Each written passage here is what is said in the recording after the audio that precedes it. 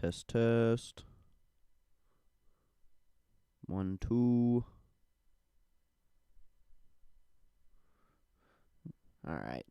Welcome, ladies and gentlemen. If you're watching this, you're most likely watching the recap of the live stream. We're live, market open to market close Monday through Friday. Make sure you hit that like button. Also hit that subscribe and notification bell so you can be notified the second we go live and also when we post videos. Today should be a pretty interesting day. There's no major news. A lot of AstraZeneca news going around, but the main thing we're going to be looking at for today is Jerome Powell and Treasury Secretary Yellen to have a congressional hearing, kind of, but they're just reporting about the CARES Act to Congress, and it should be interesting. Watch Congress grill them. And we haven't seen Yellen in one of these congressional hearings yet. The last one we had Mnuchin as the Treasury Secretary, so it should be interesting. Looks like the NASDAQ's kind of popping up here in the morning. I may do a SPY play, possibly, depending how we open. We'll see. We will see. Gotta pull up the chat.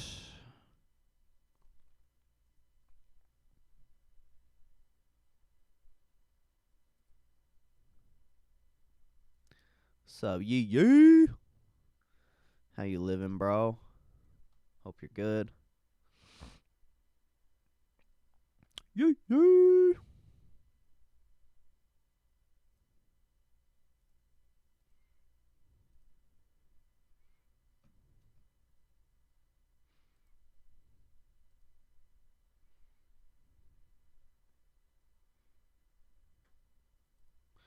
Oh shit, we only got a minute till the market opens.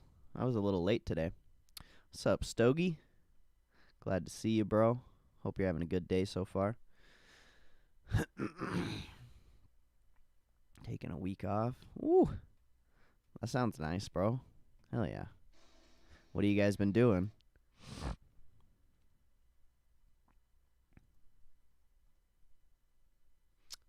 And ding, ding, ding, ding, ding, ding, ding. Wait, why isn't the market open? Hello?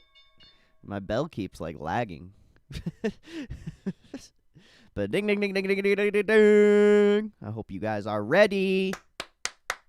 Let's fucking go, baby. Let's go. Let's go.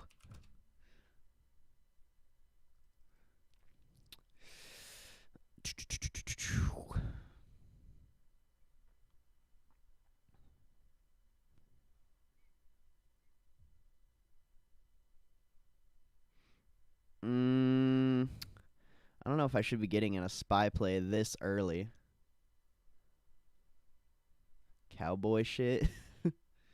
Hell yeah. That sounds dope, bro. Hell yeah. I like the sound of that.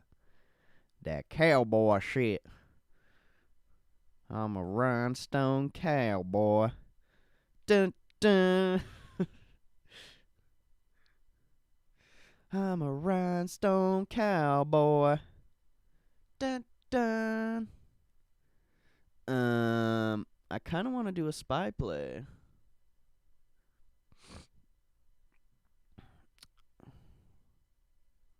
That T-Cat is going crazy, bro.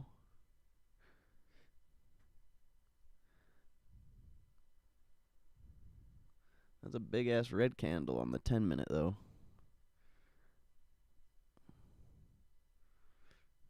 I bet that Apple play got clapped.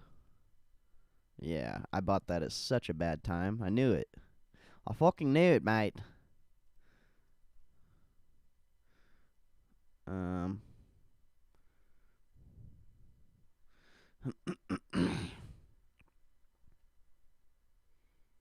gonna wait a little bit for the SPY play. I want to get it, obviously, but I'll just wait.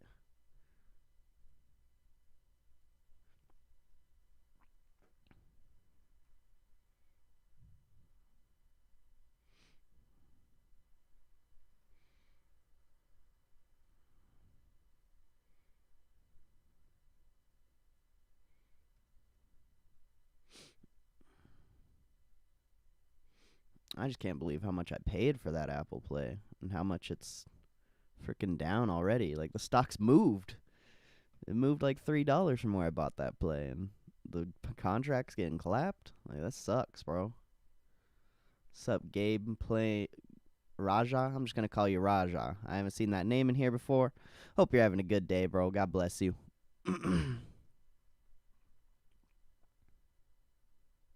Microsoft's killing it right now.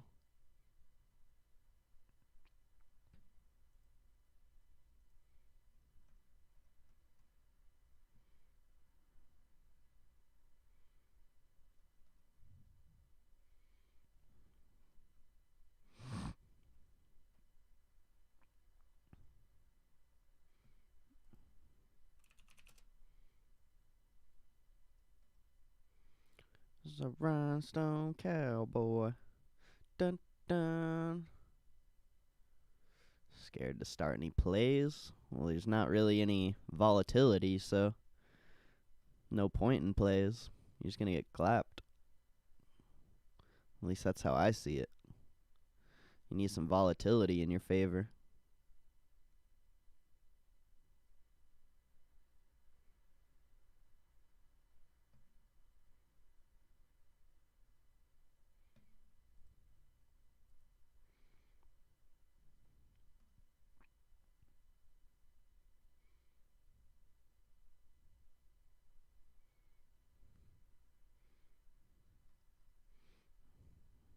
I guess. I don't know about all that.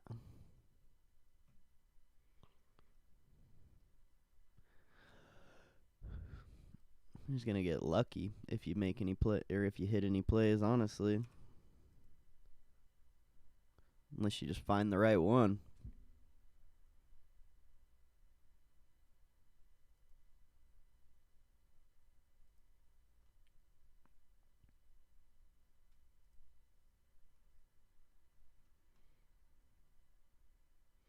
Dude, Microsoft's killing it.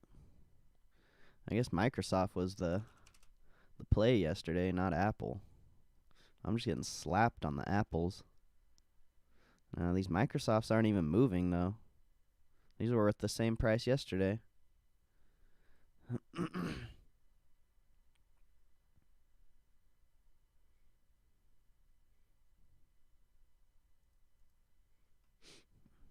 UVXY could be decent, but there's no real downside. You would need some movement to the downside, like a bigger sized move. So E-Trade Pro.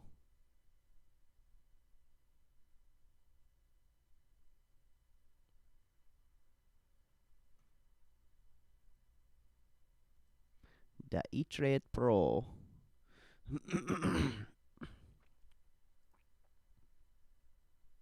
Dude, that Apple Play sucks right now.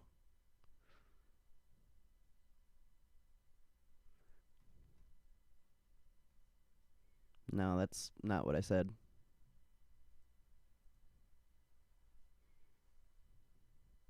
It's a little early in the morning for that, honestly. If you want to, like, post a play or something, post some news, that's fine. But I'm not in the mood for dumbass jokes, honestly. I literally just woke up like an hour ago. So, like, if you want to chill here and post a play, post some news, that's cool. But I'm not trying to joke right now. We can do that a little bit later.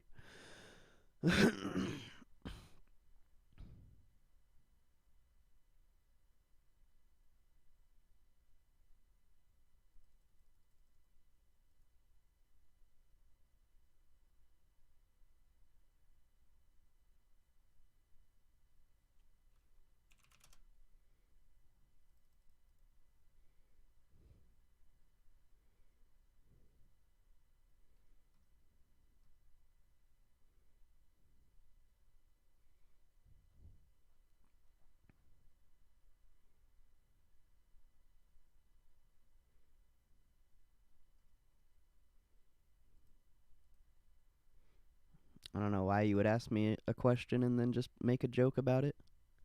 Like, I gave you a legitimate answer. I wasn't joking at all.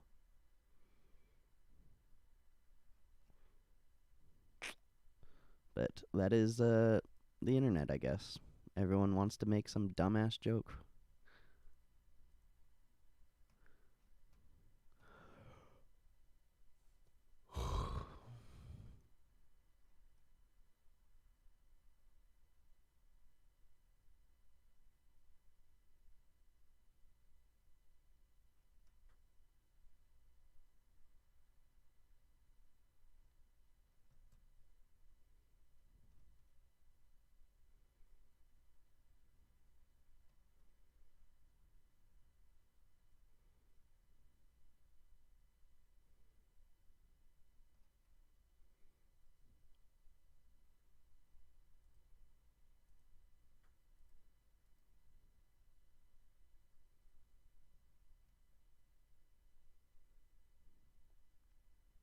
Why didn't I get a spy play, bro?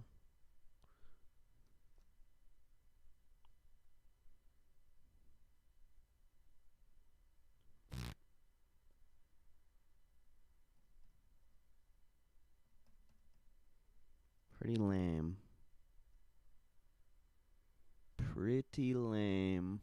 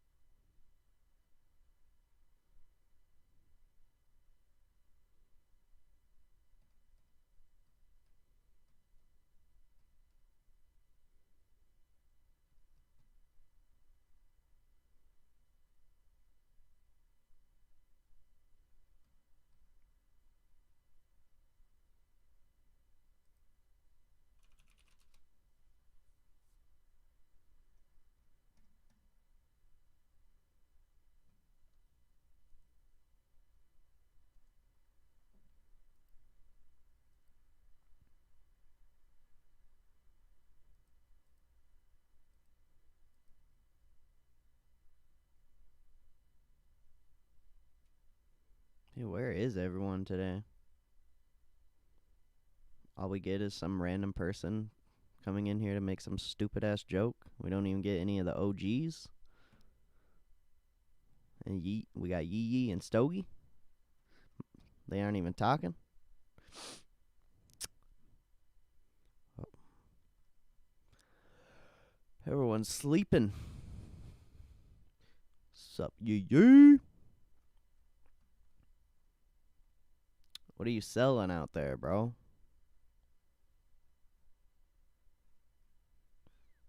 I want more deets on what you're doing. It sounds interesting.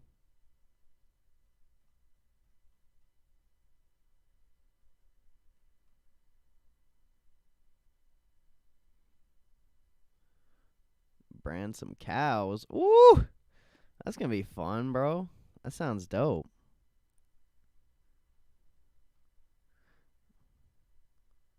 Hell yeah. I've never done that before. That's some real cowboy shit right there. Selling bulls tomorrow? Do you have a farm? Or what? Or your parents have a farm? I bet. I'd feel bad branding a cow.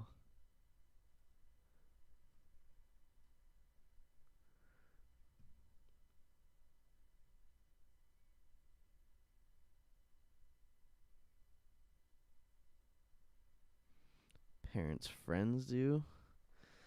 That's cool, though. Yeah, I heard you can make a lot of fucking money raising cows.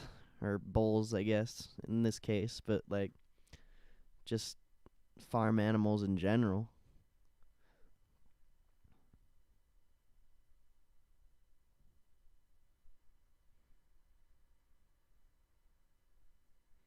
Which, I mean, makes sense. Be a lot of work though. Nah, you're good, Raja. I'm just not in the mood. Like I just don't know. I'm just yeah.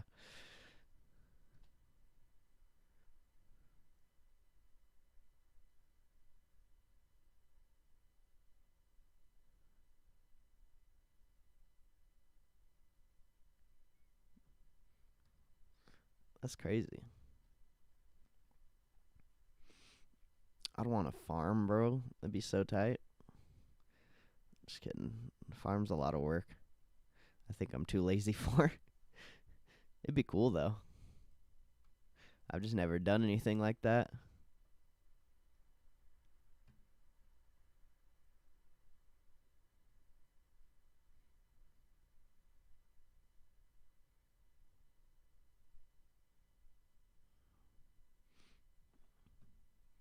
Sounds like it would be fun.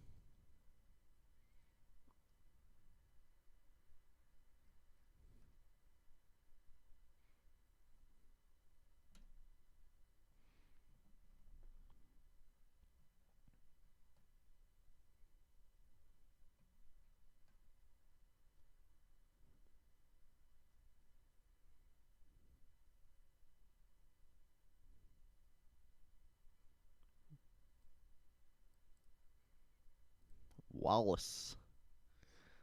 Wallace, Nebraska. Village in Lincoln County.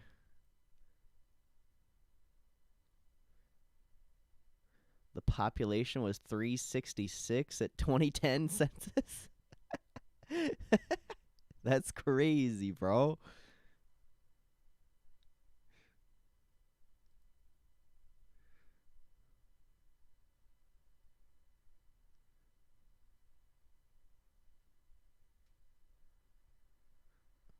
I just look at the price and the candles and the volume, and if I like how the setup looks, then I play it. I don't need any of those indicators. They don't help you really at all. All the best traders I know literally just use price and candles.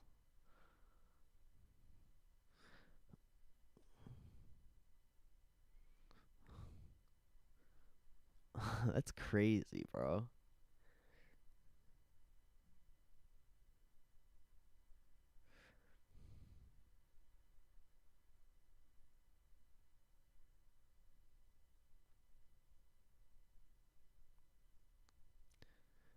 140 households and 104 families.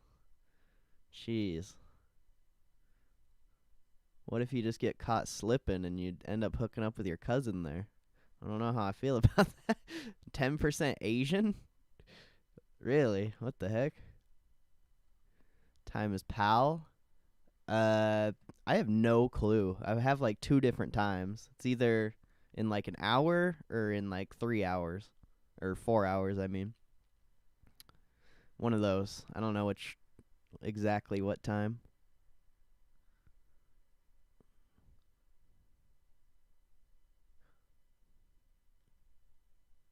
What the heck, bro? You are in like the frickin' boonies, bro. The straight boonies.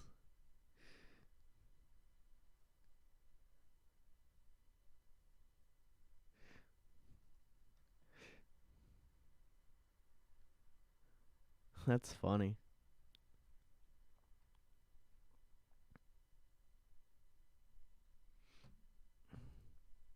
I wonder if YouTube has a live stream for PAL. Because I feel like it should be.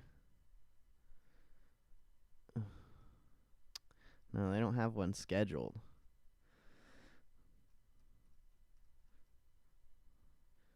There's like. It said it was at 12 on the Federal Reserve thing, but on my economic calendar it says it's at 9. So I don't know what I believe anymore.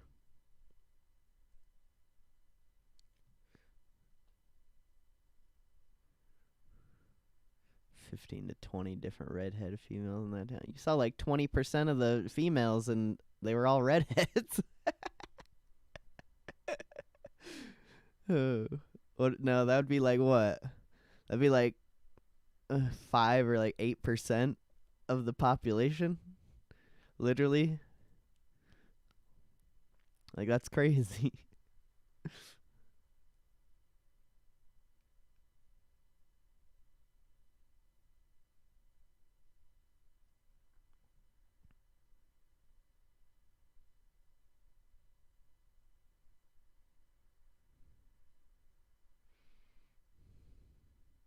What's up, Hector? What's up, Trisha?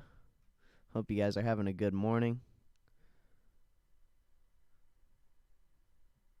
LIVX. I don't know what that is. I mean, there's options on it, but this thing's at basically 52-week highs, so they're going to be expensive. I guess you got till April, but still, literally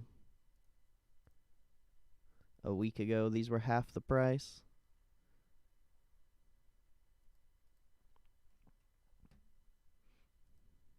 I don't even know what that is, though. AMC could be decent. I don't touch AMC, though. I don't touch meme stocks, really.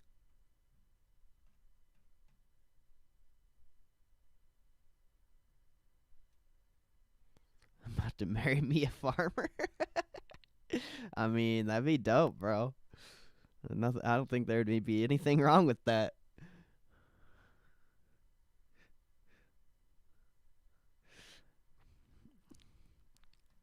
Farmer girl might treat you right, bro.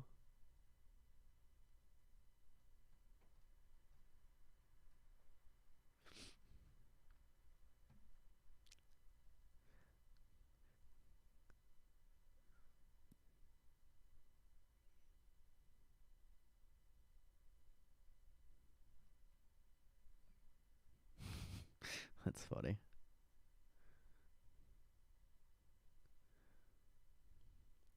Dude, that T-Cat is fucked up. I can't believe it's still going.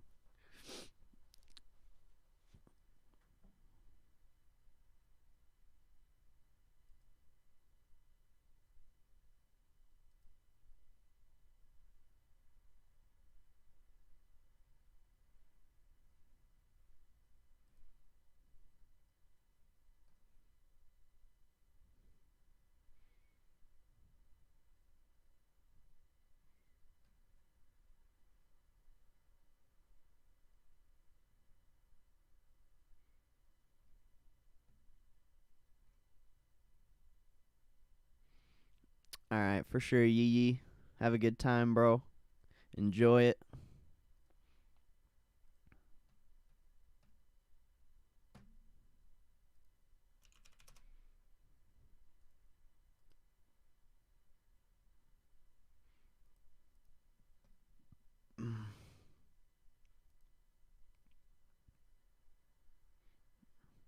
Damn, I want to go brand some cows, bro. Sounds fun.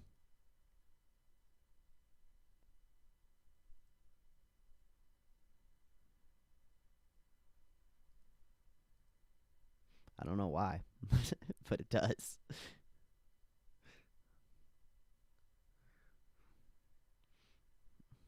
We got it all wrong. We're sitting here on the market all day. We should just be farmers. Be selling cows for 5K a piece.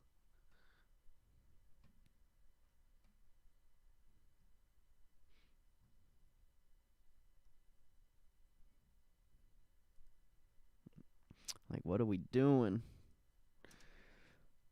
We shouldn't even be traders.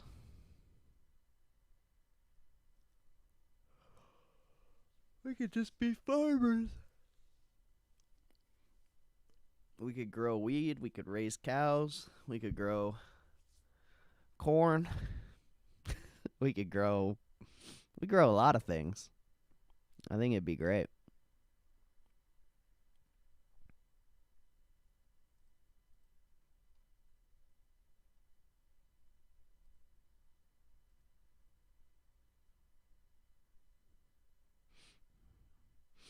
DLPN's popping.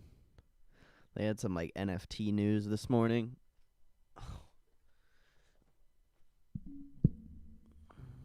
love farming. You've actually done farming, Trisha? That's not RuneScape farming? Because that's badass. I've never done any farming. I don't even like cows. They smell bad.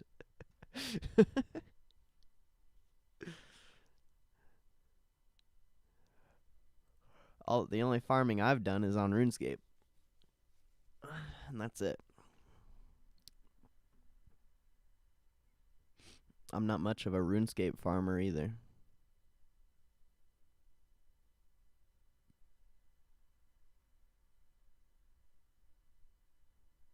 Cows and chickens. Chickens are kind of dope. I like baby chickens. Or chicks, I guess that's what they're called. They're so cute.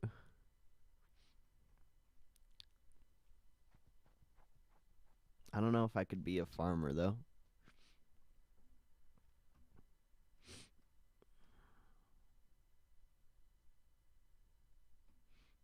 It takes a real beast to be a farmer.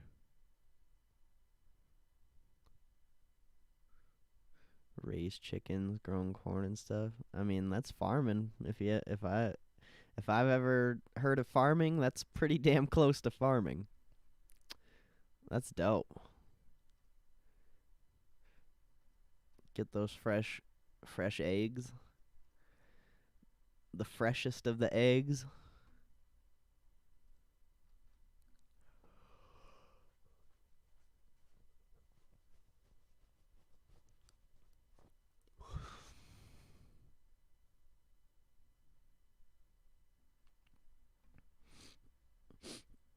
I think growing corn is pretty farm-like.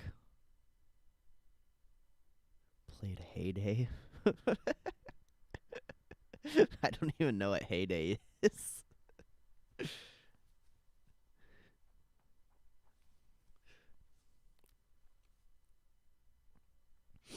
I've got like 70 farming on RuneScape, so I'm pretty much a farmer.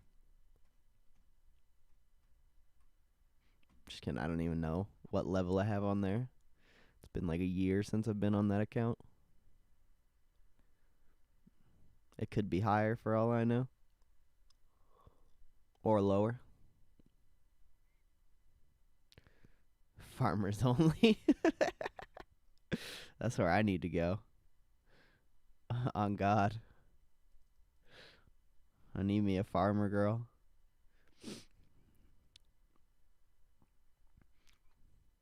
Cause I'm a country boy. I drive a 4-wheel drive.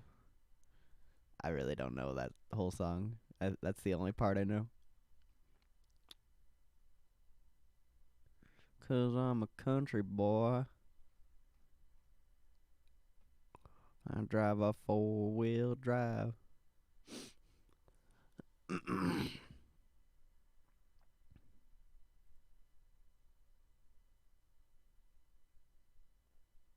Damn, the dollar's up a lot today.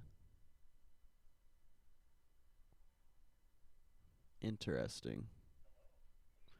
A steel horse I ride. That's not even the same song. I'm a cowboy. On a steel horse I ride. I'm wanted, dead or alive.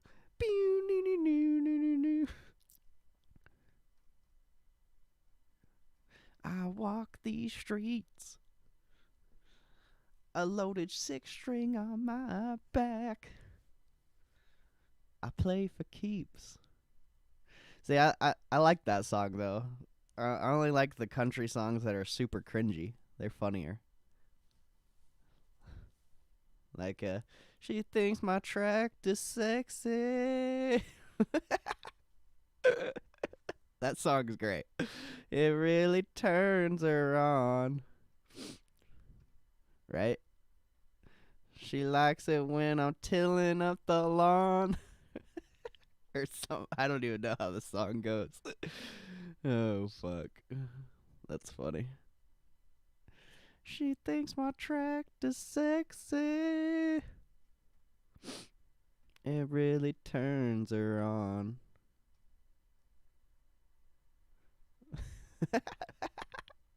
I don't know how that one goes. Uh, we can take a ride in my big green tractor. We can go slow, or it can go faster. I don't know if that's the lyrics of that song, though.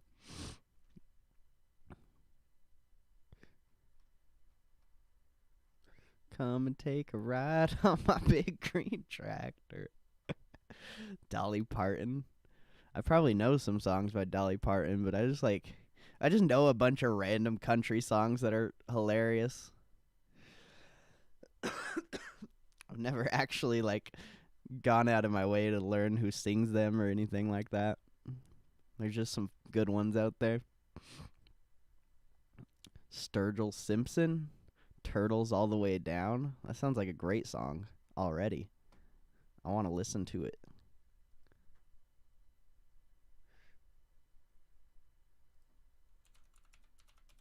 She thinks my tractor's sexy. Really turns her on. Oh, this guy is not very hot. Like, aren't country boys supposed to be sexy? What is this? CVS. CVS is good. It's just been doing nothing but going up though, so it's probably expensive.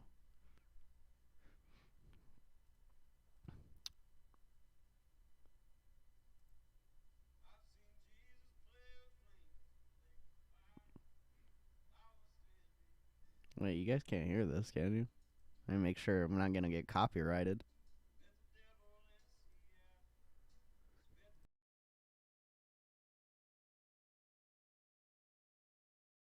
See, this song's not cringy enough. It's actually pretty good.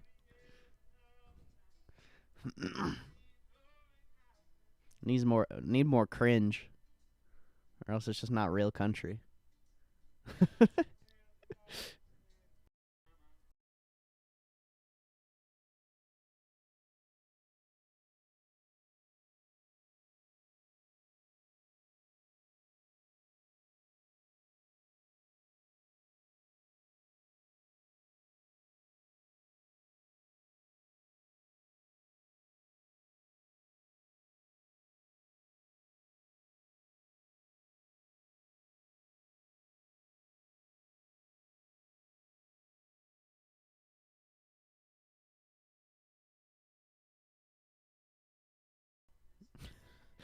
The song's actually good though. I'm kind of impressed.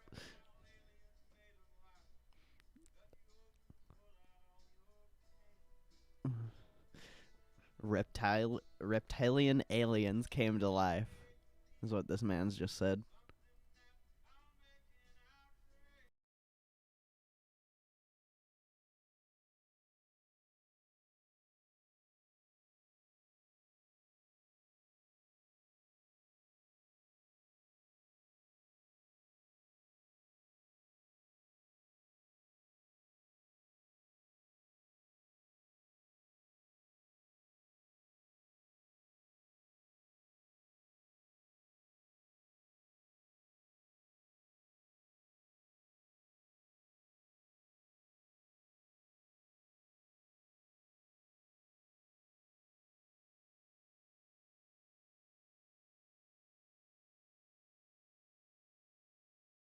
The song has everything, bro.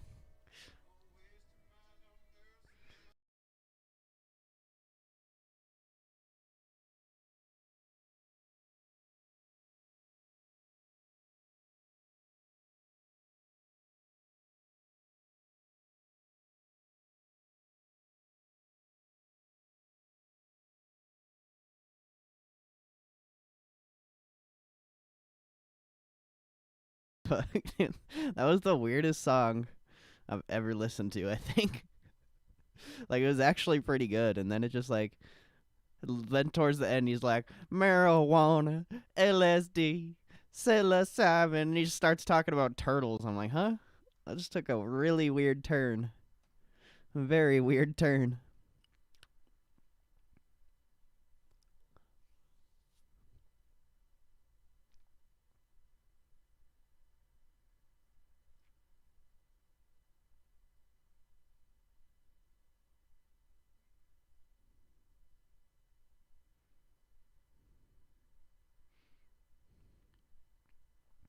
A little debit spread on there.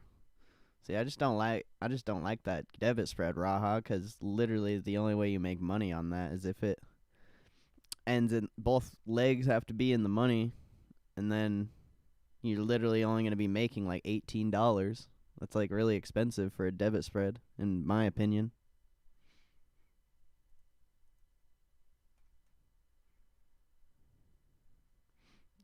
Your max gain on that's only $50, and you paid 32.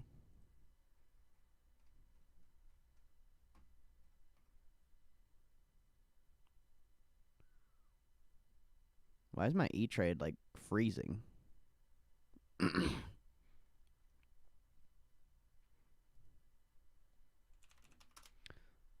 Solo patent news. You can have the crown. Post Malone. I definitely don't want to listen to the Post Malone version, but I mean, I'll check it out. Is it by the same people? Marijuana, LSD, turtles all the way down. What's another dope, cringy country song? Like, red Solo cup,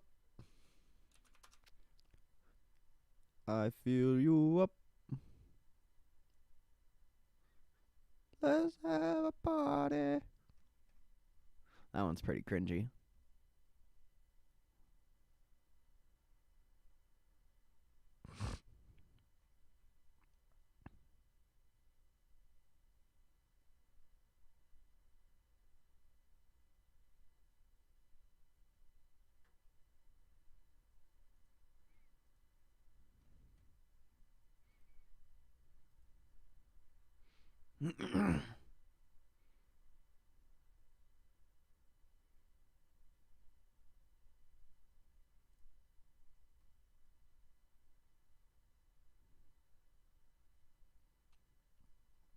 Tesla. Where is Tesla at? It's getting clapped earlier. Oh, yeah. Kind of popped. Tesla's had some pretty good trades on it.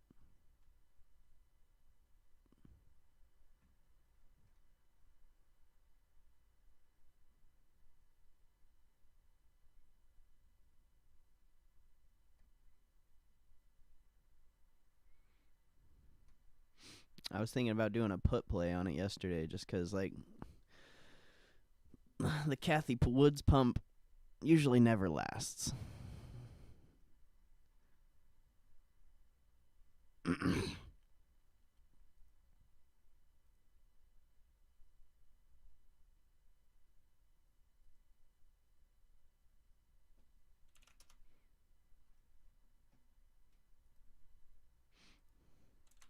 We need to find out when Mr. Powell and Miss Yellen, Mrs. Probably Mrs. I don't know. But we need to find out when they actually go live.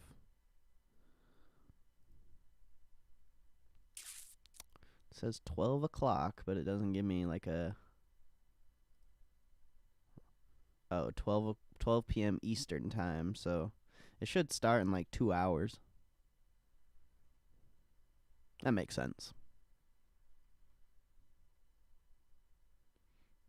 SKT.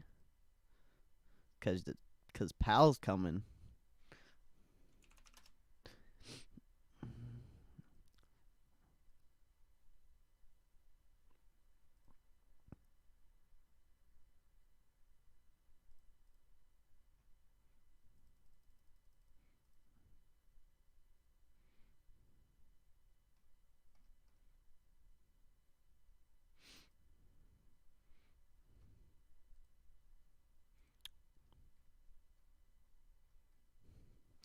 Your body's ready for that Powell and that yelling.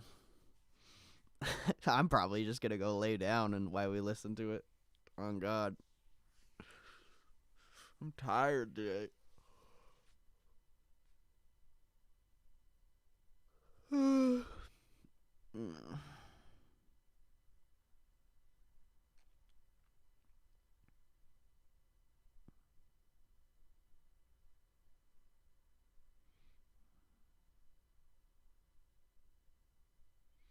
Turtles all the way down.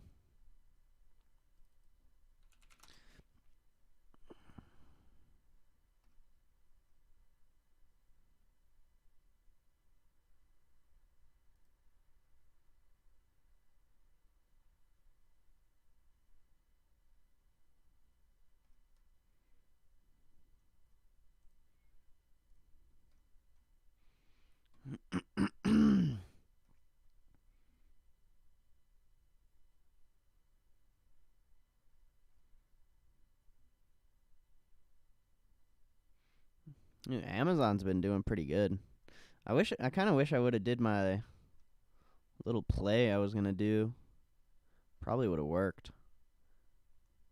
Selling my Facebooks, going into Amazon. I don't know. Actually, maybe. I don't know. I just want to hold my Facebooks though,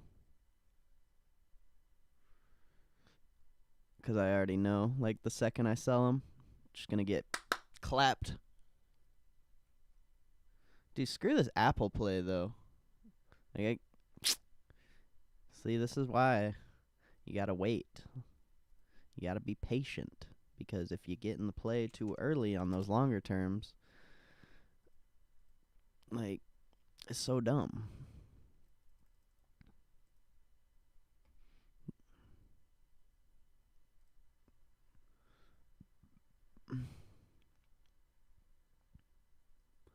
The only way I gain value on it now is if Apple actually like starts going.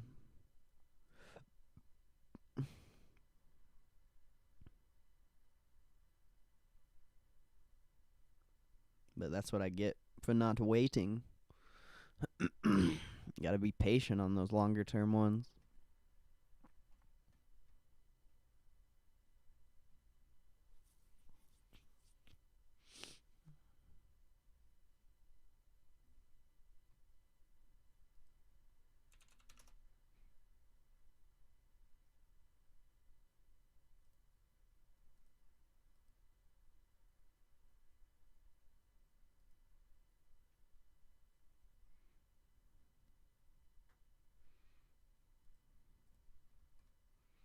Oh well, we'll see how it works out.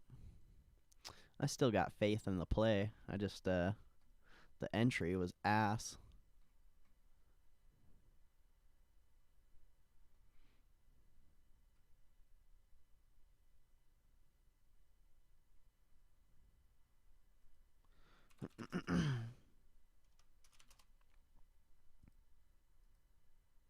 Damn, Dollar General bounced up back up nice.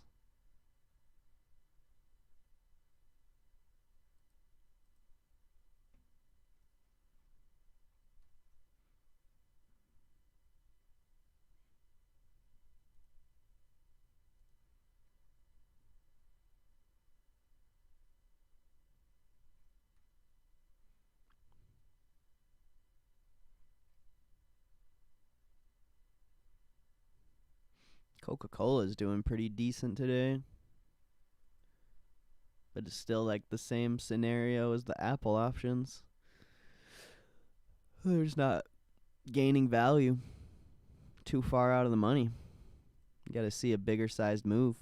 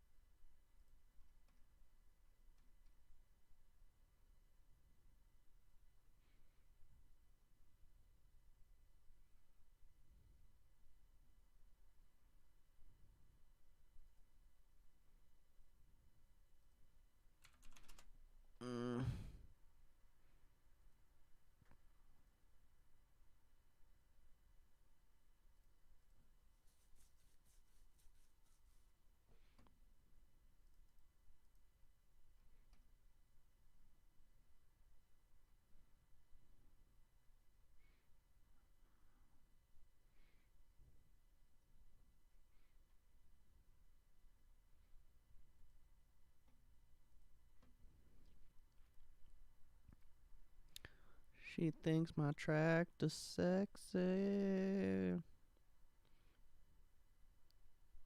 Really turns her on.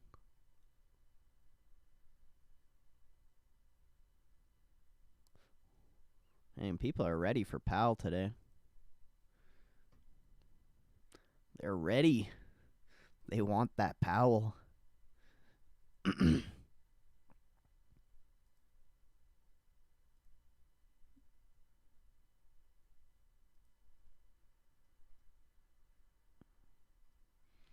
Ready for that Powell.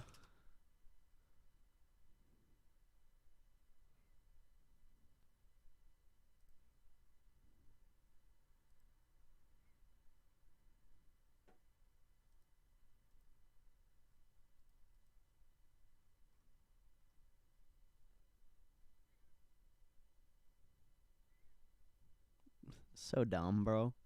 Apple's actually like doing really good today, but I just can't believe how much value those contracts lost. And like Apple's actually doing really good, so it's kind of weird.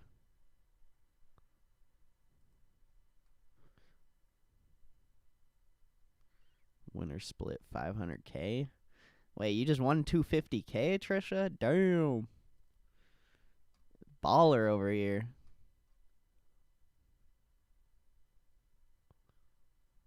Oh. So it's like split between a. I mean, that's still good.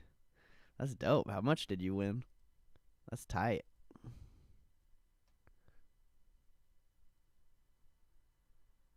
What's the card game?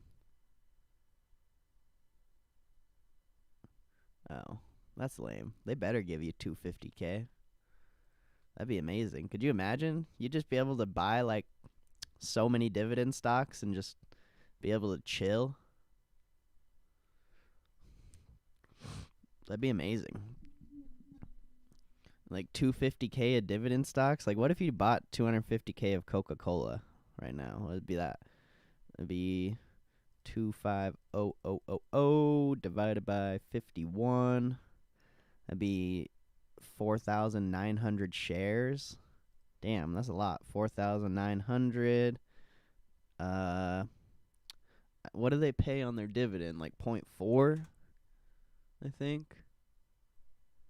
Yeah, 0.41. Oh, they raised it to 0.42. Ooh. Times 0.42. Damn, you be getting fucking $2,000 every 3 months? That's fire, actually.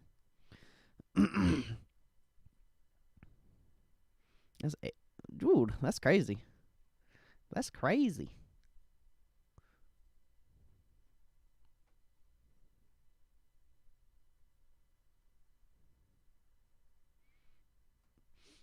Yeah, that news was in the morning, though.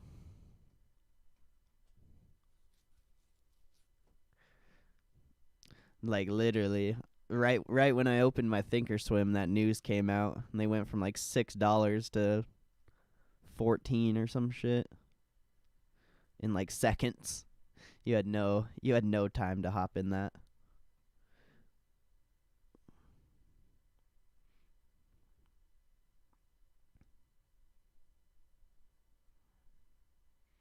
I think we're a little late to the NFT party, though.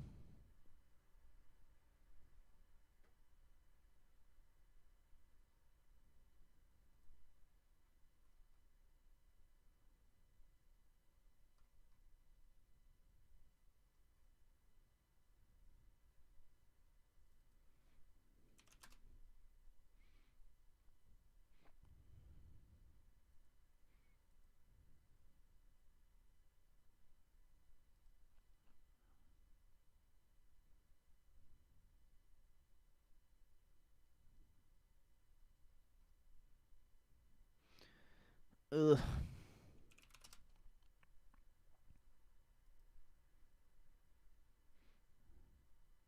Kind of disgusted with myself for not getting the spy play, though. I didn't like need it, but it would have been nice.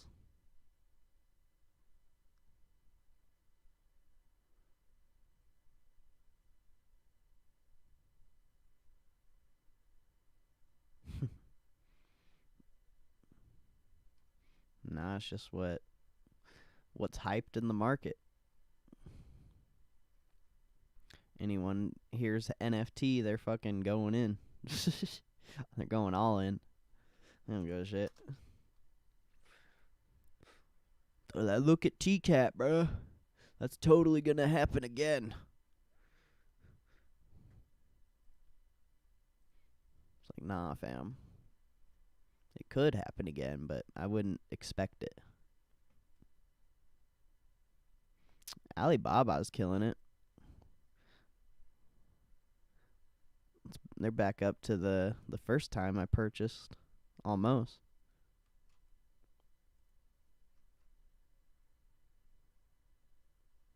What are we getting clapped on, though? I mean, dude, Boeing's down a lot. What the hell?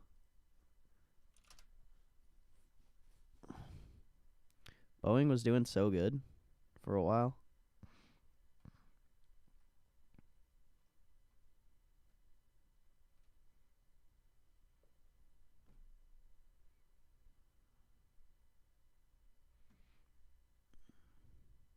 I think the euro's getting clapped.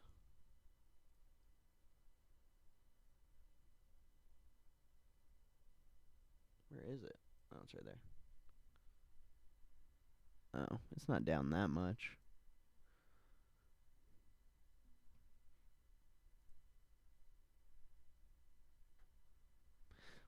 What was the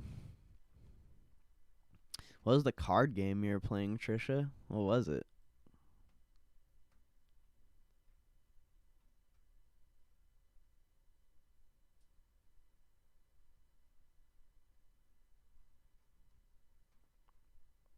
What's a HTF?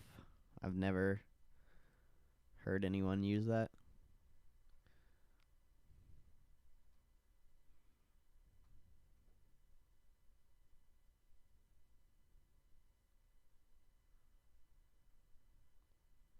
Weeble card event.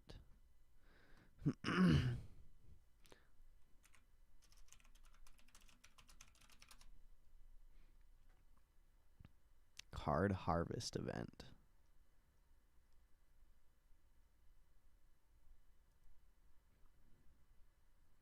This event has ended. Well, no shit. I just want to know what it is.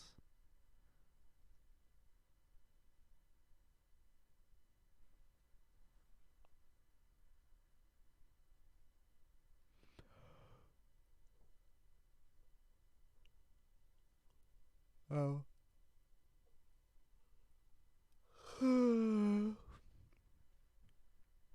Gotcha.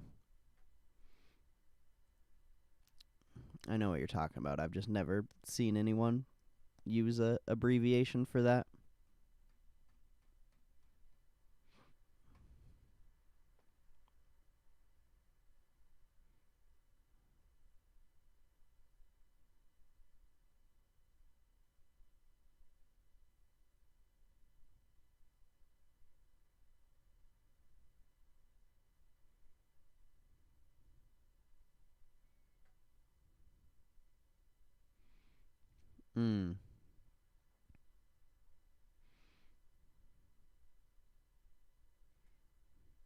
Setting up a screener, creating a watch list, setting up an alert, performing a paper trade, and donating duplicate cards to others.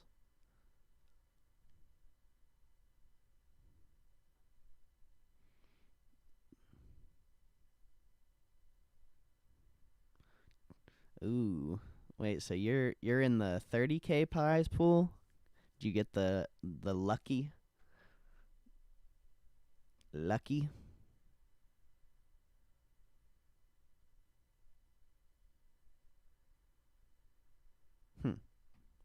Weeble's interesting. I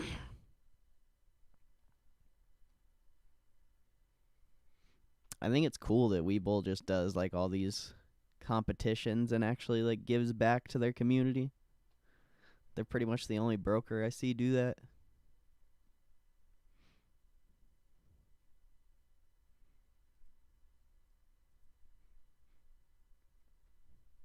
Like, I don't get shit for E-Trade, and I'd shout them out every day. They don't give me nothing. Well, I guess they give me the high-low ticker, so that's good enough, but still, they need to hook it up.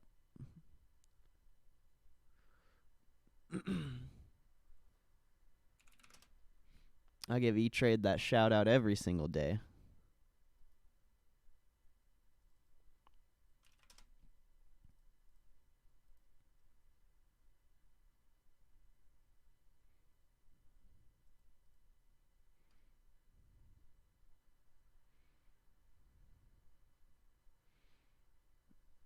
April 14th, jeez.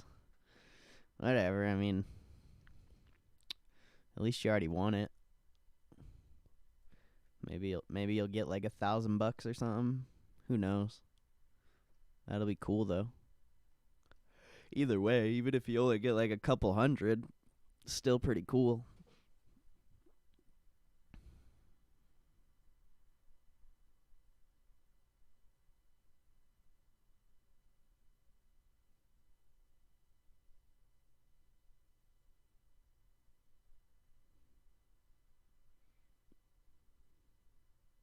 $90K people. That'd be insane. Hopefully not.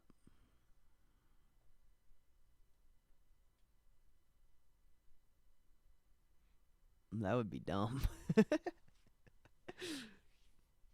Congratulations, you were one of the first 2,000 people to win. Here's $5. Thank you for participating. That would be so messed up. I'd be pissed. I'd be like, bruh, come on.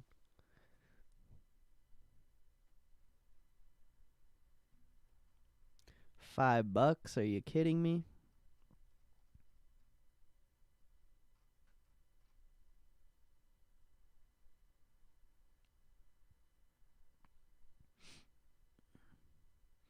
Did you win the paper trade event, or is that still going? Or the paper trade tournament, whatever you want to call it.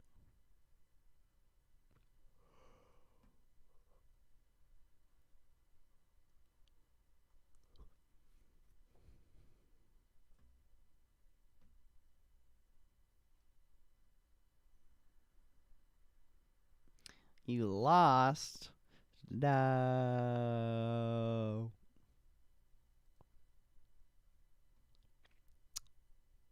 So lame.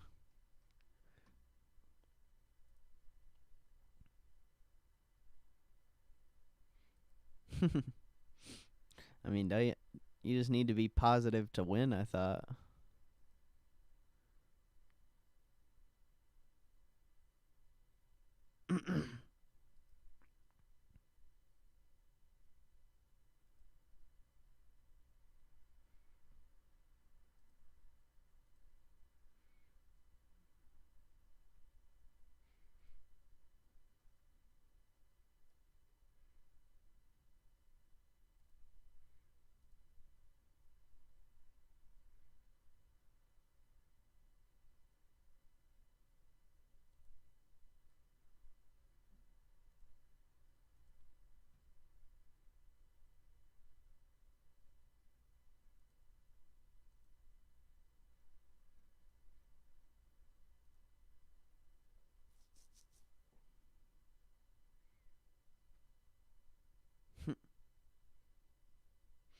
You have GameStop earnings after hours.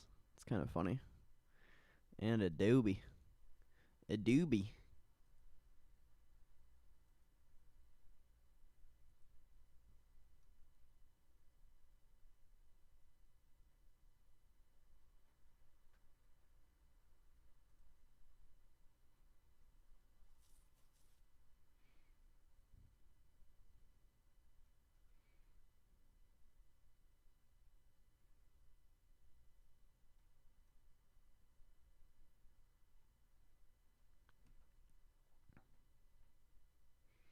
Yes, sir. 12 Eastern time.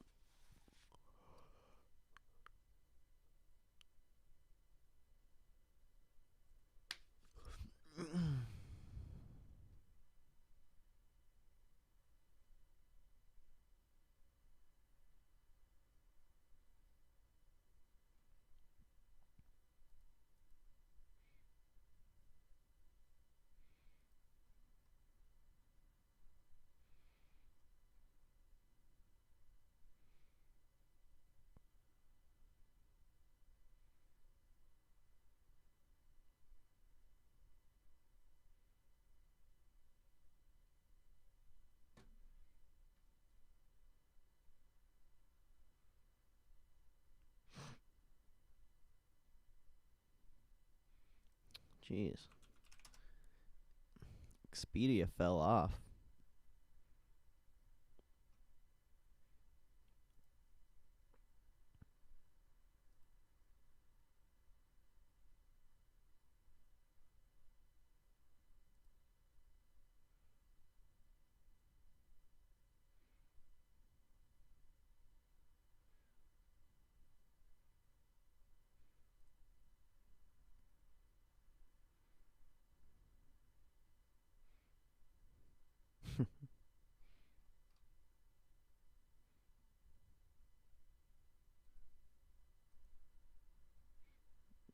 Yeah, I don't know if there was any cannabis news or not.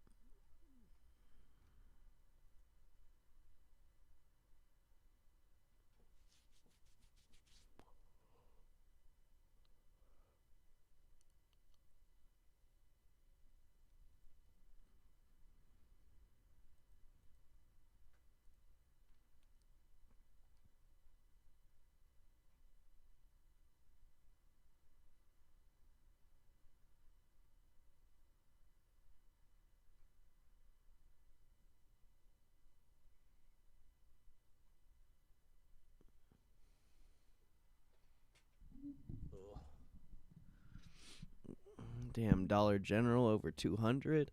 That thing's going up crazy. They got clapped on earnings. Ugh.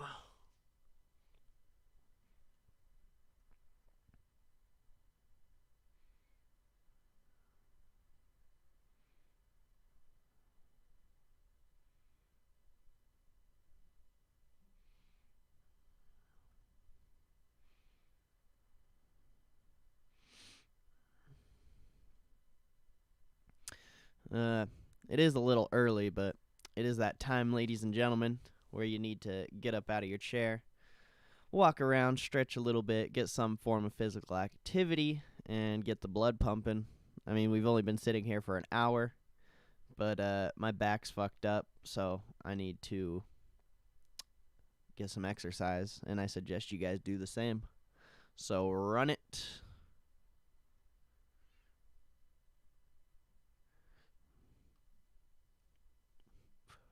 Surprising. All the dollar stores around me are going out of business. But I need to get some exercise. Oh, stretch a little bit.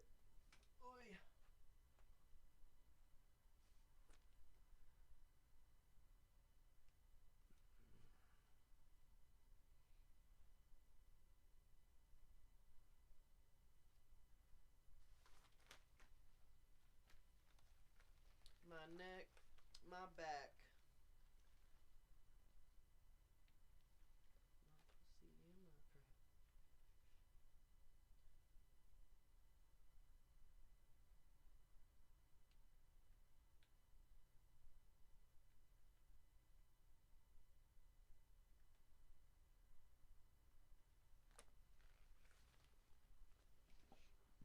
Market's kind of falling off here.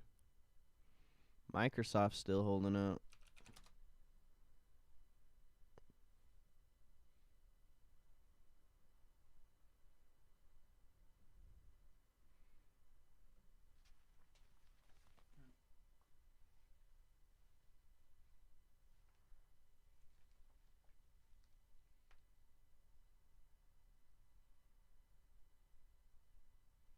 Now Microsoft's starting to slip.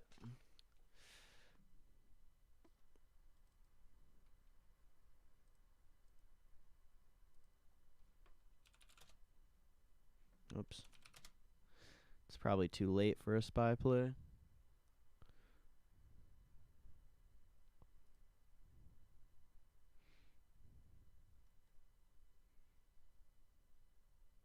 No, I'm not going to do one.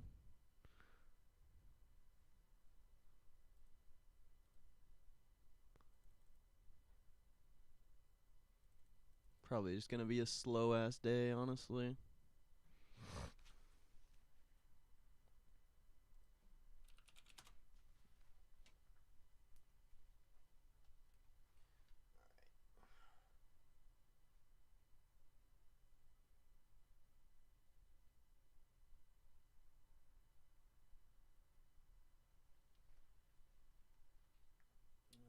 ticker's pretty active, though.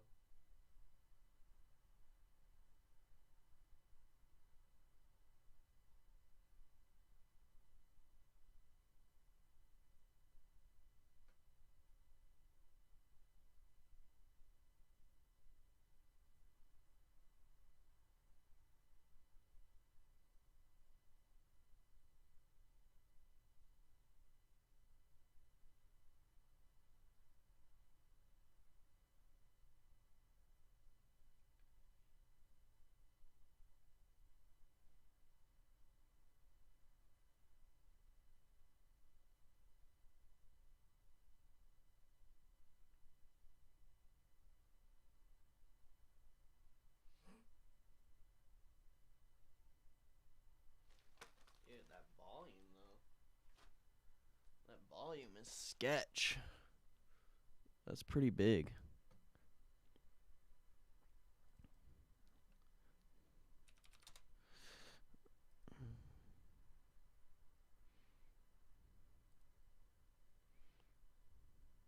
Yeah, it's already up $50. I just don't see any point in getting it now.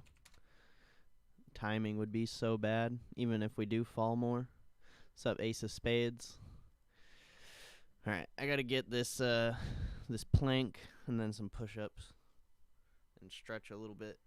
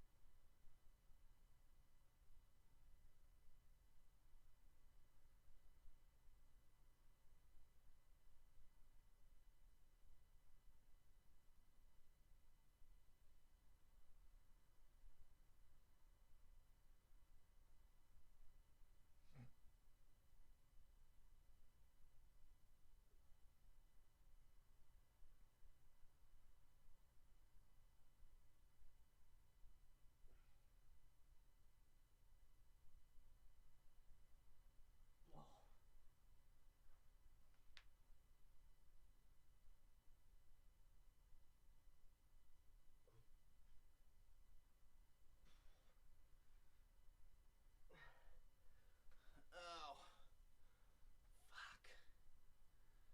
My back is so fucked.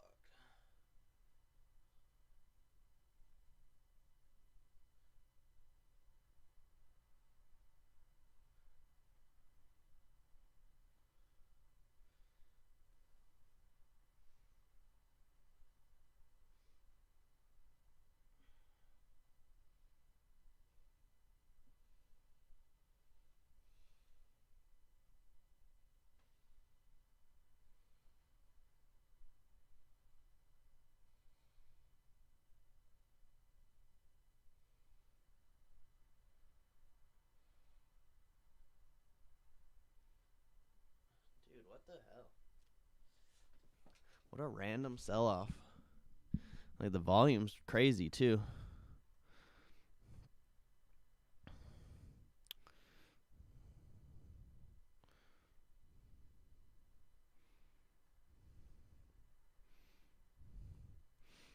I mean, you can talk about crypto, but there's nothing to talk about.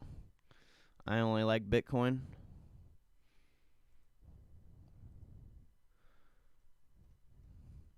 It's already up too much. There's really no point in talking about it. There's no opportunity in that space. I mean, I guess you could. I'm sure there's some, but I don't fuck with any of the altcoins. It's not worth my time.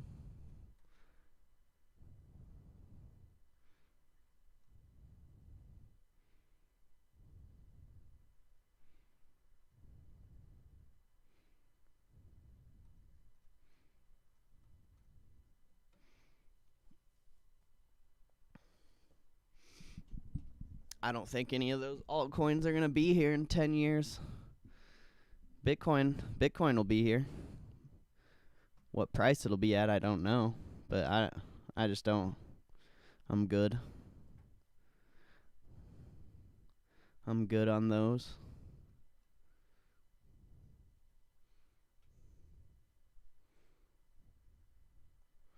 I have no clue.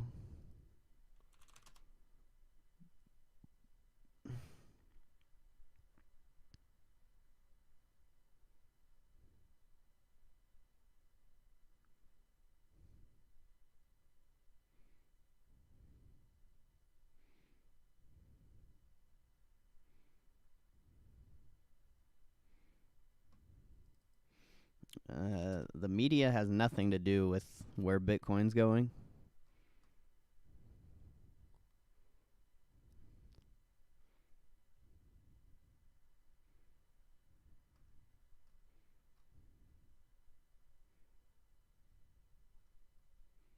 It's all supply and demand. It doesn't matter what the media has to say about it or anything. If nobody wants it, the price will go down. If people continue to want it, the price will go up. Any external force is not that important.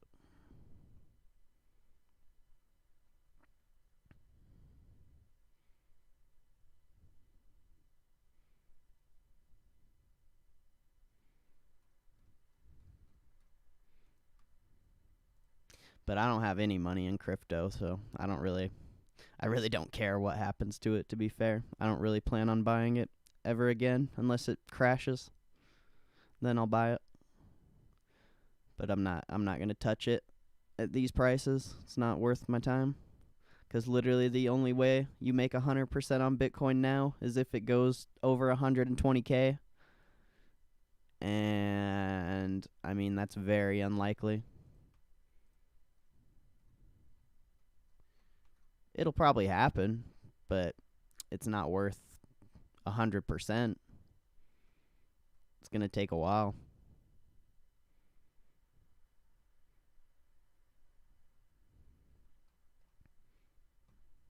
I'd rather just buy a solid stock and hold it. I'll probably make like half of what I would make in Bitcoin, but at least it's not as risky.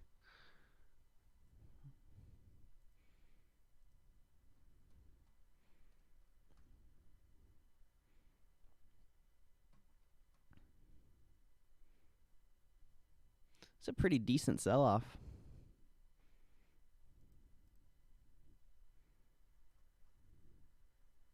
I mean, realistically, we're only down $1, $1.50. So it's not like that crazy, but it's definitely random.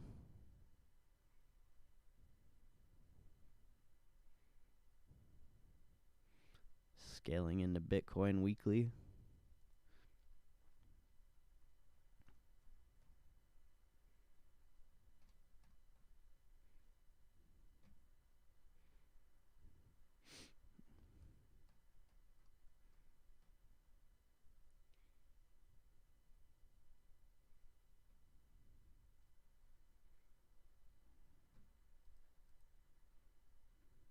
Yeah, I'm getting so clapped on this Apple Play, bro.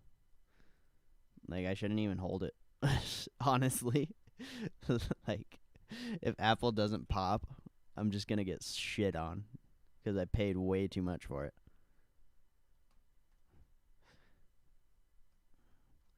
It's literally been a day and it's already down fucking $30. That's not good for a long-term contract. Not good at all.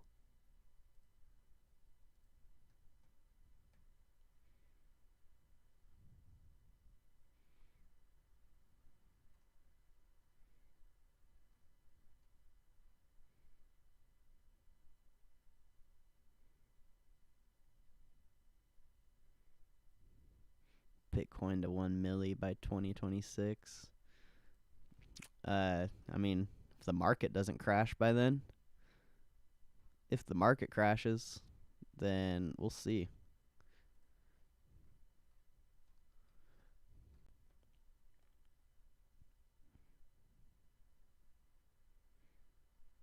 It's a long ways away. I mean, realistically, I guess if it goes to that price by that time, it would only come back down to the price it is now, most likely. I don't know if we'll ever see it at the 10K mark again. If we do, that'll be cool.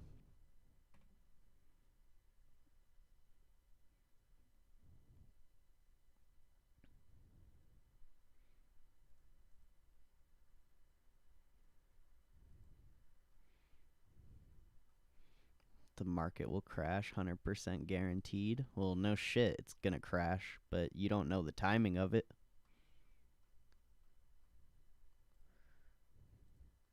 It's historically crashed.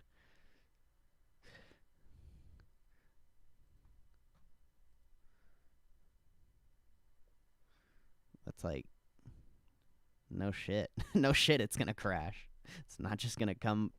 There's gonna be some event that happens that's gonna make it crash. Like, you don't know the timing of it though, so I don't know why you would even say that.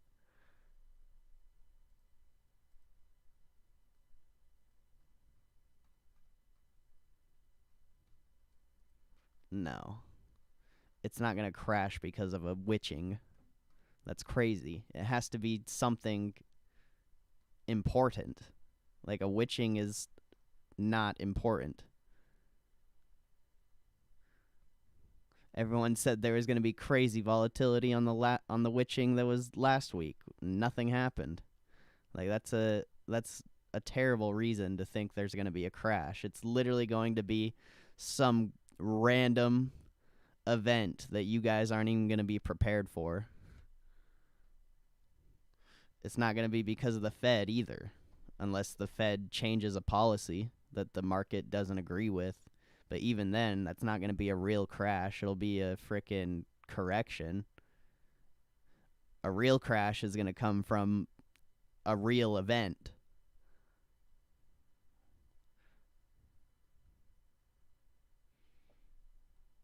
Not something that happens consistently. Like, we see FOMC meeting happens every quarter. Like, that's not going to be a reason the market's going to crash. It's going to be something you guys aren't even prepared for. It's just like COVID. Nobody thought that was going to happen. And then look what happened. Exactly. Alien invasion. That's when you'll see the market crash. Straight up. That's more realistic than fucking an FOMC meeting.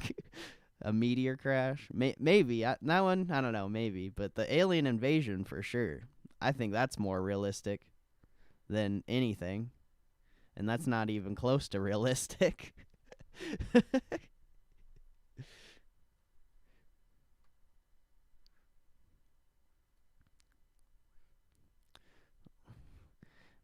I don't think real estate will necessarily crash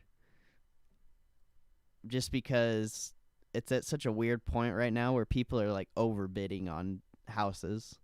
So it's like, I don't know if real estate will crash ever again, honestly. A lot of people think that, but I have a hard time believing it just because it's such a it's literally something everybody wants, you know?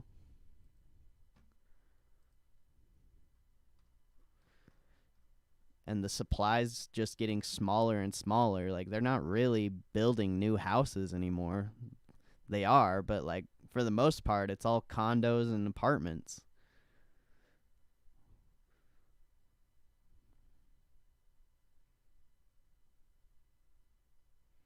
That's just my opinion though.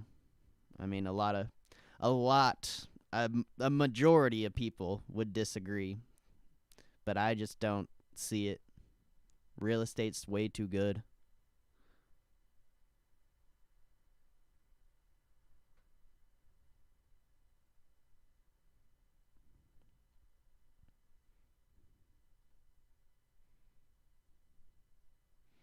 $60 million new houses? I haven't seen that.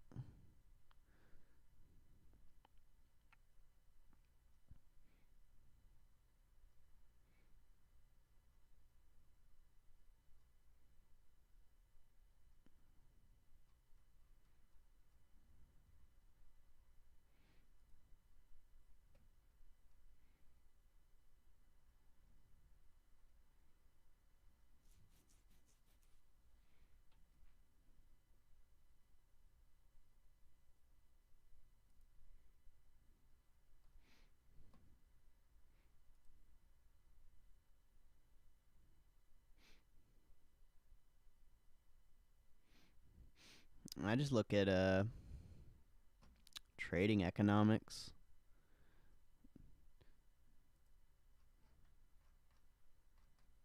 We usually just get new home set, or I don't know if they post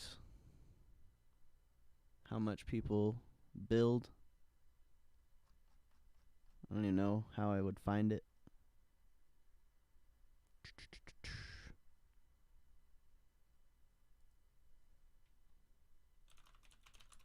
I guess it would be building permits.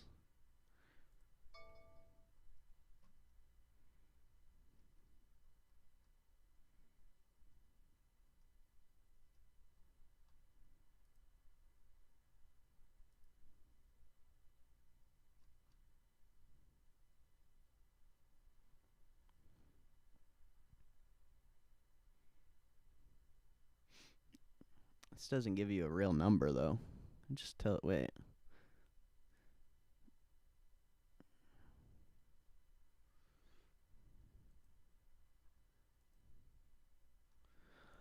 There's only 1.7 mil building permits. I don't think there's like an actual. I would have to Google it probably.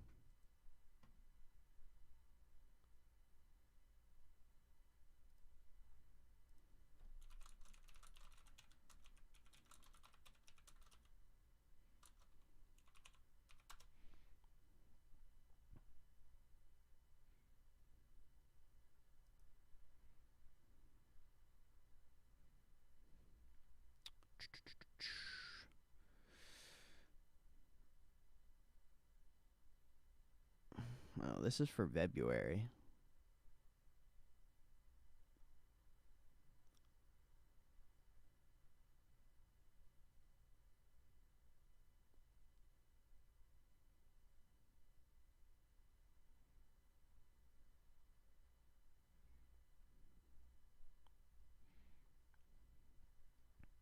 Oh, nice.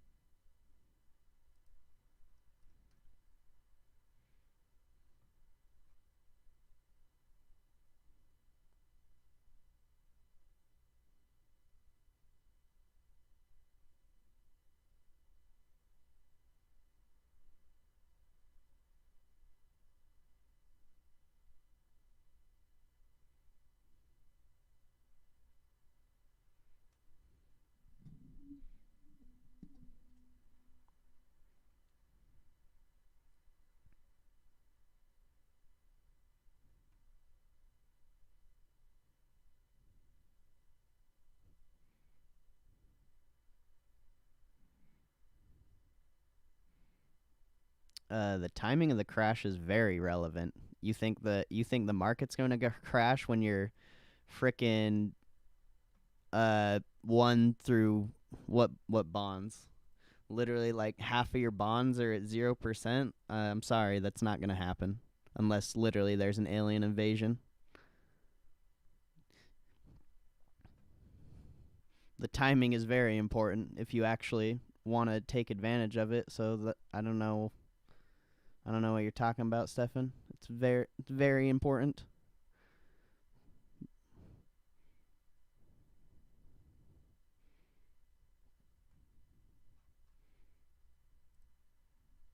Like if you think a crash is just gonna randomly happen, it's not. There's gonna be a lot of indicators that are gonna tell you when it's gonna happen.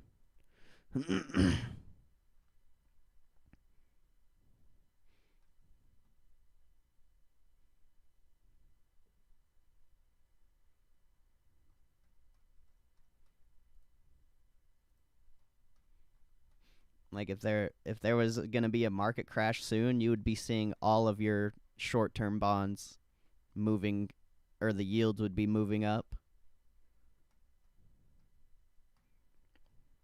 because they're not gonna let the market crash when billionaires have billions and trillions of dollars into markets that get affected by crashes. That's just not gonna happen. All those people are going to be ready and prepared.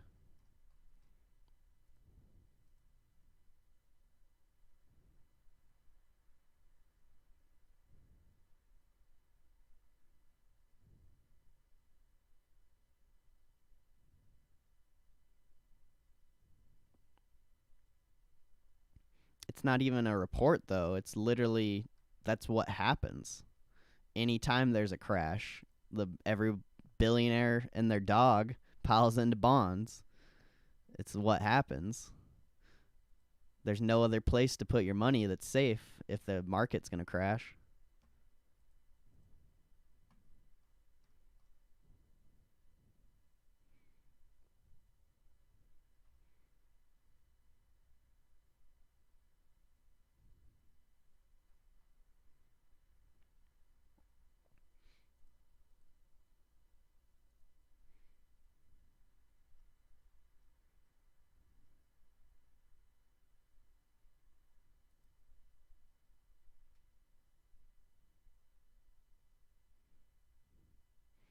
They're not lying, bro. They literally gave you a report during the Fed meeting a week ago saying that inflation was going to be up like 2.4% in 2020.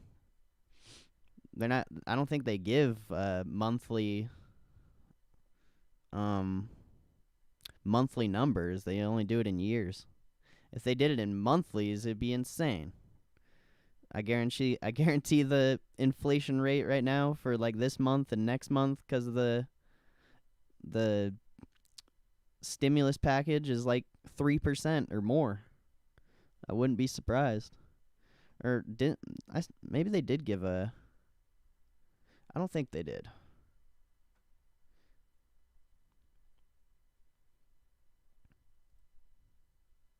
I'd have to go back and look, but I'm pretty sure they only gave the inflation numbers for the year. I don't think they give it like a month by month.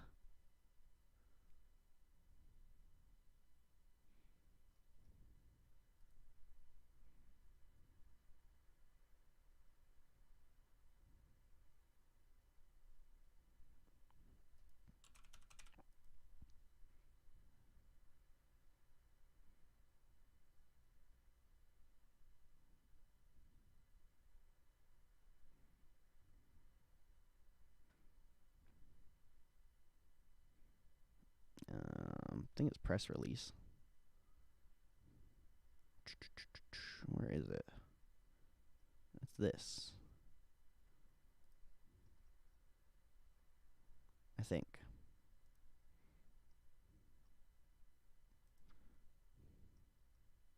And it wasn't that. It's this. 'Tis this.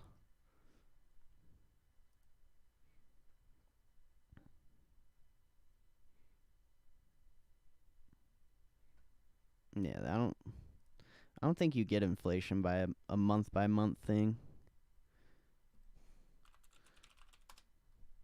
I think even on the trading economics, it's quarterly.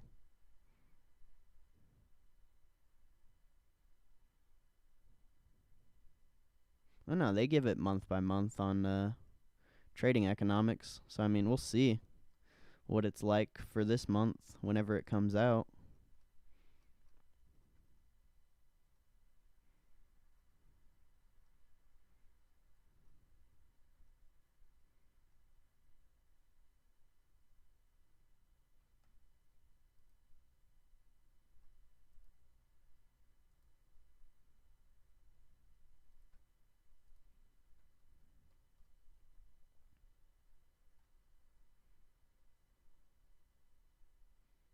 Yeah, it's good. Crip cap. Nothing wrong with red days. It happens.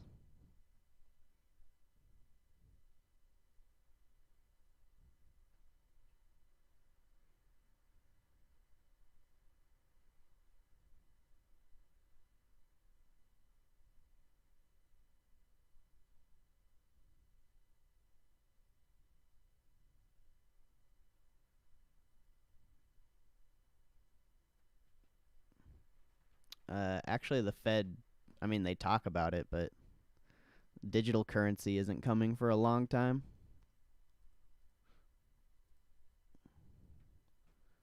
But I mean, if you want to sit back and believe the market's going to crash and not get a long term and take advantage of everything, then I mean, be my guest. But I I'm going to just get a long term and sit back and enjoy the inflation getting me rich. I don't care what happens.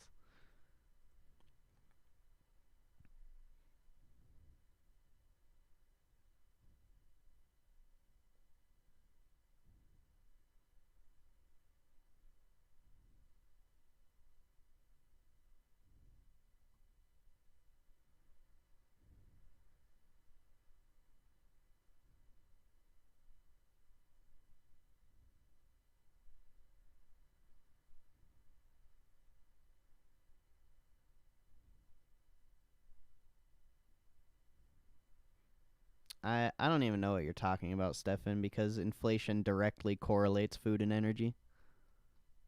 Inflation doesn't just mean one thing is gaining or losing value. Inflation is literally like you can have inflation in some sectors and not others, you know? Like it's not just your currency getting clapped.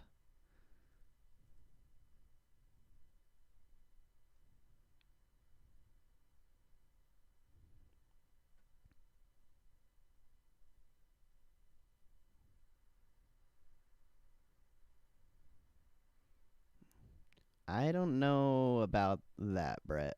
I don't know where you found that. I don't think 1.9 trillion dollar or what? What's the total now? Like 3 trillion? I don't think that's half of the money in circulation. I'm sure there's way more than that. I don't know. I don't know how accurate that is. I don't know where you read that. I don't know how much money is in actual circulation, but I guarantee it's more than 3 trillion.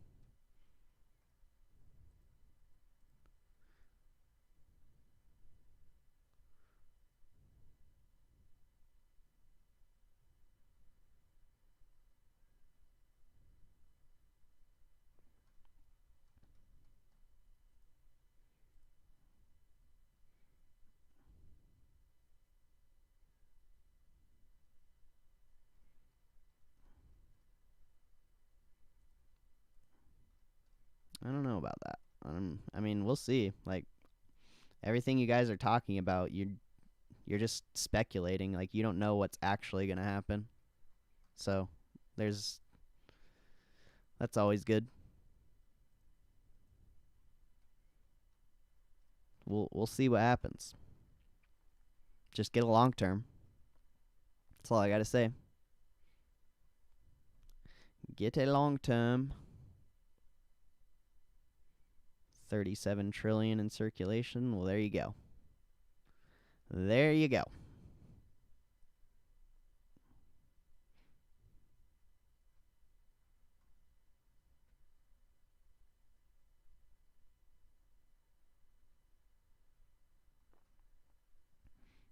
Uh, I could have sworn the last inflation report I read literally had food on there and energy. But I mean, it's been a while since I've read an inflation report on trading economics.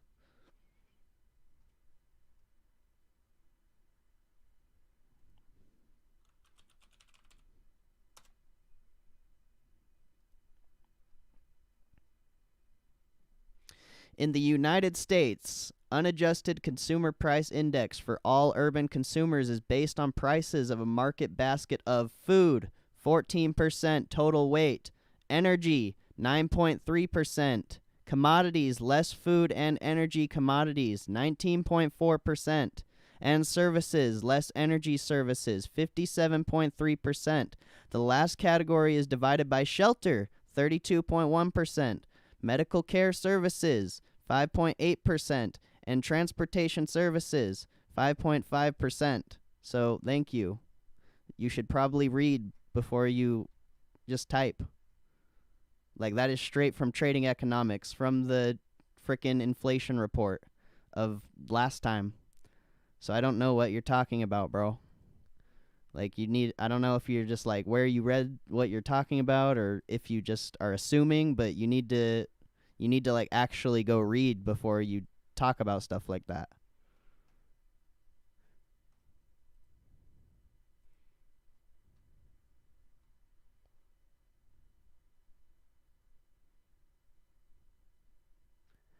Dude, stop. Bro, I just read that on the inflation report, on the fucking inflation report on trading economics. Like, what do you mean?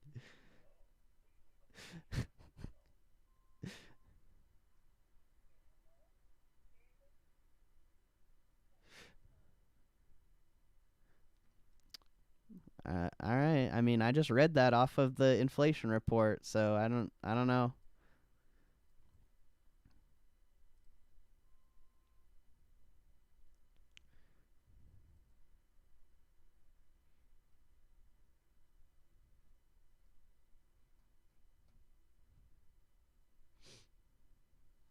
All right, I'm on St. Louis Fed. Where do I go? Because I'll find it, and we'll see.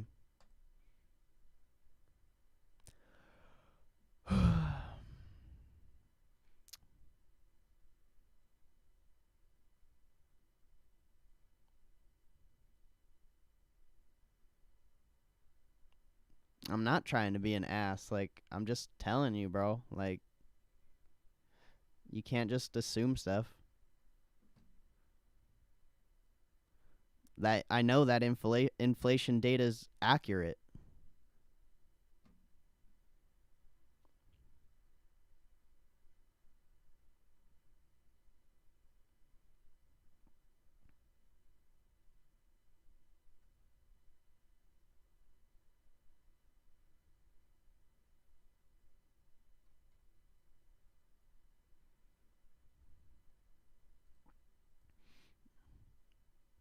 I don't think I've ever seen a report on trading economics that isn't accurate.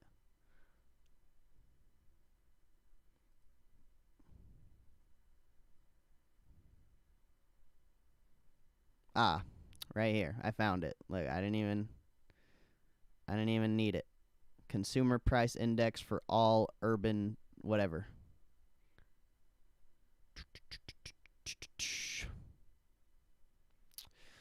Here we go again. The CPIs are based on prices for food, clothing, shelter, fuels, transportation fares, service fees, e.g., water, sewer services, and sales taxes. I don't see energy on that, but I mean, fuel's technically energy.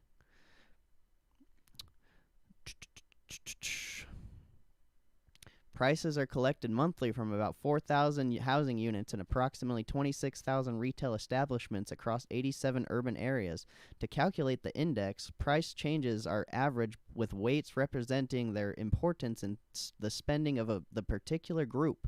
The index measures price changes as a percent change from a predetermined reference date. In addition to the original unadjusted index distributed what?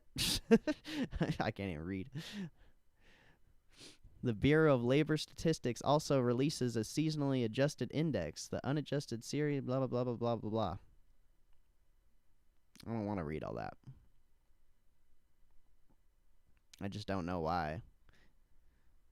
Like, it's right here. Consumer price index is inflation. So I just don't get why or what.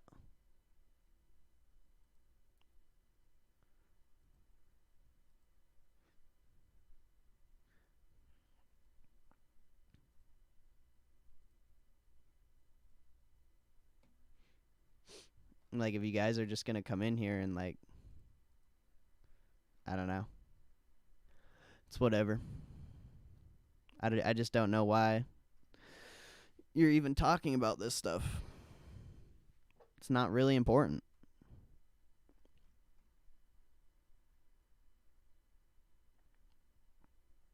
Core inflation versus headline inflation?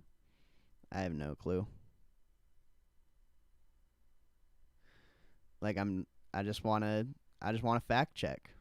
I'm not even trying to be a dick. It's just like I've literally read through this economic data so many different times. So when you guys are trying to tell me that they're not putting certain things into the data, like I know they put that stuff in the data, you know? So it's like we could look it up, I guess. I didn't know. I just thought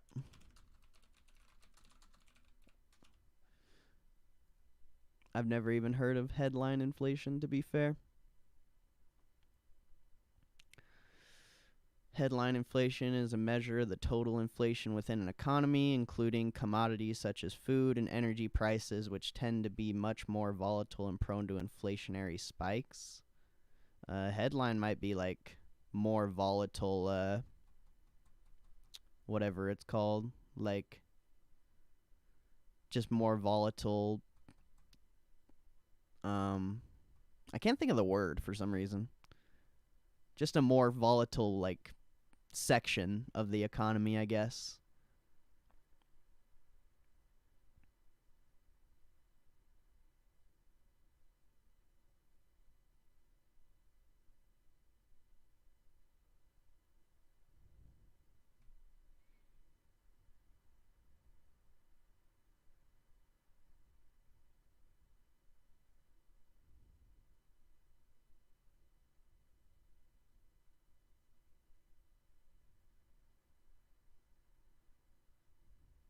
Yeah, that's what it looks like. Because I think food and energy are just like super volatile. Looks like core inflation is what they use to make like more accurate predictions of the future, I guess. From what I'm reading. I mean, I'm not going to read all of this. There's a lot, but that's just kind of what it seems like.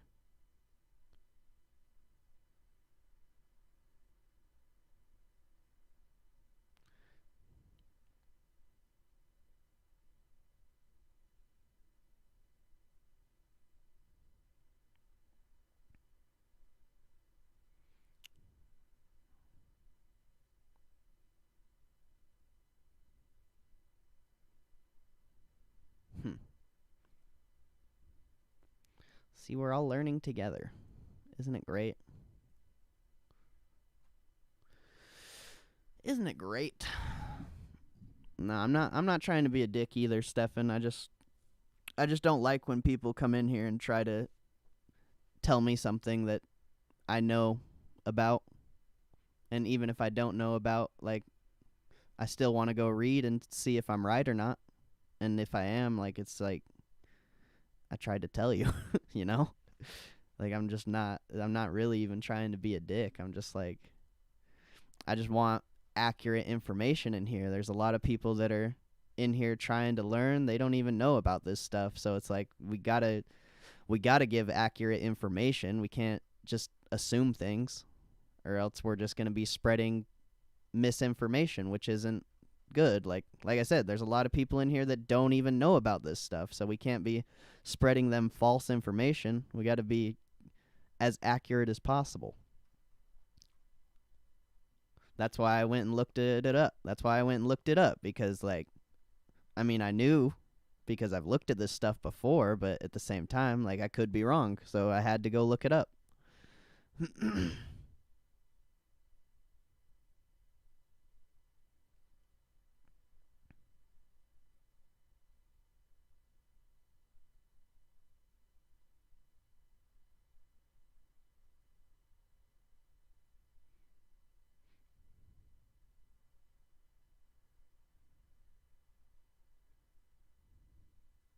Yeah, there's nothing wrong with that, bro. Like if you don't have like faith in the market or anything like that, there's nothing wrong with that at all. I don't have an issue with that. It's just I like doing what I like doing.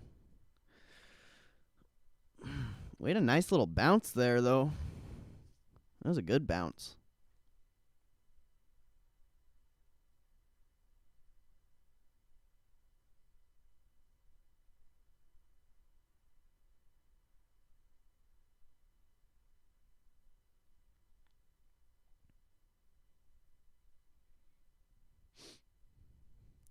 Yes, sir. Yes, sir.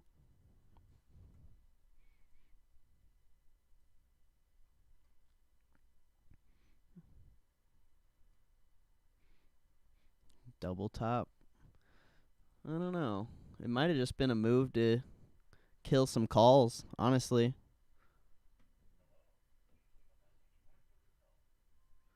Get some people to not ride the wave. Because the market's pretty bullish.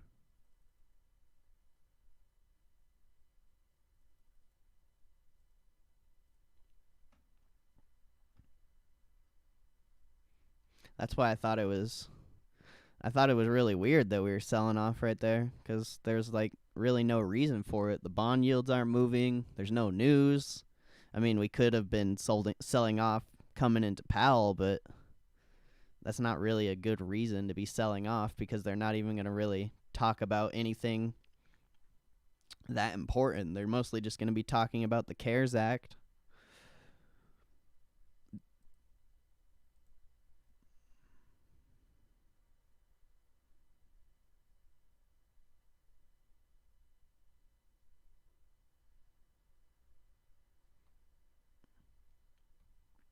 I wasn't even talking to Brett, though. I don't know why he got mad. I was literally talking to Stefan. It's all good, though. Can't. I just barely saw that message.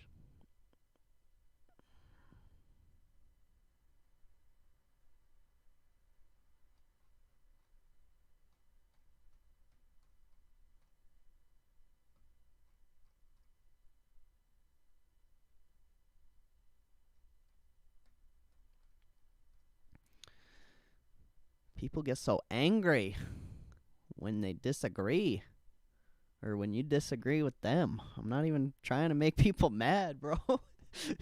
I'm just trying to educate my people. That's all. I don't want no misinformation in here. I'm gonna go look it up if I think I'm this shit, bro. I'm not even trying to be a dick.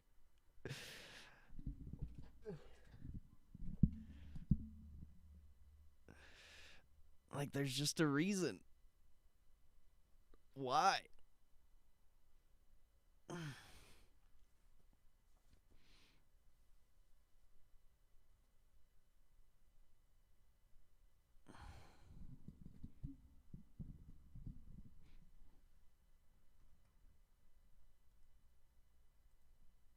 Just buying the dips. I'm jealous. I should have got a spy play. That was a pretty good setup for a spy play.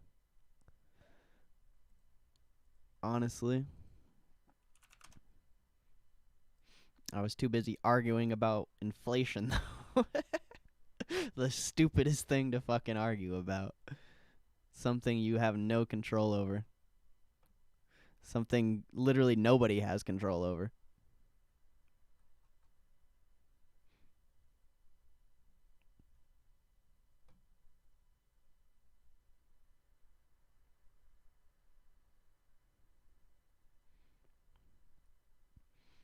Where's the good cup and handle at? I have no clue. I don't even like pay attention to that sort of stuff. We need Mr. Coop in here for that.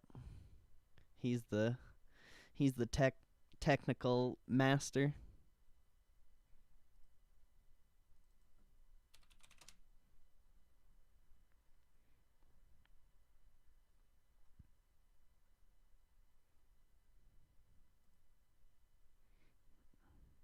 Yeah, I guess you would have only made like 100% on the spy play. Kind of wacky.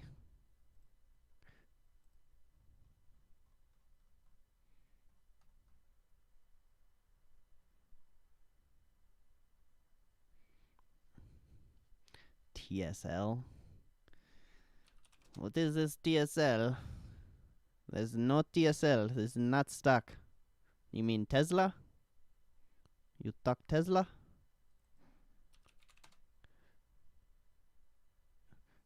know Janet is mad because she yelling.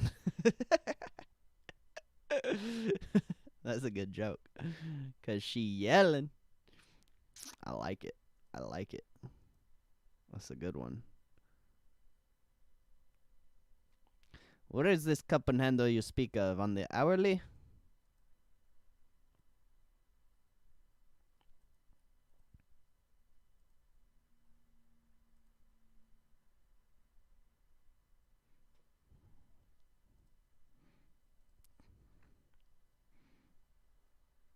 I don't even know if I remember what a cup and handle looks like, straight up. I thought it was like a dip and then a consolidation. Or a dip, bounce, and then consolidation. I don't know. See, this is...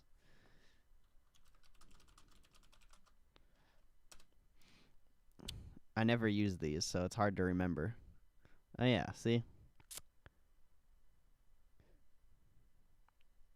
So it kind of looked like one on the 10-minute.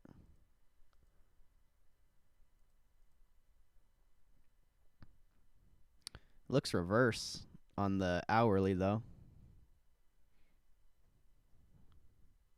Well, the hourly with time. The 30-minute.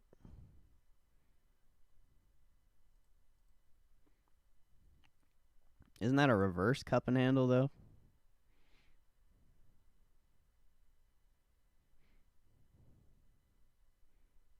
I thought a cup and handle was a dip, rise, and then consolidation. I thought that, isn't this reverse? I don't know. I thought that was reverse. I don't know. I don't know anything. Like, I know technical analysis kind of, but like I don't use it, so it's hard to remember.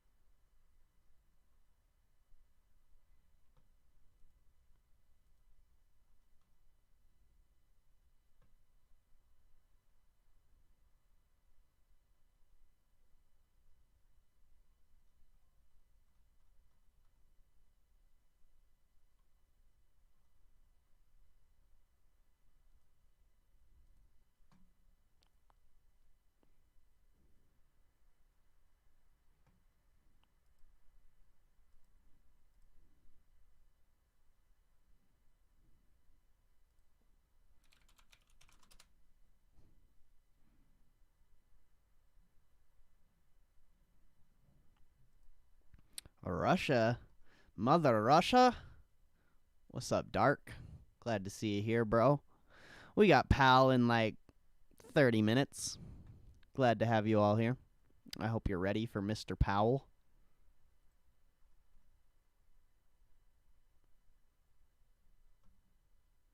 Mr. Powell.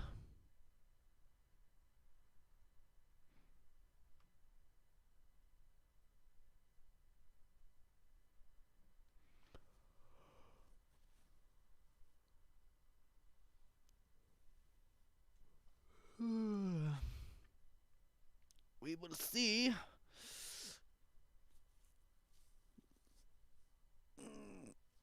Oh.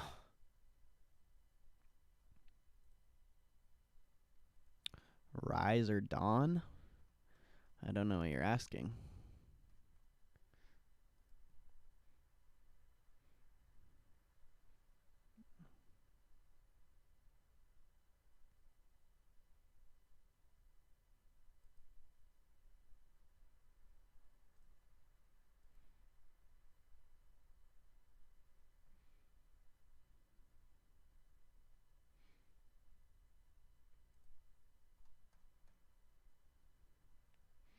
Roblox is getting clapped.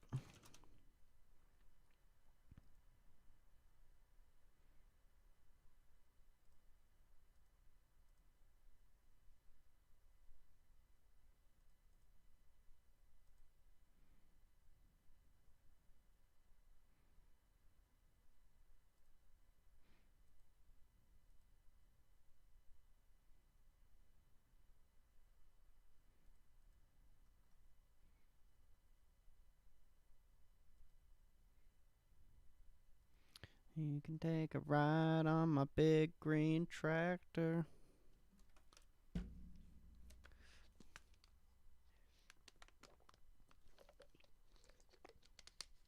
Can't we just go back to talking about country music? All this inflation talk, it's kind of whack. Just kidding.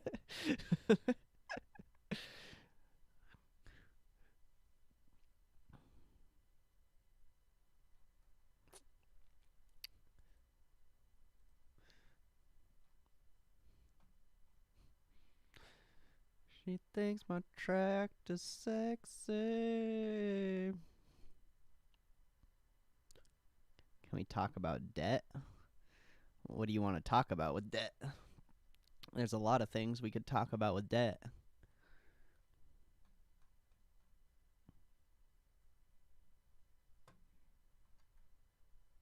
Like personal debt, I'd rather talk about personal debt because like nation debt, national, whatever you want to call it, like the debt of the country. I mean,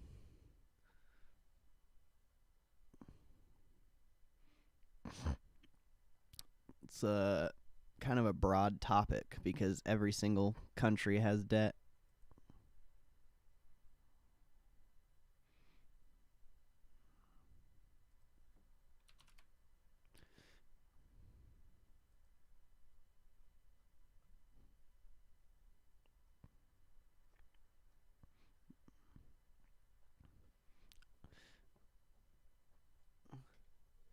Debt to GDP. Just don't know what to talk. Like, there's nothing really to talk about it, you know?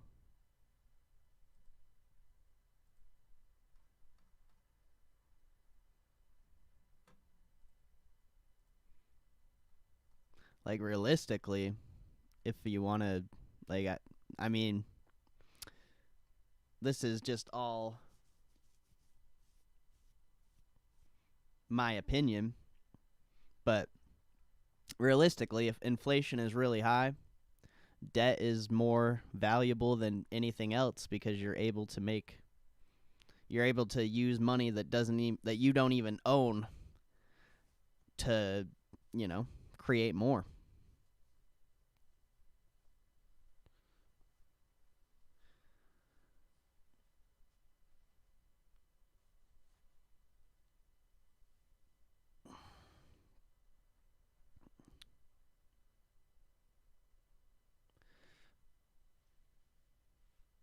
Um, if a stock is below 5% below daily high, is that a good time to get in with the call option and hodl?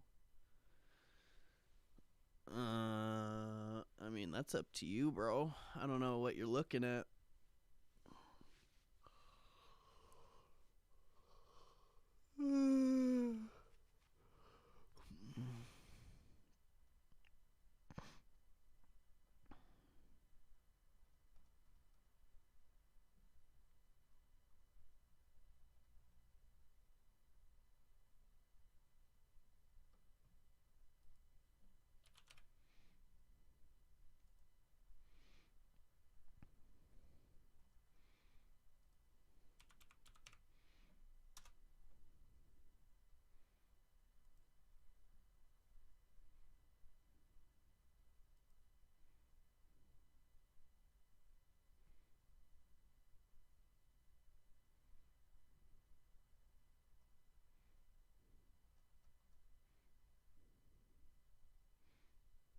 I don't know if, like,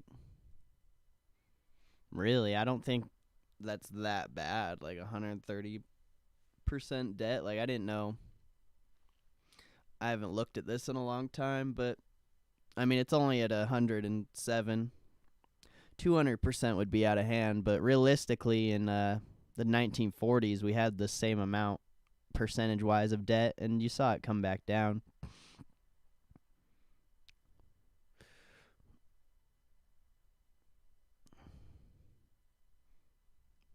But I don't know. Debt's a good thing, in my opinion.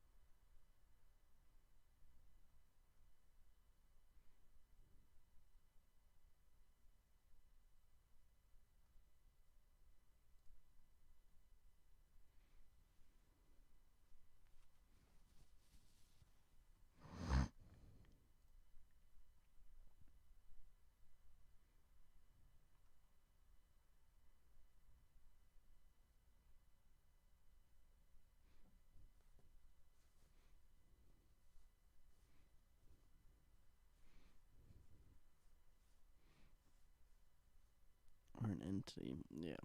That's kind of how I look at it. I mean, we'll see how it affects in the longer term if it continues to increase at an exponential rate, but from what I know about debt, like it's not bad.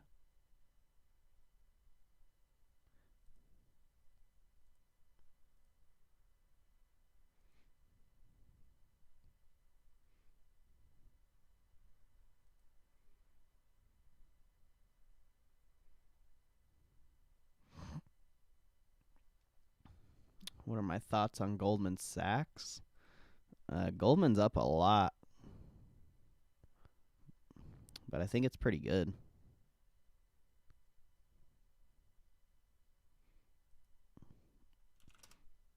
Yeah, for sure.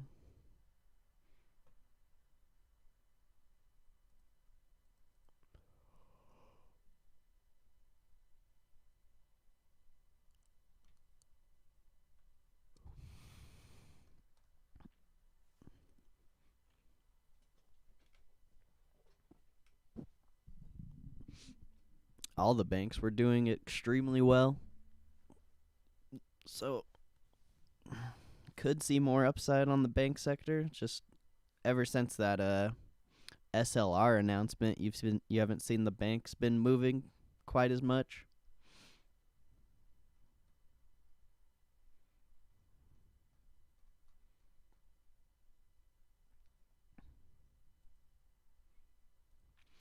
I just don't know if there's been a time in history where like debt has affected the economy, because we do have a handle on it. Besides like '08 when but that wasn't really like a debt crisis. That was a mortgage crisis.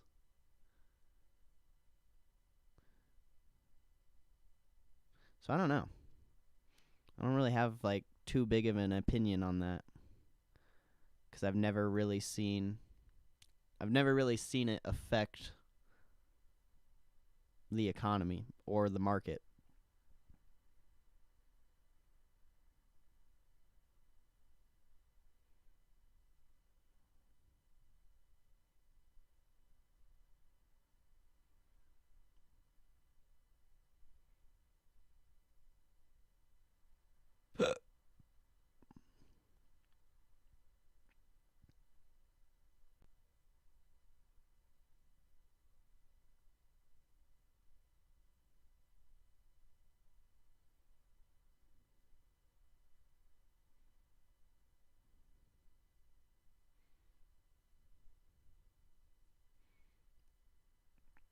And I feel like if it was something that was like a huge deal, we would hear about it more, you know?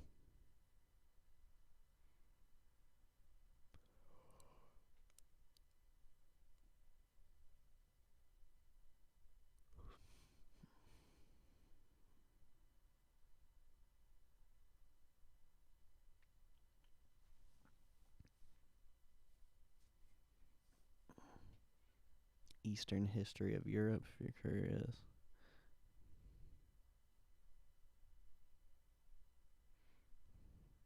Well, yeah.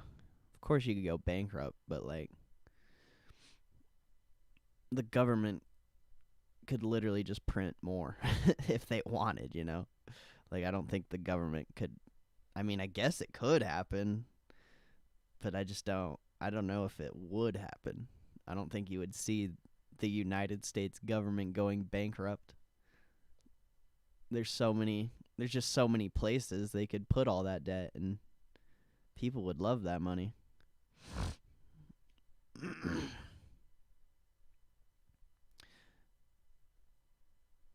Yeah, but I don't see it as hyperinflation because they're literally just trying to meet their goal of 2% inflation over time. And the only way they're going to do it is by increasing inflation in the short term. So it's like they don't really have any other choice if that's like the goal they want to meet.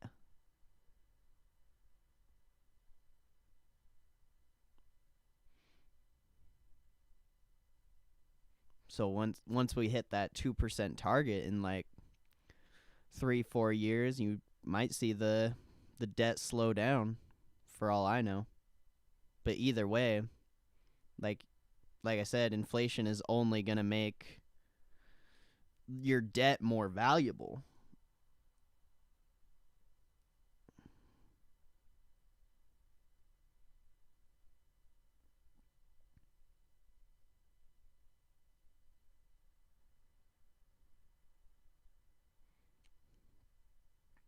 What's up, Schleppy?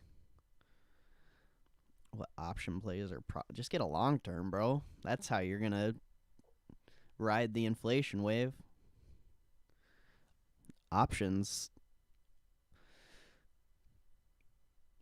you'll see what companies are or what industries are the winners and losers throughout time, but I mean, you could just get a long term.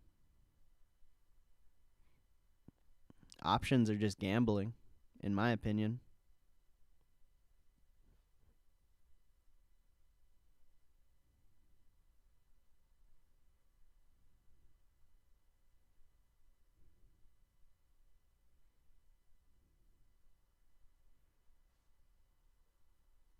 Nah, long-term portfolio, buy and hold good companies. That's how you're going to take advantage. Or real estate, buying assets, literally. That's how you're going to take advantage of hyperinflation, if it even exists.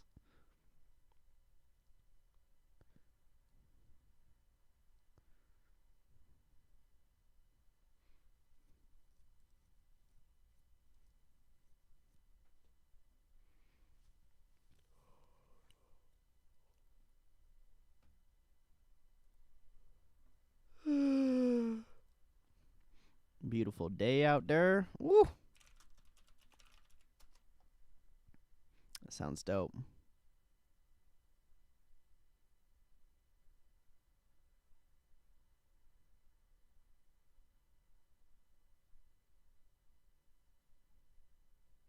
Oh shit, we missed push-up time. Ladies and gentlemen, it is that time of day where you need to get up out of your chair, walk around, stretch a little bit, get some form of physical activity. We've been sitting here for 2 hours. We've got about 4.5 hours left, so you're going to want to get some form of exercise and get the blood flowing, especially for Powell. We're going to be watching Powell most of the day, I'm sure. I don't know how long that congressional hearing is, but it's probably going to be pretty long. So, yeah, just get your exercises. It's good. Trust paper gold or real estate like I do. I don't like paper gold. I would buy physical, but I mean, I think real estate's my favorite, honestly. Real estate and stocks, my top two. If I had more money to buy more real estate, I would do it for sure. Like, real estate's way better than stocks. Like, your house doesn't move down 50% just because of a piece of news on the day.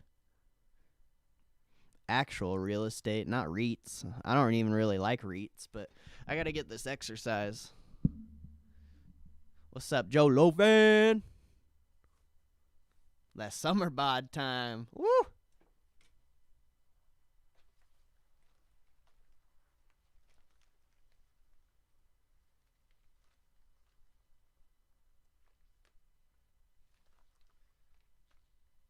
Real estate's good debt, though.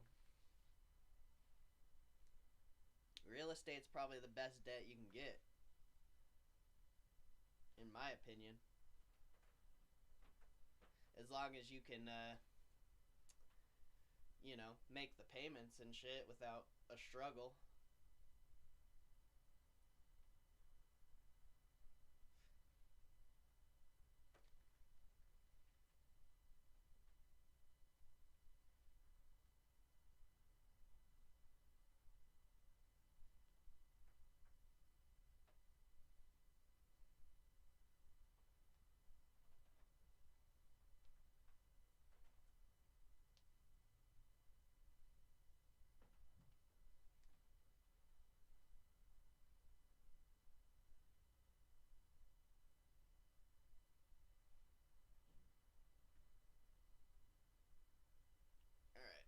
these planks, bro. Trying to get my back. I'm so sick of having a sore back, bro. It sucks. I've never felt like this in my life. Ugh.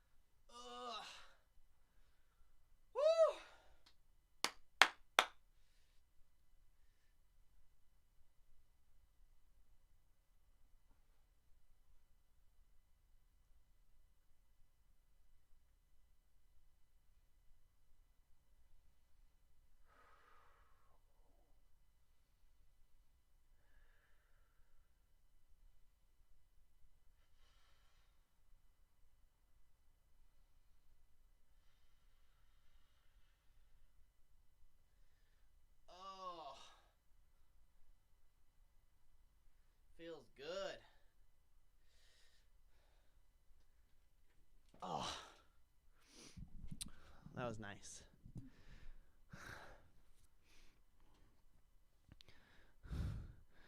Only into stocks so I can buy real estate? That's good, bro. That's good.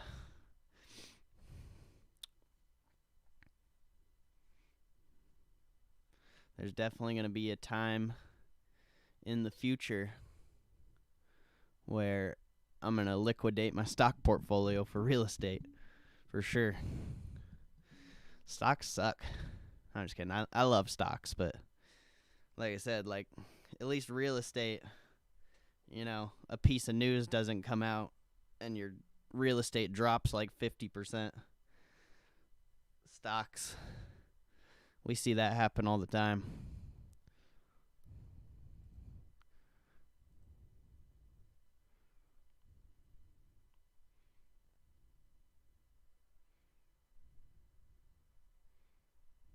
Jeez.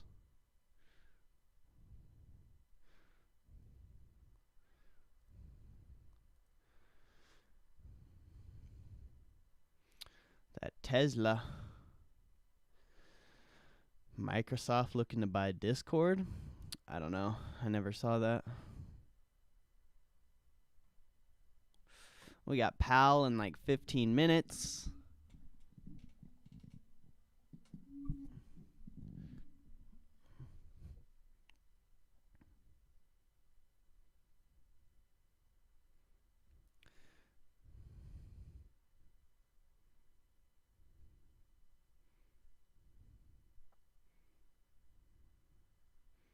Today, 25. Woo! Let's go, Ace of Spades, my man. That's what I'm talking about, baby. Woo-hoo. Hell yeah, bro. That's what I'm talking about, bro. See, you gotta exercise. How you gonna make all this money and get rich with no exercise, you know? Those Ferrari seats are small. You can't get in those Ferrari seats if you're a big boy. Gotta get a little bit of exercise, bro, so you can fit in the Ferrari seats.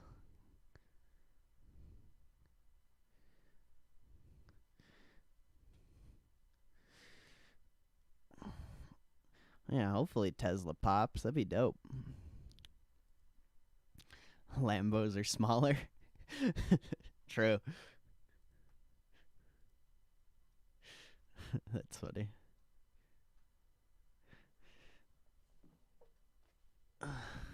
Custom made. There you go.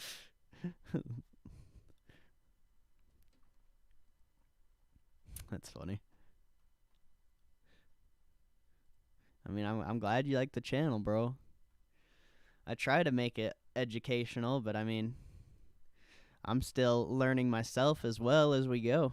So it's dope because if I don't know something or, if I'm like wrong about something, I have a chat full of really smart people that can tell me whether I'm right or wrong or vice versa. If I think you guys are on some bullshit, I can fact check you. It's great. It's great. I love it.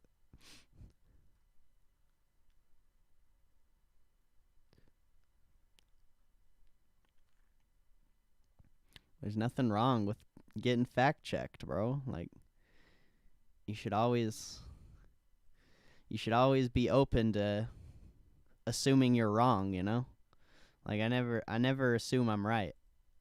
I'm always down to be proven wrong.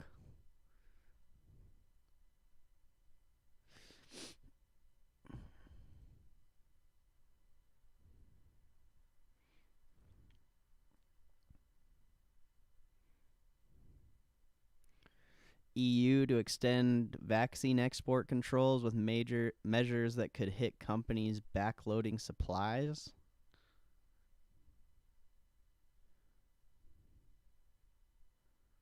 Let's go. Hype, baby. Hype, baby.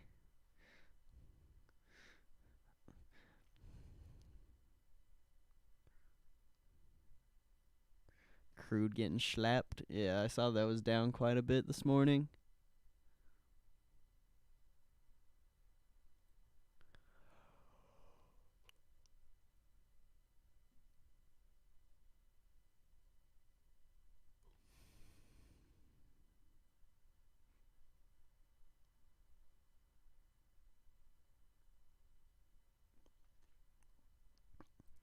Oh yeah, push-ups are good for you.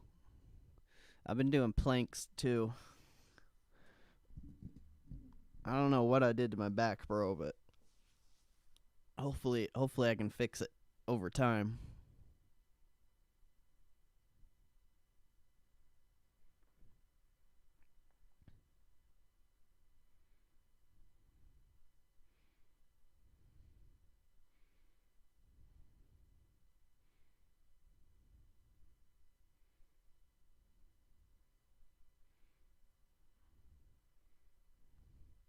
Amen. I mean, if you're trying to get ripped, like, you definitely want to overexhaust.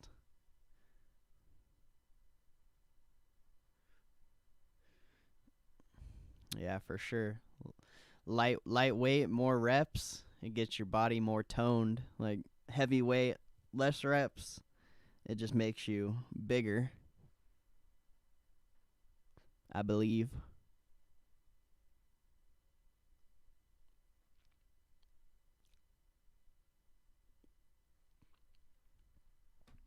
All right, we got to find a Powell, Mr. Powell. See if there's any YouTube ones.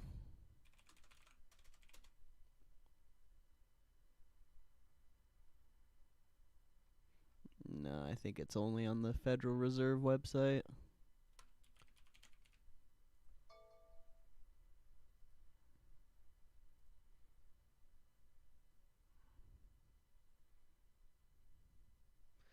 Yeah, I'm going there. I only know how to get there through the Federal Reserve website. I don't know what the actual financial services .house. Nah, it won't let you post links. I got it though. I'm already here.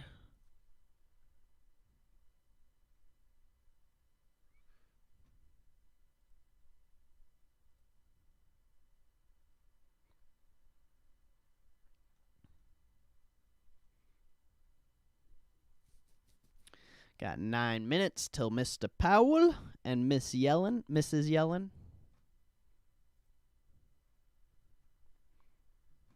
I'm probably not going to commentate over it or anything like that. I'll probably just mute my mic and let them talk.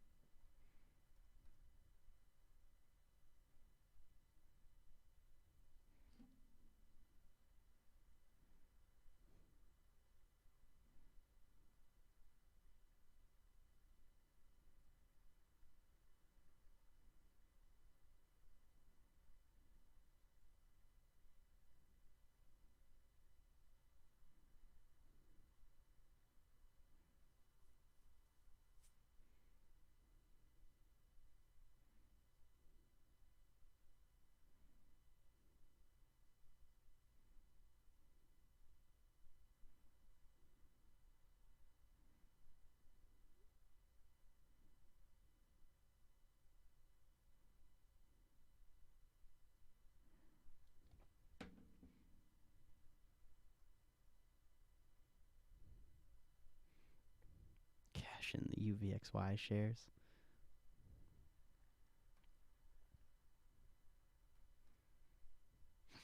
What are they talking about today? They're going to be talking about like the CARES Act. It's a report on the CARES Act to Congress.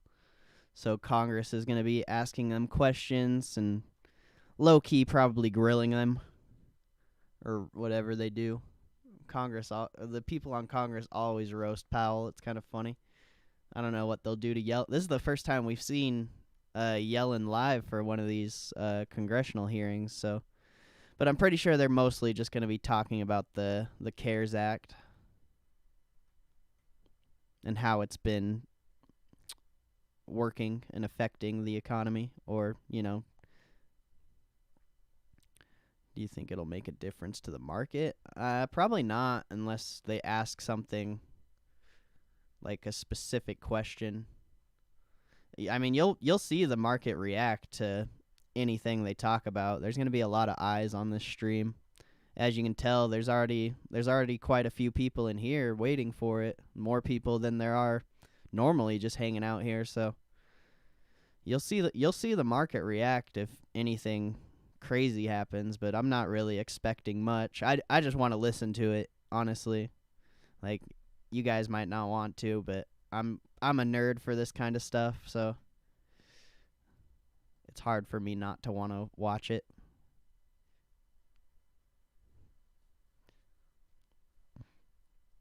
Yeah, none of them like crypto. Really at all.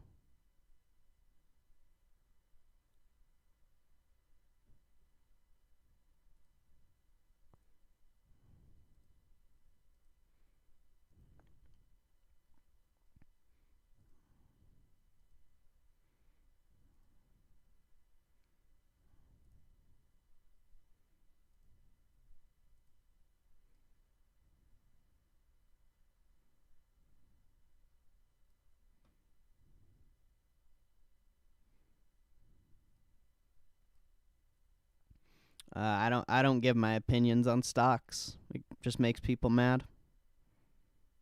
So I'm sorry.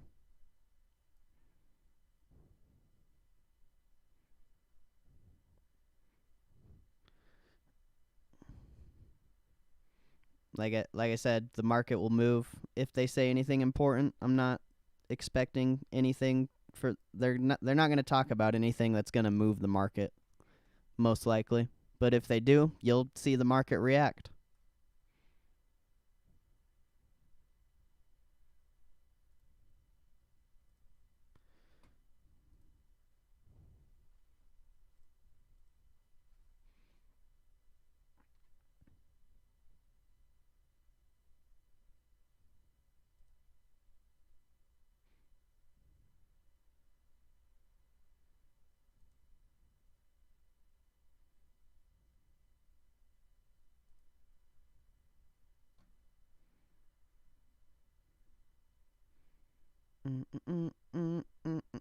I hear country music stuck in my head now.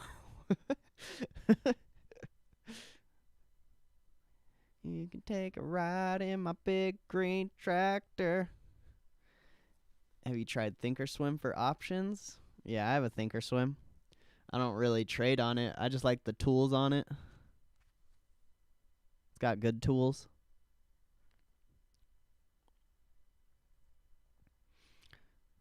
That's my two favorite brokers though. E-Trade or platforms, I guess. E-Trade Pro and Thinkorswim. Man, you got 62 push-ups, Joe. Woo! Beast mode. Beast mode.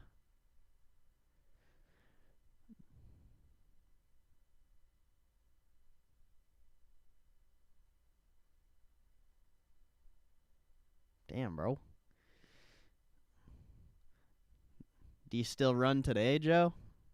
Do you do any running at all now, or nah?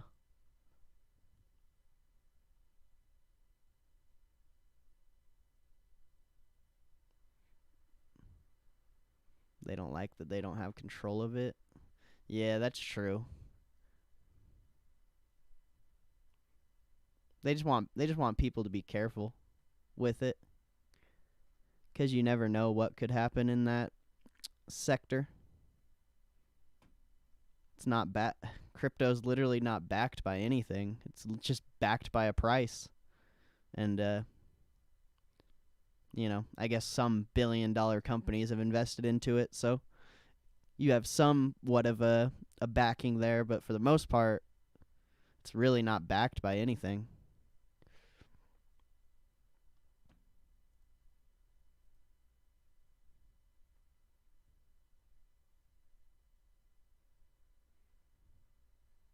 Yeah, I feel you. I'm not the biggest fan of working out.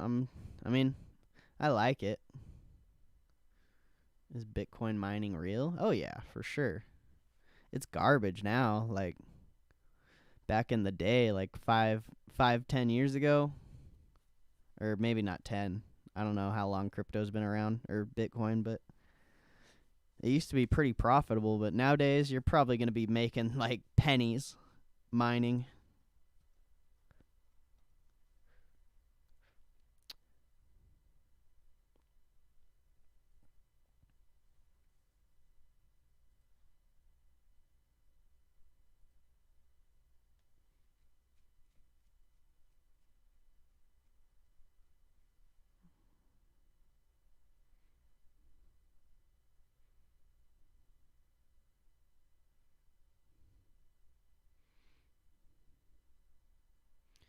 Jog a small block, made a game out of running the Z cross.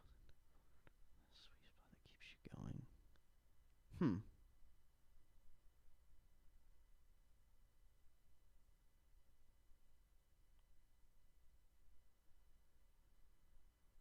That's good, bro. That's good. Oh my gosh. She scared me. Declare All right, recess well, of the here's committee at any Madam time. As Chair a reminder, Waters, I ask all or members to keep Maxine themselves muted Waters, when they are not being whatever you want to recognized. call her. The But staff have been I'm going to get instructed going here, not guys. to mute Enjoy members the except live where a stream, member is not and being make sure recognized. people are keeping all my And there mods. If you is hang out here, inadvertent make sure background people are noise. keeping it Members positive are and also respectful. reminded that they may God only bless you guys. participate in one remote proceeding at a time.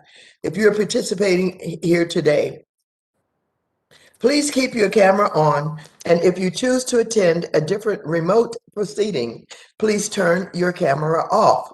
Before we begin today's hearing, I would like to inform all members that our witnesses today have a hard stop at 2:15 p.m. Eastern Standard Time.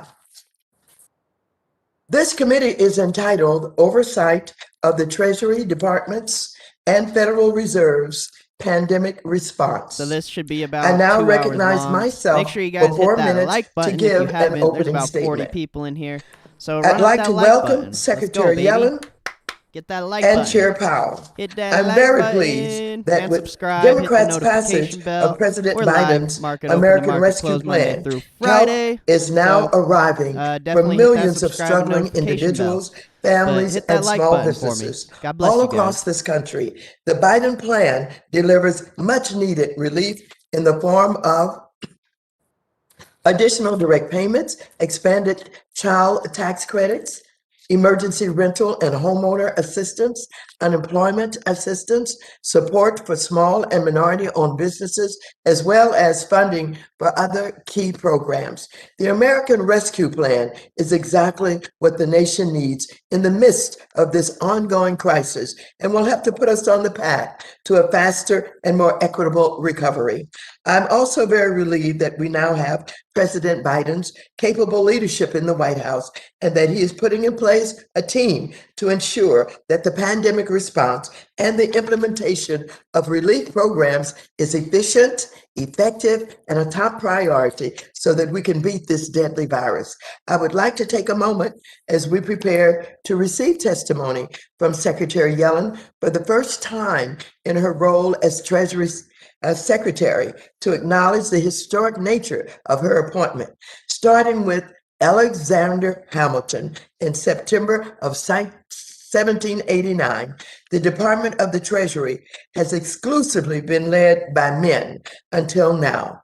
Over 231 years later, Secretary Yellen became the first woman to serve as Treasury Secretary.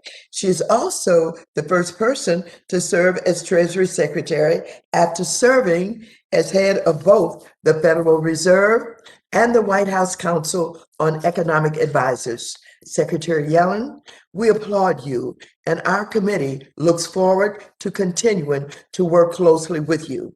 Secretary Yellen, I would also like to thank you for your work negotiating an increase in the special drawing rights of $650 billion at the G7, as I have previously called for. This increase will help vulnerable countries to fight the pandemic and boost the United States and global economies. Chair Powell, I would like to thank you for following my recommendation on bank capital requirements and ending the temporary exemptions to the supplemental leverage ratio for big banks. We need to ensure the stability of our financial system during this continuing crisis, and strong capital requirements are the cornerstone of appropriate prudential bank regulation. While we're on the right path with the passage of the American Rescue Plan and the Biden administration's strong leadership, we still have a long road ahead of us. Millions of people are still out of work and threats to the economy remain. We must ensure that there is indeed a sustained and equitable recovery from this historic crisis. So I look forward to your testimony. I now recognize the ranking member of the committee, the gentleman from North Carolina, Mr. McHenry, for 4 minutes. Well, thank you, Madam Chair, and I want to thank Secretary Yellen and Chair Powell for being here today. It's clear we're in a very different place today than we were last March. Our economy is ready to safely reopen. Economic projections are increasingly positive. Despite those facts, Democrats still chose to muscle through their partisan spending package, only 9% of which goes toward defeating the virus. This package was not targeted to help those most in need, does not get Americans safely back to work or kids back in the classroom. The data tells us targeted support is the key to really reaching those groups who need it most. And with the addition of $1.9 trillion, there's been a great deal of debate about what will happen with this amount of liquidity in our financial markets. So here's what we do know. Taxes or increased taxes will impede growth. And as we saw in 2008 and 2009, it's hard to address long-term unemployment. We see our central bank's balance sheet grow to levels unseen in human history. Pre-COVID, we experienced a roaring economy spurred by appropriate regulation, lower taxes, and innovative solutions. Instead of building on these gains, my Democrat colleagues are approaching this crisis like they did in 2009, doing it all over again, rehashing old, failed policies that will not build lasting growth and lasting prosperity. This is much different. It's a much different country now, and a much different economy now. And we should remain forward-thinking and seek bipartisan solutions to really address the needs of our economy. Now, I am grateful for the opportunity to be with you here today under the guise of CARES Make oversight. Sure you guys hit that like button. There's like 60 people CARES in here. oversight We only got hearing. like 15 likes. Although it's hit interesting that, that like the CARES baby. funding Let's was go. rescinded in December. Hit that like and I button. think it'd be more productive to discuss this larger COVID package that was just passed. And I believe there is a lot to discuss there. To put that mammoth $1.9 trillion bill into perspective, let's put it this way. The Biden administration is going to spend $3.7 billion on average per day for every day remaining in 2021. That equals $43,000 per second. A lot of that money will flow directly from Treasury to states and cities, which introduces a whole new set of challenges with respect to preventing waste and fraud. And unlike the Bipartisan CARES Act, this bill does not contain any new layers of oversight to address these challenges. Secretary Yellen, at our first CARES quarterly hearing in June of 2020, we had a chance to run through our expectations with respect to transparency with your predecessor. At that hearing, Secretary Mnuchin committed to providing key programmatic data to congressional committees to assist oversight responsibilities, and he followed through on that commitment. Secretary Mnuchin also committed to working with the various oversight bodies with jurisdiction under the CARES Act, including the Pandemic Response Accountability Committee, the Congressional Oversight Commission, 3 department IGs, and the Government Accountability Office. Now that we have an additional $1.9 trillion to track, I would ask for your commitment along those same lines as Secretary Mnuchin committed. That would be encouraging that you'd continue the practice of your predecessor to cooperate with our committee, both Democrats and Republicans, to ensure appropriate oversight. And so I want to thank you for the testimony today and look forward to the discussion. Yield back. Thank you very much. I now recognize the chairman of the Subcommittee on Oversight and Investigations, the gentleman from Texas, Mr. Green, for 1 minute. Thank you, Madam Chair. I thank you so much for your leadership during these turbulent times. Madam Chair, as the CARES Act funding continues to flow, I'm greatly concerned about the mechanics of how these funds will reach their intended beneficiaries. There are 2 recently authorized pandemic response programs that Treasury Department is now rolling out and in which I have special interest. The first is the December COVID package that included $9 billion in emergency capital investment as a program. It's called the ECIP, to provide capital investments and grants to strengthen CDFIs and MDIs. I'm looking forward to hearing about the plans for engaging eligible MDIs and CDFIs regarding this new resource. The second is assistance to small businesses authorized in the American Rescue Plan through the State Small Business Credit Initiative, also known as the SSBCI. This $10 billion program provides funding, $2.5 billion of which will go to minority-owned businesses and can make a real impact in the hardest hit businesses. I look forward to hearing from the witnesses in terms of how these programs will benefit the end users. I yield back. Thank you. Am I on? I now recognize the subcommittee's ranking member, Mr. Barr, for 1 minute. Thank you, Madam Chair. Secretary Yellen, congratulations on your confirmation. I look forward to working with you. And Chairman Powell, thank you for being here. Last year, in response to the pandemic, Republicans and Democrats worked together on multiple bills that were temporary, targeted, and tied to COVID. In partnership with the Fed and Treasury, we were able to direct aid where it was needed. Unfortunately, despite last year's bipartisan cooperation, the majority ran through a partisan $2 trillion deficit spending bill that was a Keynesian wish list for their pre-COVID priorities. While stimulative policies may look good in the short term, I worry about the unintended consequences for mid and long-term growth. I fear the toxic cocktail of massive deficit spending when we had $1 trillion of funding still unspent from last year, increasing risk of inflation, higher long-term interest rates, an unprecedented accommodative monetary policy that I fear is addicting our economy on easy money, the promise of growth-destroying tax increases and an avalanche of regulation, which includes unrelated climate and ESG errands, will stifle long-term prosperity. I hope we can work together to mitigate future damage by enacting pro-growth, market-oriented solutions to position our economy for the long term. Thank you, and I yield back. And Madam Chair, Yes, Mr. McHenry. Madam Chair, I ask a point of personal privilege to recognize my staff director, the Republican staff director on the Financial Services Committee, Stephen Cody. The gentleman is recognized. Well, thank you, Madam Chair. And I think Chairwoman Waters and I know from our service here on the Hill that without competent, good staff, this institution couldn't work. I think on a bipartisan basis, we know that our staff carries out a lot of the things that we try to achieve legislatively and in terms of oversight and working with the administration to help the American people. So Stephen Cody has served our institution quite well. He will be leaving us in mid-April to go with an establishment downtown, go into the private sector. And I want to wish him well. I want to thank him for his service to the American people, to our government. He has served in Congress, most notably as the staff director of the House Rules Committee before coming to this fine committee, the House Financial Services Committee, to lead the committee Republican staff. He has served in the majority and the minority in the House of Representatives. He served in the administration, in the Department of Office of Management, Budget, and various other functions. He is a patriot who served his country and served his country well. I want to thank him for his work, his tenacious spirit, his love for the staff and the people that he gets to work with, a love for the institution and our government, and a love for his country.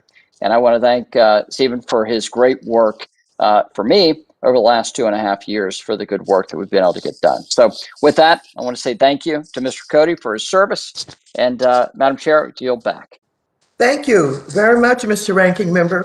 I would like to associate myself with you, and I join with you in recognizing Stephen's contributions to the committee and to the Congress. Stephen, also called Cody by friends and enemies alike, has had a long and distinguished career in the United States Congress and in the executive branch. So during his 20-year career, he has served in a variety of positions and institutions.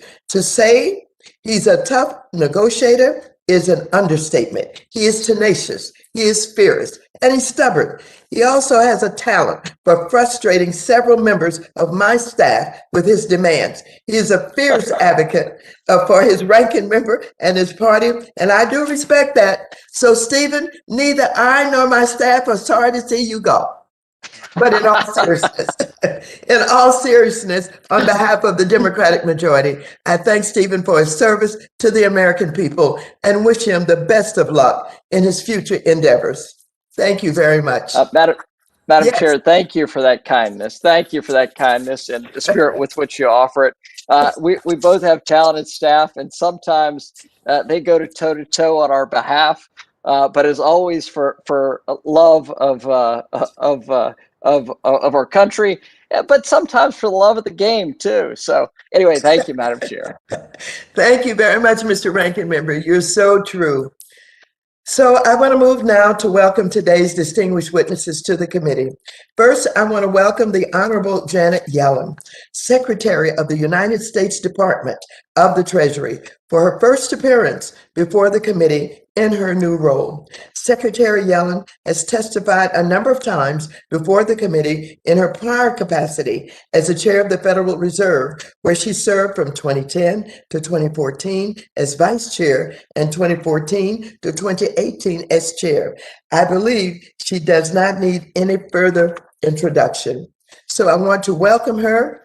Our other distinguished witness, the Honorable Jerome Powell, Chairman of the Board of Governors of the Federal Reserve System. He has served on the Board of Governors since 2012 and as its chair since 2018. Chair Powell has previously testified before the committee, and I believe he also does not need any further introduction. So without objection, your witness statements will be made part of the record. Each of you will have 5 minutes to summarize your testimony. You should be able to see a timer on your screen that will indicate how much time you have left, and a chime will go off at the end of your time. I would ask you to be mindful of the timer and quickly wrap up your testimony if you hear the chime. So, Secretary Yellen, you are now recognized for 5 minutes to present your oral testimony.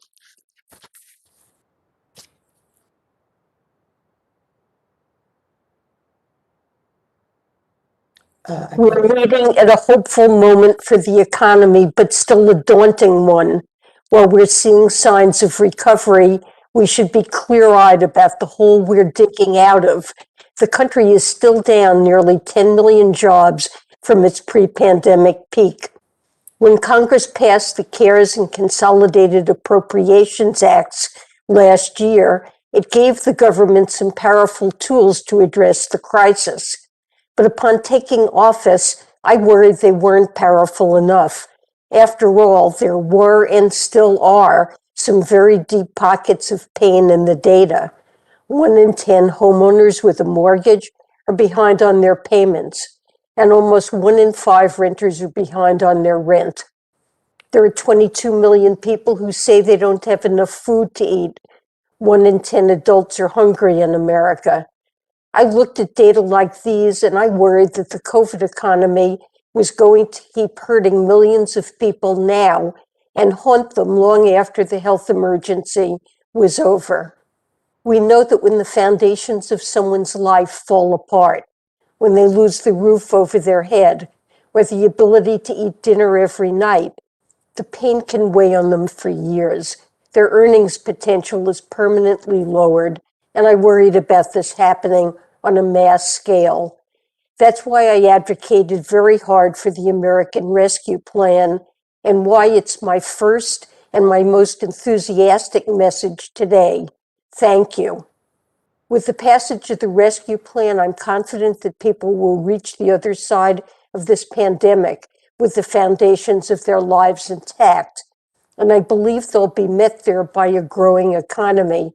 In fact, I think we may see a return to full employment next year.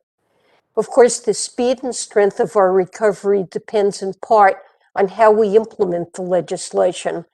Treasury is tasked with much of that work, and there's nothing that I or my team take more seriously. We appreciate your oversight on this matter, and I want to briefly tell you about how we've been working. Since taking office 2 months ago, we've been expediting relief to the areas of greatest need.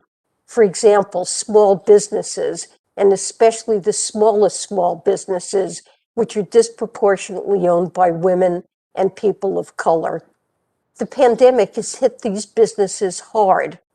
The Paycheck Protection Program was an early lifeline, but because of issues with the program's design, the first rounds often didn't reach the smallest sole proprietorships. We're addressing that now.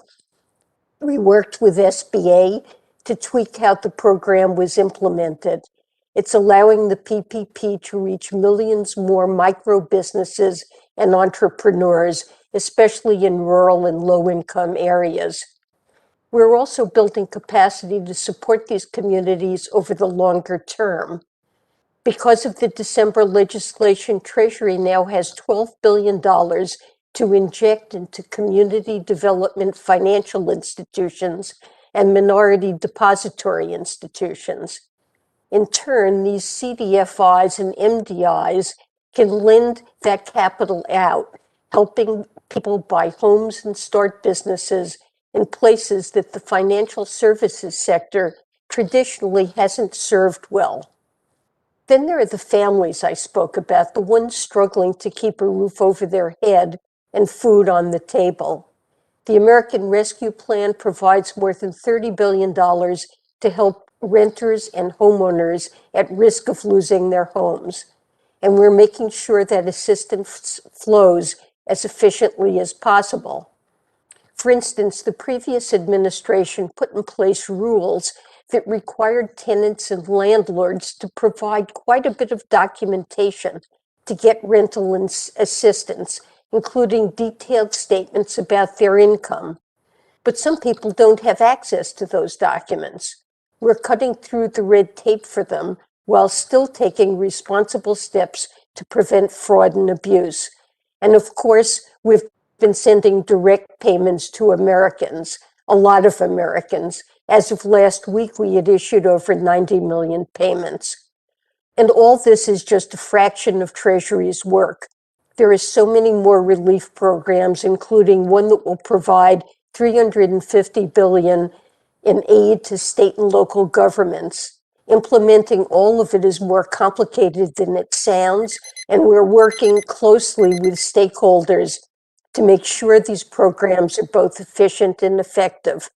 Behind these many relief programs, these millions of transactions, are a staff of very dedicated and very tired Treasury and IRS employees. My final word is to them. Thank you. You're putting on a master class in how government should work in the furnace of a crisis, and I'm grateful to be your colleague. With that, I'm happy to answer any questions you have. Thank you very much, Secretary Yellen. Chair Powell, you are now recognized for 5 minutes to present your oral testimony. Chairwoman Waters, Ranking Member McHenry, and other members of the committee, thank you for the opportunity to discuss the measures that we've taken to address the hardship wrought by the pandemic. I'd like to start by noting the upcoming one-year anniversary of the CARES Act. With unanimous approval, Congress provided by far the fastest and largest response to any post-war economic downturn, offering fiscal support for households, businesses, healthcare providers, and state and local governments. This historically important legislation provided critical support in our nation's hour of need. As the virus arrived in force, our immediate challenge was to limit the severity and duration of the fallout to avoid longer run damage. At the Fed, we also acted with unprecedented speed and force, using the full range of policy tools at our disposal. Today, the situation is much improved. While the economic fallout has been real and widespread, the worst was avoided by swift and vigorous action from Congress and the Federal Reserve, from across government and cities and towns, and from individuals, communities, and the private sector. More people held on to their jobs, more businesses kept their doors open, and more incomes were saved. But the recovery is far from complete. So at the Fed, we will continue to provide the economy the support that it needs for as long as it takes. As we have emphasized throughout the pandemic, the path of the economy continues to depend on the course of the virus. Since January, the number of new cases, hospitalizations, and deaths has fallen, and ongoing vaccinations offer hope for a return to more normal conditions later this year. In the meantime, continued social distancing and mask wearing will help us reach that goal as soon as possible. Indicators of economic activity and employment have turned up recently. Household spending on goods has risen notably so far this year, although spending on services remains low, especially in sectors that typically require in-person gatherings. The housing sector has more than fully recovered from the downturn, while business investment and manufacturing production have also picked up.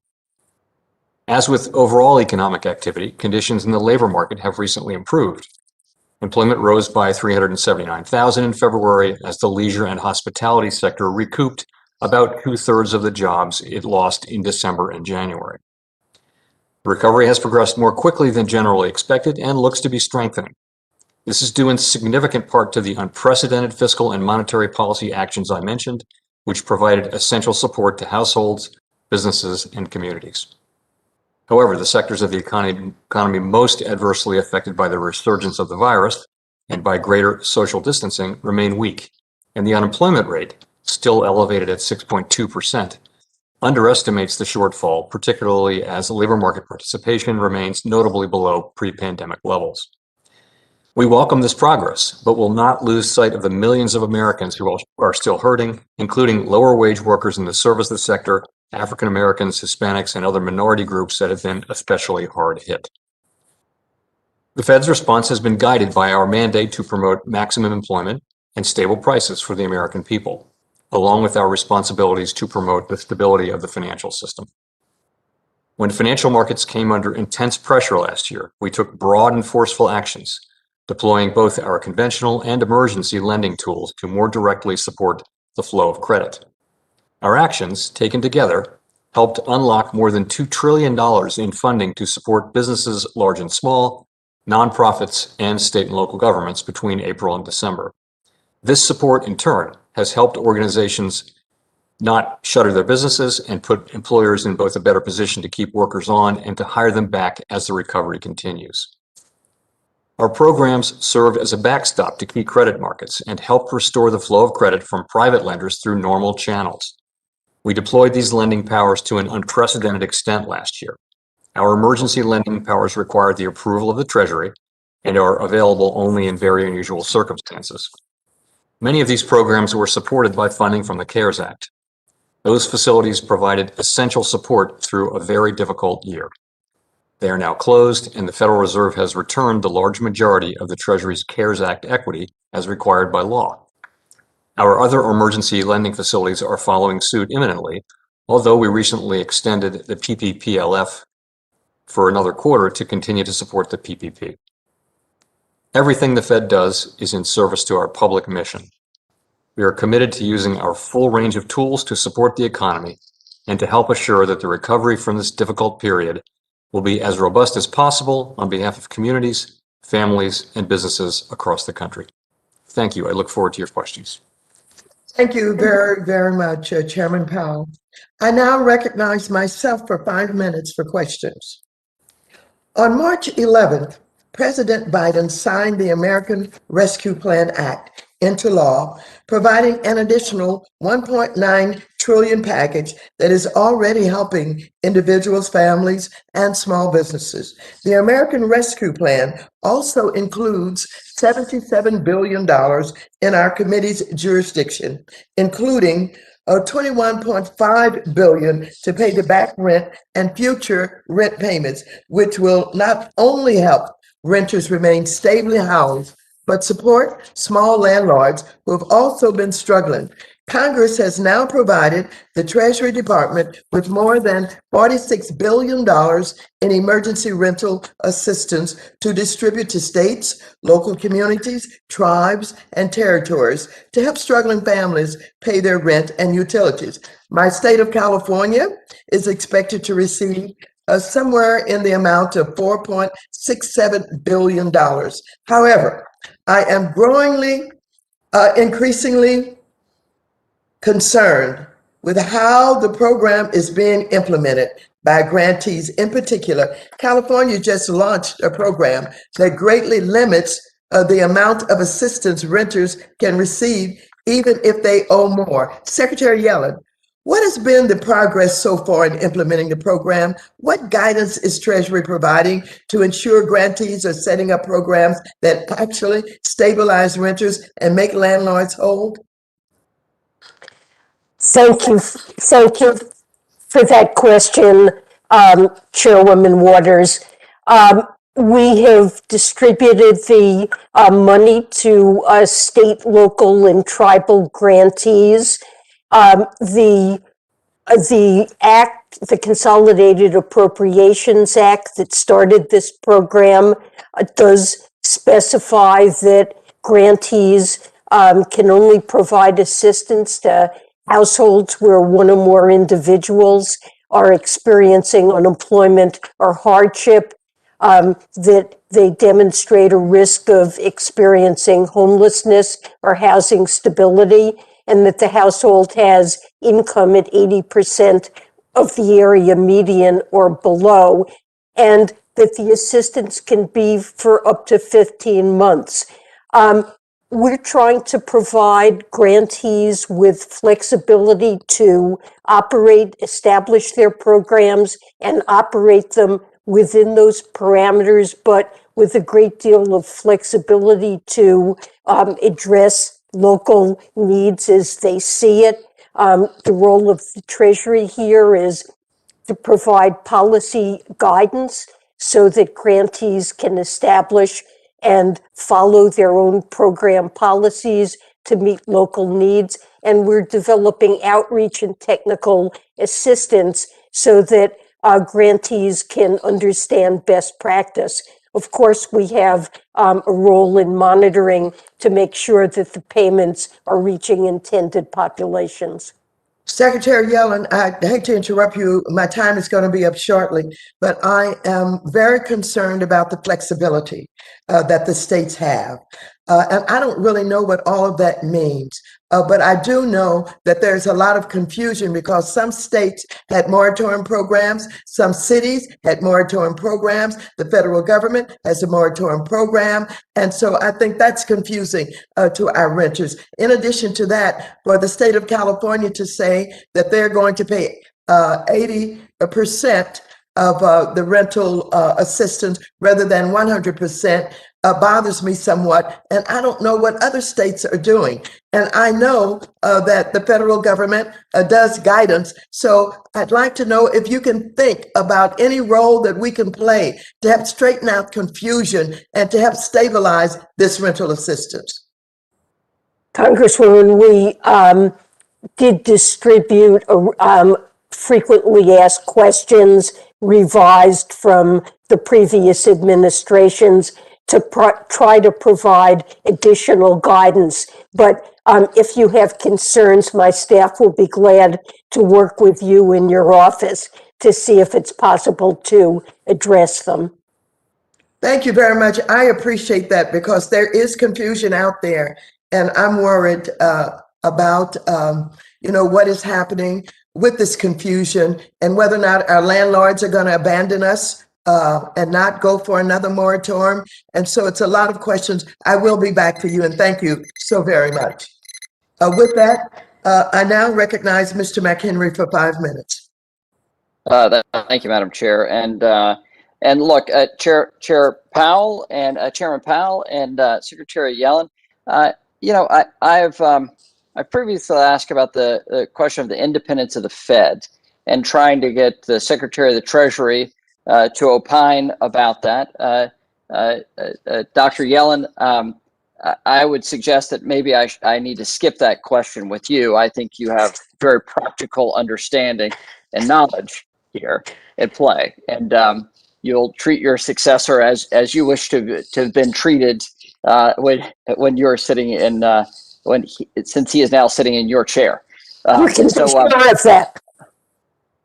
Yes. Well, look, it's nice to have two folks that understand this in these respective seats. But Chairman Powell, I want to begin with you and talk about inflation.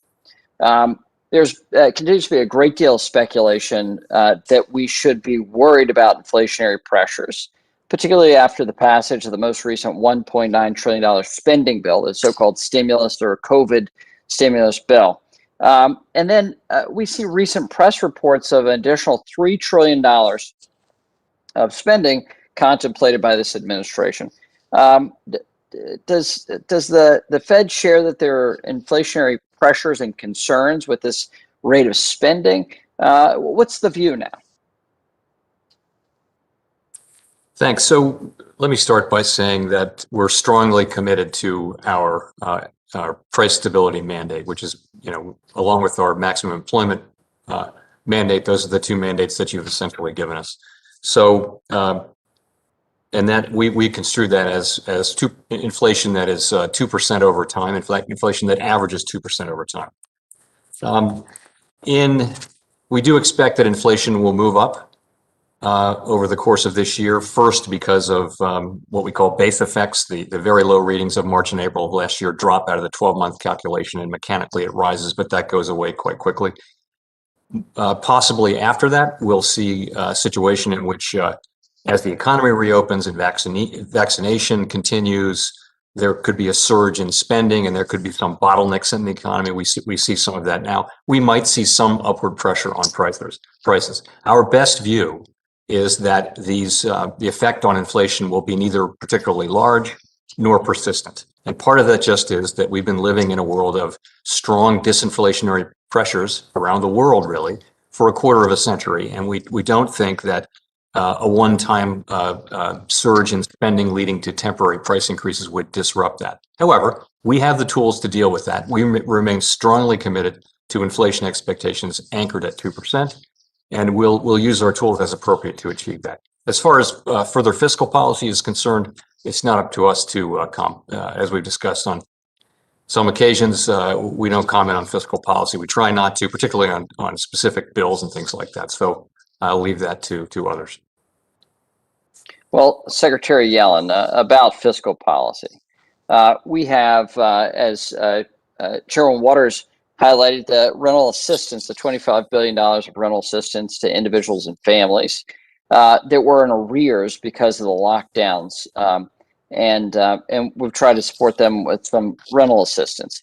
What guardrails has the Department of Treasury put in place to ensure that the funds are actually prioritized for individuals and families who are in rental arrears?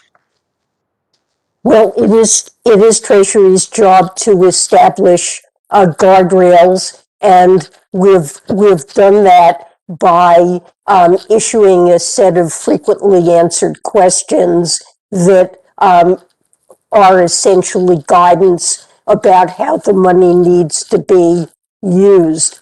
It clarifies that grantees have flexibility, but also that there are requirements of the statute, and that we will, follow up to make sure that the payments are going to eligible households and that the guidelines of the program are being followed.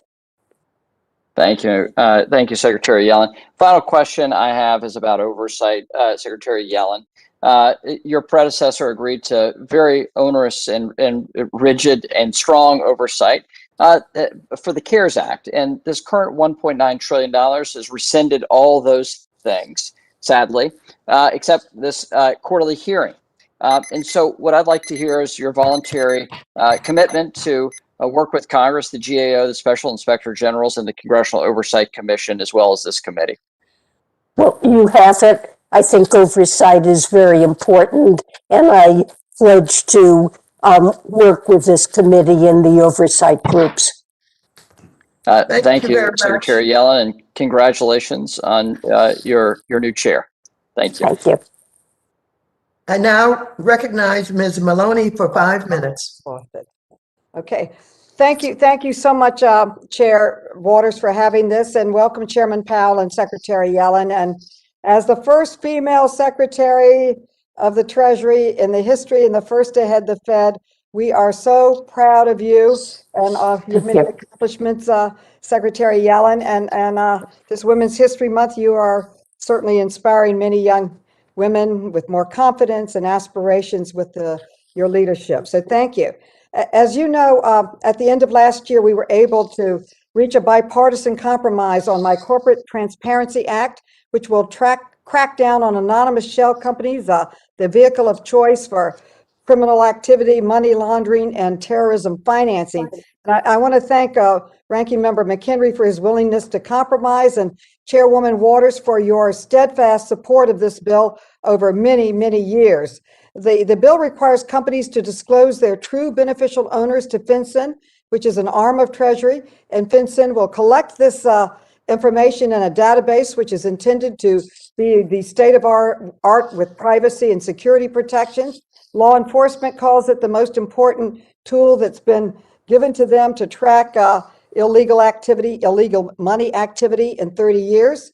And this implementation of this is going to be a massive undertaking and will require an enormous amount of resources and manpower at Treasury. I worked on this bill as a top priority for 12 years, and implementing it and getting it up and running is a top priority of mine. It's incredibly important, I believe, to our national security. We have to get it right. And so my question to you is, will you commit to making beneficial ownership one of your top priorities as Treasury Secretary? We have 2 years to implement it, and I think it will make all of us safer. I think it's extremely important. I completely agree with you. It's a very important piece of legislation, and it is one of our highest priorities to implement this promptly and to get it right.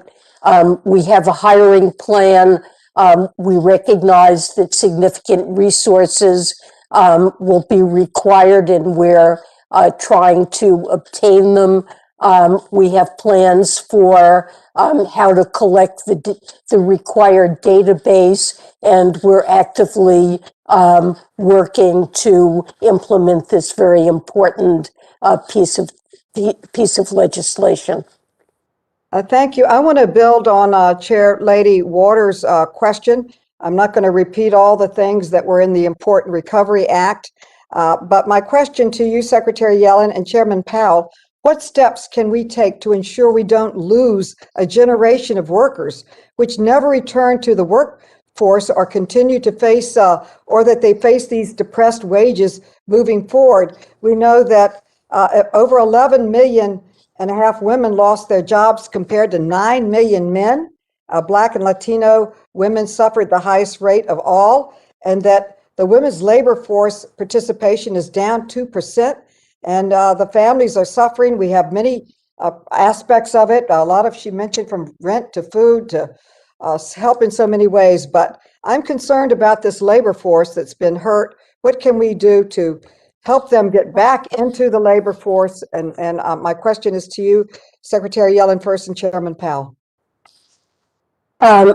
So first of all, in the short term, the American Rescue Plan contains substantial support for minorities and particularly for women who have been forced to drop out of the labor market. There's an important increase in the child tax credit that's going to result in, along with other provisions, a 50% reduction in the child poverty rate. There's money to open and support school openings promptly. There's an enhanced child independent care credit with a successful vaccination program to get women back into the labor force. And longer term, when we've gotten to the other side of this pandemic, we hope to address in a jobs package over the longer term some of the factors that have resulted in low wages and low labor force participation for women. Thank you. My time has expired. Mrs. Wagner, the gentlelady from Missouri, is recognized for 5 minutes. I thank you, Madam Chairwoman, and thank you, Chairman Powell and Secretary Yellen, for joining us today. Secretary Yellen, and I'd ask you, please respectfully, if you could keep your answers brief. As the country begins to safely reopen and our economy recovers, is examining changes to tax policy the correct direction? We expect to examine changes to tax policy along with programs that will address some of the long-standing problems that have held down productivity and labor supply in the United States. We'll address infrastructure, risks from climate change, education, training. Let me ask you, ma'am, Secretary, what impact would this action have on jobs and workers' wages? I think a package that consists of investments in people, investments in infrastructure, will help to create good jobs in the American economy, and changes to this tax structure will help to pay for those programs. Well, Secretary Yellen, what tends to be the impact, I guess I'd ask, on the American consumer, my constituents, when corporate taxes are raised? Do the costs usually tend to be passed down to them? The impact of changes in corporate taxes have been studied by economists for a long time, and the impact of them on prices and on consumers are very unclear from existing studies. Well, Go ahead, please. We do need to raise revenues in a fair way to support the spending that this economy needs to be competitive and productive. And So let me just an say this, increase. Secretary Yellen, if I could, I think we know that raising the corporate tax rate results in higher costs for small businesses, schools, and American households.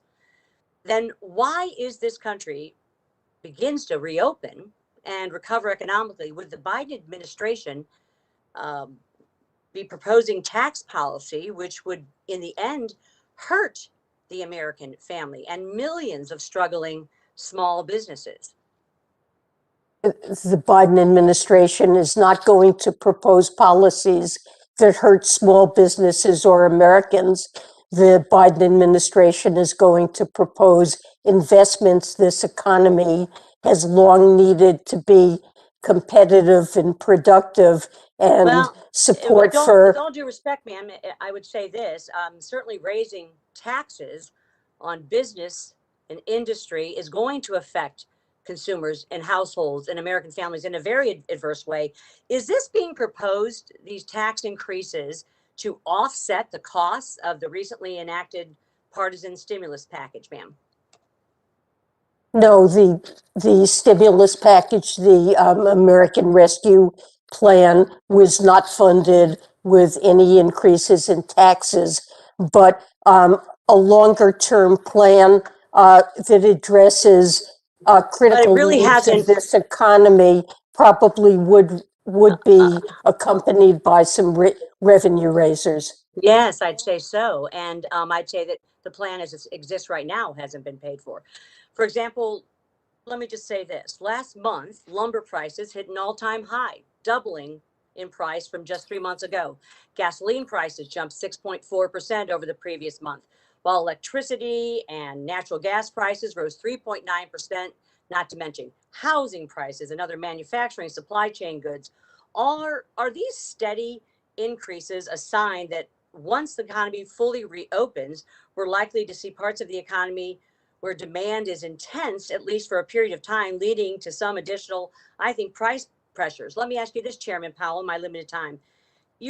Could you describe in detail the wide range of policy tools the Fed has at its disposal to address what is obvious inflationary pressures that we're seeing already? Well, our most basic tools are here to try to achieve price stability, and those principally are interest rates and moving interest rates up and down. As I mentioned a few minutes ago, though, our best expectation is that there'll be modest upward pressure on prices this year, but that they won't be particularly large or persistent into the future. But we do have those tools, and we'll use them. Thank you. My time has expired. I shall yield back. Thank you. The gentleman from California, Mr. Sherman, is recognized for 5 minutes. Thank you. And addressing the comments of Ms. Wagner, most of the studies I've seen, and obviously Secretary of Treasury has seen far more, indicates that increases in corporate income taxes are not passed through to consumers, but that the incidence of that tax is borne by those who invest capital, and which is disproportionately the top 1%. In contrast, sales taxes are passed through to consumers. I want to use most of my 5 minutes just to bring to the attention of our two august witnesses some matters that I hope will merit their personal attention in the days to come. Madam Secretary, your predecessor committed to me from a foreign policy standpoint that the Treasury Department would put a reasonable amount of lawyer hours into doing a tax treaty with Armenia. And I hope that that policy will continue now that the Yerevan government is ready to proceed, having had some discord in the past. Madam Secretary, you have delayed till May 17th, the April 15th deadline for Form 1040. It's very important that you do the same for the first of the four Form 1040-ES, the estimated tax payments, a voucher that is usually prepared at the same time and is so important to gig workers. Madam Secretary, 2 days ago, the IRS issued a report indicating that 1/5 of the earnings of the top 1% are going untaxed. I hope very much that you'll work with Congress to replace and restore the 15,000 enforcement officers that the IRS has lost in the past decade. I used to head the second largest tax agency in our country, and it's clear that putting more effort into tax collection, particularly from the top 1%, will collect many more times the cost in additional revenue, and will, I think, add to our social cohesion because wage earners are paying their taxes. Madam Secretary, I hope you'll focus on a letter from the state of California of May 19th, desperately needing guidance on the Recovery Act, especially showing that a decision by California to conform to federal law. So federal law recently is very generous to the PPP small businesses. If California conforms to that law, that isn't regarded as a tax decrease violative of the provisions of the Recovery Act that say that states should not be using those funds to cut taxes. Chairman Powell, we've talked a lot about wire fraud. Your staff has told me they don't plan to solve the problem. I hope you get personally involved in making sure our new wire transfer system does solve the problem. And Chairman Powell, I want to commend you for your statement yesterday that the Fed will not proceed with creating a new central bank digital currency without the support of Congress. And I don't think you'll have that support unless the know your customer provisions are applicable to this new system and it doesn't become useful to tax evaders, terrorists, drug dealers, etc. Madam Secretary, believe it or not, I do have a question. Chairman Powell, when he was last before us last month, testified before this committee that federal legislation is necessary to fix the legacy LIBOR contracts so that they can continue to function after the LIBOR index is no longer published by our friends in London.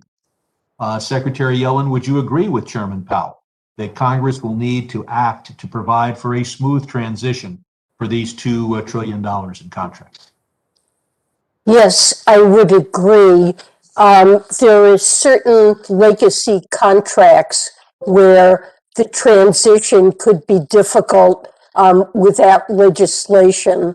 And so these are contracts that don't provide for a workable fallback rate. And so I think Congress does need to provide legislation for the LIBOR transition. Thank you. And in my remaining time, can you address the issue of states that are conforming their laws to their income tax laws to federal income tax law? Is that going to be regarded as a violation of the Recovery Act? We're working to provide guidelines on what will and won't count.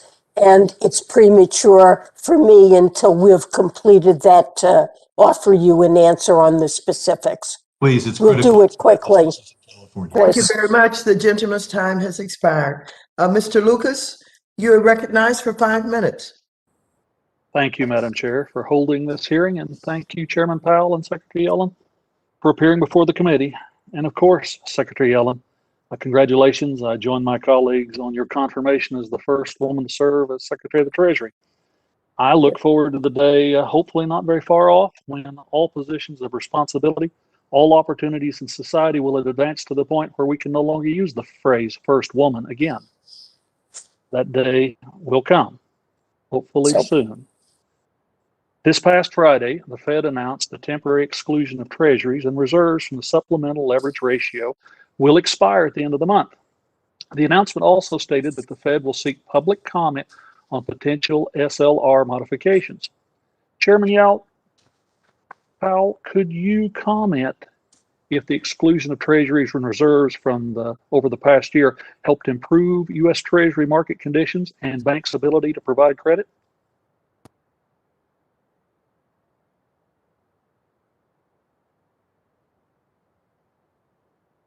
Punch your button, Mr. Chairman. So I double clicked there, but just out of habit and remuted myself. Okay, so as you know, the Treasury market was experiencing significant dysfunction during the height of the crisis, and we did a number of things. And particularly, we bought a lot of U.S. Treasuries to restore function. We also did this exclusion, and so did many other large countries like us did something like that. If you look back, we threw the kitchen sink at it, and it's hard to say exactly what effect it had. We did the exclusion relatively late, and by then there had been quite a lot of market function recovered. So it's hard, it's difficult. I'd love to give you a straight answer, but it's difficult to say just how helpful it was. And in any case, now that danger is long past. So secondly, to the possible extent that you could elaborate on the timeline of potential SLR modifications that may come in the near future, Mr. Chairman? Yes, we expect to put something out for comment, and I can't tell you exactly when that will be, but relatively soon. And we're going to run a very transparent public process, invite comment and consider. I mean, really the point is that because of the substantial increase in reserves and treasuries, the leverage ratio is rapidly becoming the binding constraint from a capital standpoint. And that wasn't our intention at the Fed from the beginning. We like risk-based capital to be binding because it forces banks to manage their risks more carefully. As everyone on this hearing knows, I've always made it a very strong point that the 3rd Congressional District of Oklahoma is a commodity-driven economy. It's ag and it's energy. There's concern in my district that the financial regulators may be moving towards regulation and supervision with environmental policy objectives, potentially discouraging banks from doing business with entire sectors of the economy. Chairman Powell, could you respond to that concern by my constituents? Sure. So it's been a long-held policy of the Fed that we don't tell banks what legal businesses they can lend to or order them to lend to. That's not what we do. With the climate change, you're getting at the climate change work that we're doing. We're at a very early stage of understanding the risks to regulated financial institutions from climate change. It is a risk that we think the public has every right to expect that we will assure that the banks do manage over time. And so again, in early stages of that, I'd be happy to talk to you offline about that too. Absolutely. And on that vein, Secretary Yellen, could you provide your thoughts on that concern?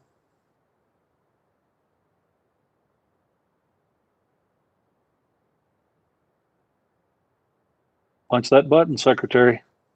We all have too many buttons. Apologies. You want me to weigh in on the issue of lending and climate change?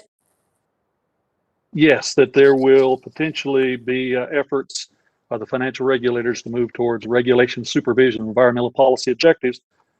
My folks are concerned that will lead to discouraging banks from doing businesses in certain areas and certain sectors, and consequently potentially have a dramatic effect on their business model or their ability to function.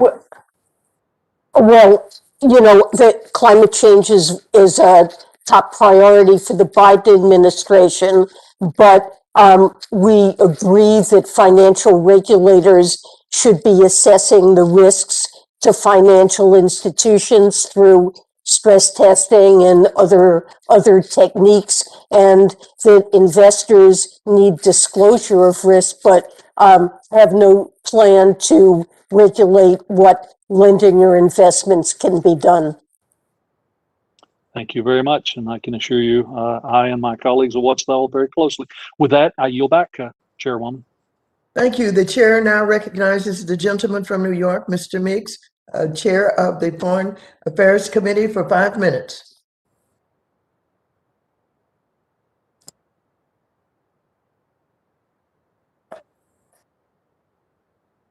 Mr. Meeks?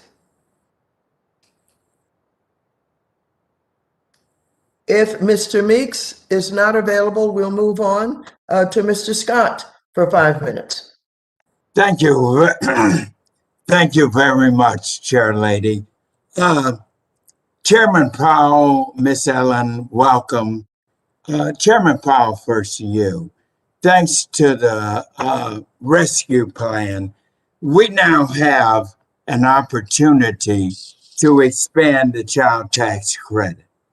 The IRS has put forth a Get My Payment website And I believe it could be used in conjunction with the efforts through the FDIC and the private sector to bring more Americans into our banking system using what is known as bank on certified safe accounts, but only if it is able to be moved at this moment when we capture it. Because currently the IRS Get My Payment tool is only open for the status checks, but consumers are unable to add or change delivery information, and as they were able to do so with the delivery of the first stimulus checks. So, Chairman Powell, explain that. Don't you agree that this is an opportunity to increase financial inclusion through the use of certified bank on safe accounts, Get My Payment? Sir, I would agree with you that greater inclusiveness in the financial system is a goal of the highest priority for us and really for all financial regulators and for the country. I'm not familiar with the particular practice you're referring to, but I'll be happy to look into that and come back to you. Okay, please do. And then there's another one with the Treasury Department called Get My Payment. All these things are good, but I appreciate you looking into them as quickly as you can so that if they're there, we need to use them now because so many of our people cannot get the money quickly because they don't have the kind of high standing within our financial system. So when you put these things in like Bank On and Get My Payment, we need to use them right now. So I appreciate you looking into that. Now, Secretary Allen, let me move to you. The American Rescue Plan also included $350 billion in assistance to state and local governments to make up for the lost revenue and to ease the economic impact of the COVID-19 pandemic. So, could you tell me when can local governments expect Treasury to release guidance on the American Rescue Plan? Well, we have to issue guidance quite quickly. I think within 60 days, and to distribute the funds. And we're working very hard to sort through the issues that we need to in order to provide clarity about the purpose of the funds and how they can be used. All right. Madam Chair Lady, I am concerned. We have the Treasury Secretary here, and we have the Chairman of the Federal Reserve here, and we passed this bill, and we put certain things in here to increase the delivery. And everybody cannot get this payments through electronic accounts. Most of the people that you and I have been very concerned about getting inclusion are not getting these funds as quickly. So I just want to encourage, and I know you agree, but I want to take a moment here. We passed it. It's there. Please, please, Treasury Secretary, please, Federal Reserve, all of us need to hurry up. We put these things in place so we can reach those who have been excluded very quickly. They need the money as quickly as everyone else. Thank you, Chair Lady. Well, thank you very much, Mr. Scott. I now recognize the gentleman from Florida, Mr. Posey, for 5 minutes. Thank you, Chairman Waters, for calling this hearing today. We continue to live in a period of uncertainty. But there is some good news on the horizon for our economy as it appears poised to recover rapidly as the vaccine is given to more and more people. Chair Powell told us in his semi-annual appearance a few weeks ago that the economy could grow by as much as 6% during this year alone. At the same time, other factors could cloud the horizon, such as our unprecedented level of deficit spending, increases in nominal treasury and corporate bond yields, a mysterious enthusiasm for raising taxes, and a headlong pursuit of climate change mitigation measures that threatens affordable energy and our recently acquired energy independence. Secretary Yellen, you recently said that the Treasury Department could facilitate bank stress tests for climate change, but you wouldn't expect the results would be used for capital requirements or other regulation. If these climate stress tests have no regulatory purpose, what would the purpose of such stress tests be? I think the purpose of, maybe we should call it scenario analysis rather than stress tests, is for financial institutions and for the regulators to better understand the risks that climate change pose to the health and resilience of core financial institutions, and it will help those institutions better manage and understand the risks. Are we doing any studies of the risk from solar interaction with our planet? I mean, a couple of years ago, we missed a solar eruption that would have knocked out a lot of satellites and kind of put us in a dark age. Are we checking on natural phenomena like that as well? Well, let me say, Go ahead. yeah, I can say, since we directly supervise financial institutions, we do supervise for institutions that are in areas of the country that are susceptible to significant weather problems, such as, hurricanes and things like that. So we do that, but so just in response to your question, I would say that. So, how would this be used? I mean, some people think it will be a federal infomercial, like the Al Gore movie or something like that. I mean, how do you plan to utilize this information? Well, let me say that, first of all, many of the large financial institutions are already doing this. And the reason they're doing it is just what the secretary said. It is to try to understand at an early stage of this science, really understand what are the risks that are involved in climate change. And that one way to do that is to run simulations and ask what would happen if, what would happen that.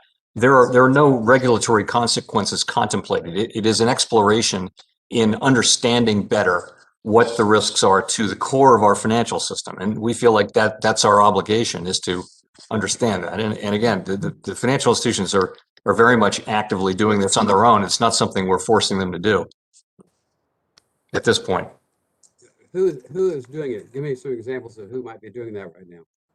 I'm not going to name, individual financial institutions. Many of the large banks are very active in trying to understand how climate change would affect their business over the long sweep of time. Many or even all financial, and by the way, that's also true of large industrial companies in the United States. And so, are they sharing that information with you? They're sharing with the public. Does it seem consistent? I think it's early days. Honestly, it's really very early days in trying to understand what all this means. It clearly can have longer term implications for our economy, for our financial system, and for the people that we all serve. And I think our obligation is to try to understand that. And again, I would say it is early days, but we feel like we have a responsibility to start the process of understanding. And so, do you think you will discover revelations that they have missed, or? I think we have a job, which is to assure that the institutions we regulate are resilient to the risks that they're running. The public will expect that, and they have every right to expect that over time. So we are there to. We don't have a new mandate. This is consistent with our existing mandate of supervision of financial institutions. It's just the same mandate and a different risk. Gentleman's time has expired. The gentleman from Texas, Mr. Green, is recognized for 5 minutes. Thank you very much, Madam Chair. Madam Chair, I don't want the historic aspect of this hearing to escape us. I'm a senior member of this committee. I have had many persons to appear before this committee, many secretaries of the Treasury and chairs of the Fed. And I must tell you, a paradigm shift is taking place, and I don't want it to be overlooked. Under your leadership, I have here the statement of the chairperson of the Fed, and in his statement, he says, while addressing progress that's being made, he states, "We welcome this progress, but will not lose sight of the millions of Americans who are still hurting, including lower wage workers in the service sector, African Americans, Hispanic, and other minority groups that have been especially hard hit." And then the Secretary of the Treasury, in her statement, she indicates that since taking office 2 months ago, we have been expediting relief to areas of greatest need, for example, small businesses, and especially the smallest small businesses, which are disproportionately owned by women and people of color.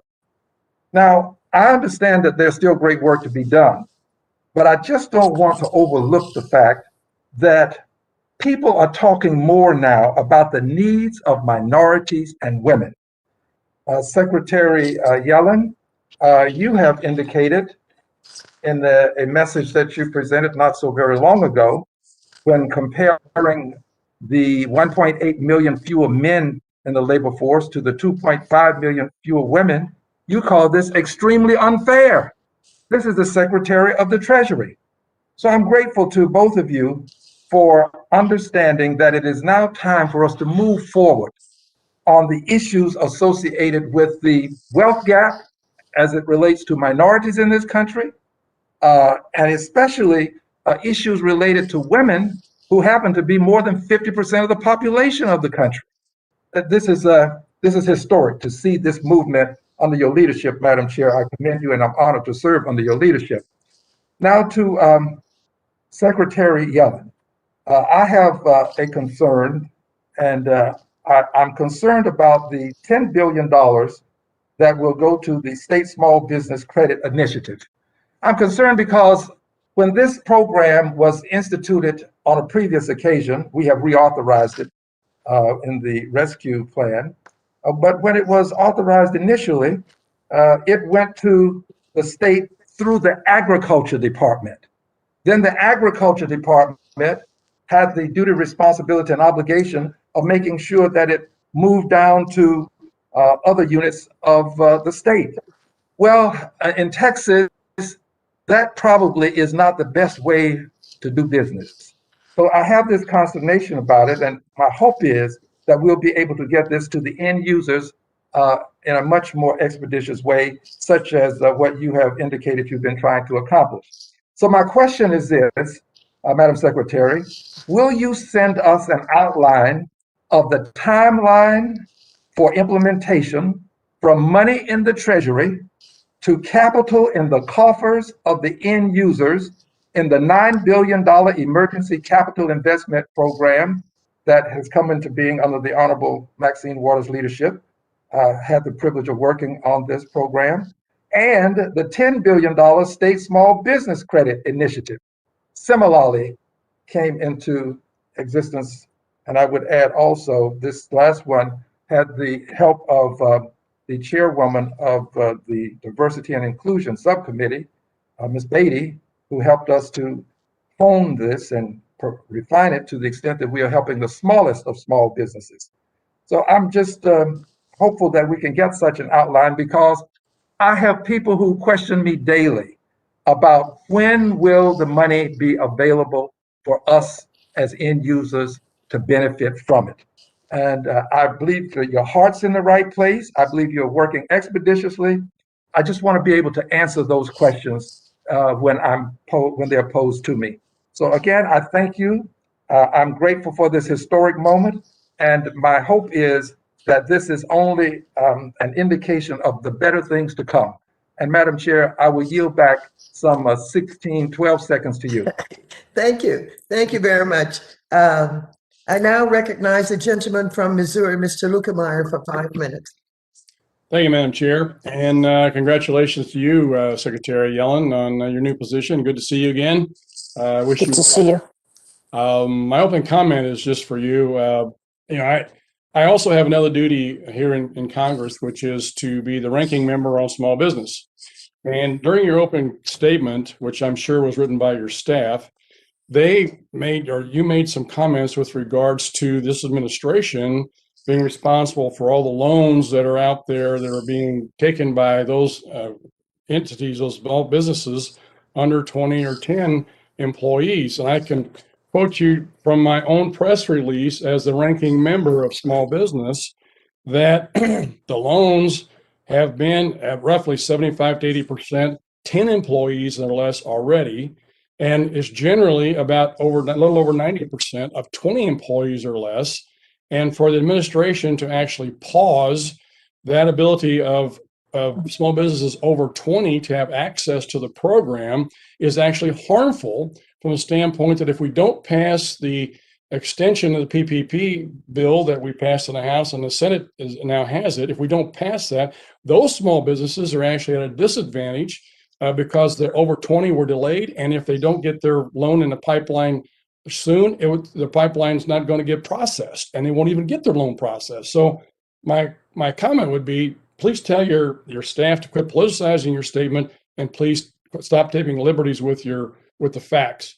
Mr. Powell, we're halfway through the 2-year cycle now on CECL and the capital delay, which will end in 2022 and begin the phase-in of deferred impacts on the capital. We've now had nearly 4 quarters of CECL data available and have banking agencies reviewing the data. Can you tell us what the Fed's review of that data is, and if you would consider a more permanent calibration or revision to the current approach?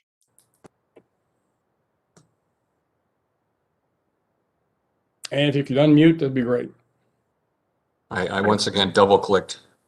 So we're continuing to look at CECL, and we honestly don't have anything for you on that data. I will get a look at it quickly and come back to you. Okay, that'd be great, because I think having deferred it is something that you agreed to up front last year in the process. It was something that I think you probably agreed to again this time, and I think it's something we certainly need to review for sure, if not get rid of altogether. If a delay is something that we all believe was in the best interest of everybody affected by it.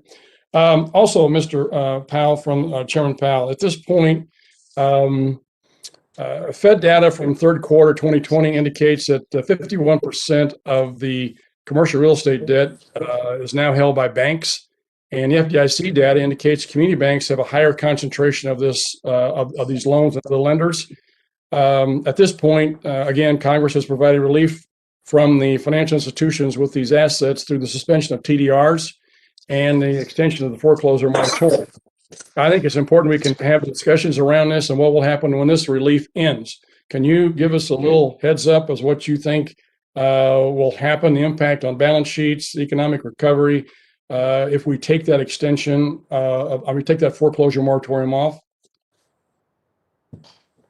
I will look into that for you. Sorry. I apologize for my voice. I've got really bad allergies today, so it's that time of year.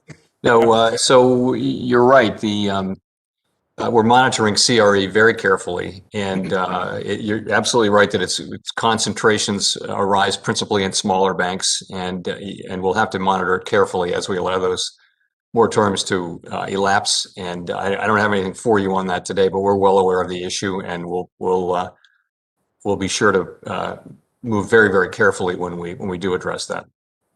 Well, as you know, I'm very concerned about this situation, because as we saw in 08 and 09, when we went in and very punitively shut down entire industries, especially in the community and commercial real estate and real estate development areas, it had a really, really devastating effect on not only local economies, but the economy as a whole.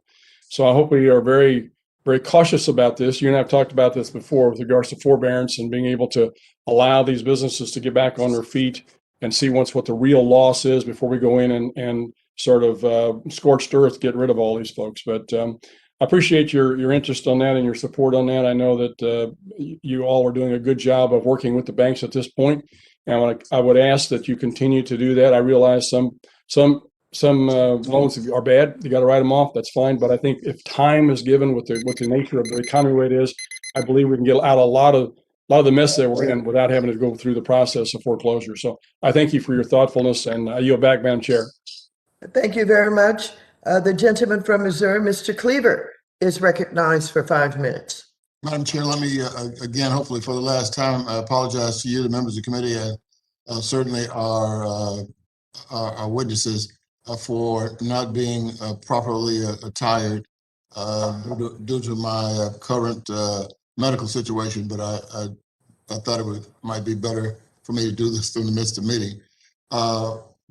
If I can, Madam Secretary, I was here, and probably everybody, at least on the Democratic side who's spoken so far, was here, and many of and I think probably, all of the Republicans as well, were on the committee when the tax cuts were approved, the Tax Cuts and Jobs Act, I think it was called, and it temporarily organized or authorized what was called the opportunity zones, and I became somewhat excited about it. Didn't matter whether it was designed by Republicans, Democrats, or Tampa Bay Buccaneers. I thought it was maybe that's going too far, but opportunity zones, the incentives were designed to encourage private investment in the economically distressed areas around the country. And I have become concerned, even though I had great enthusiasm for this program, that the larger promise of this organization has not been realized. I thought, I believed, I hoped that we would have affordable housing, community-oriented amenities like grocery stores, drugstores like CVS, would improve the quality of life in these low-income areas. But that my dream remains unrealized. Now, today, Chairman Green and I sent a letter, and let me say also parenthetically that Opportunity Zones is in Ways and Means, and I'm respecting that, except that there are some parts of this, especially as it relates to affordable housing, where opportunity zones could be extremely important. So here we are. I mean, we've seen some things to happen that I think are extremely unfortunate, and they bode poorly for what we can do in the future. And one of those things, Madam Secretary, is that we have seen, for example, in the Brookings Institution talked about in one of their reports, in some of the states had picked opportunity zones covering college campuses located in census tracts where over 90% of the residents are students. And I'm all for students, but I don't believe the program was designed, as I recall and read the initial proposal, for colleges. It was designed for distressed communities. At any rate, I'm talking too long, but I want to make sure that you understand the concerns we have. And in the remaining time, could you talk about what economics says about the benefits, if we have this program maybe tweaked or redesigned in some ways so that the incentives actually help people in what we thought were going to be zones? I think it's critically important to increase opportunities for, to provide affordable housing, especially for low income and historically marginalized families, and opportunity zones appropriately structured could contribute to that. There are a number of other tools that we have that can contribute to affordable housing goals. The low-income housing tax credit, I think, is important in serving that purpose. The Capital Magnet Fund can also serve to facilitate investment in affordable housing construction. This is a top priority for the Biden administration. We're certainly open to exploring opportunities at Treasury and across the government to address the affordable housing shortage. We're operating at Treasury the CDFI fund and the programs that will invest in CDFIs and minority depository institutions, and I think they can make a contribution. But we have a variety of programs and would look forward to working with you to see how we can use them to address this problem. Thank you, Gentleman's Madam time Secretary. has expired. Thank you. The gentleman from Michigan, Mr. Huizinga, is recognized for 5 minutes. Thank you, Madam Chair. And I'm going to be trying to move through a couple of quick things, but Secretary Yellen, one, congratulations on your new position. And I look forward to continuing to work with you. But I have to read you part of an email I received from a CPA, constituent of mine. And this echoes what Mr. Sherman had to say. He says, extending the filing date of the 2020 tax returns was not an option. It was a necessity because of all the stuff being thrown at us this year. Making changes to the 2020 income tax rules in March, ? Really? ? It's going to take software developers 2 weeks at least to get this into the software correctly. Can you even imagine the amount of incorrect correspondence the IRS system is going to create as a result of this, and how much we are going to have to deal with straightening this out for them, because they also can't get their systems changed correctly that quickly. It's going to be a mess this summer for sure. Extending the 2020 deadline by 30 days is minimal. It should have been till June 15, as the AICPA and the Ways and Means Committee recommended, but we can deal with that. Having the first quarter 21 estimated payment due on April 15 after extending the tax filing date to May 15 is the most ridiculous thing I have ever heard. How do you think we determine what those estimates should be? Through the completion of the prior year return, to have the first quarter estimate due on April 15 without knowing where the prior return ended up is ridiculous. They should have just kept the filing date at April 15. So one, I want to know if you are aware of this problem, and two, whether you are committed to actually trying to straighten that out and move that date to make it workable. Sorry. I believe the logic of moving the one date but not the date for estimated taxes is based on the idea that it's mainly high-income taxpayers who file estimated taxes, and that they're able to file by April 15th. Whereas, so let me just stop you right there. As a former realtor and independent contractor coming out of college, I was not a high income earner, but I paid quarterly taxes. I paid quarterly estimates. And there's all kinds of people like that who are small business owners, and they're in the middle of trying to keep their restaurant open, much, I might add, like Marlena, who is a restaurant owner, immigrant restaurant owner, who is in jail right now because she violated the Michigan Health Department's order to shut her restaurant down because she was trying to save her business. But we've got a lot of those folks that need to understand what their tax liability is before they are going out and sometimes having to borrow cash to make that first estimate payment, especially those that are in seasonal work, such as construction, landscaping, those kinds of things. So I don't want to take any more time on that. I do want to have that conversation with you and your staff offline. Mr. Powell, materiality. I want to touch on that. And the Fed's involvement in the network for greening of the financial system. You have a rather interesting quote saying, regardless of the nature of any future engagement with them, we'll continue to set supervisory and regulatory expectations basically as normal. So one, that begs the question, why the involvement in that? And two, materiality. Doesn't it need to be definable as well as quantitative? So Very quickly. what the NGFS really is regulators, supervisors from countries around the world who are trying to understand together what are best practices. I know what it is. I know what it is. What I need to know in this short amount of time is about the materiality. When nobody can define it or come to an agreement on it, how can it be measured and be quantitative? Well, we're not trying to measure or quantify something right now. We're trying to understand at a high level what is the nature of the risks that will affect banks over time from climate change.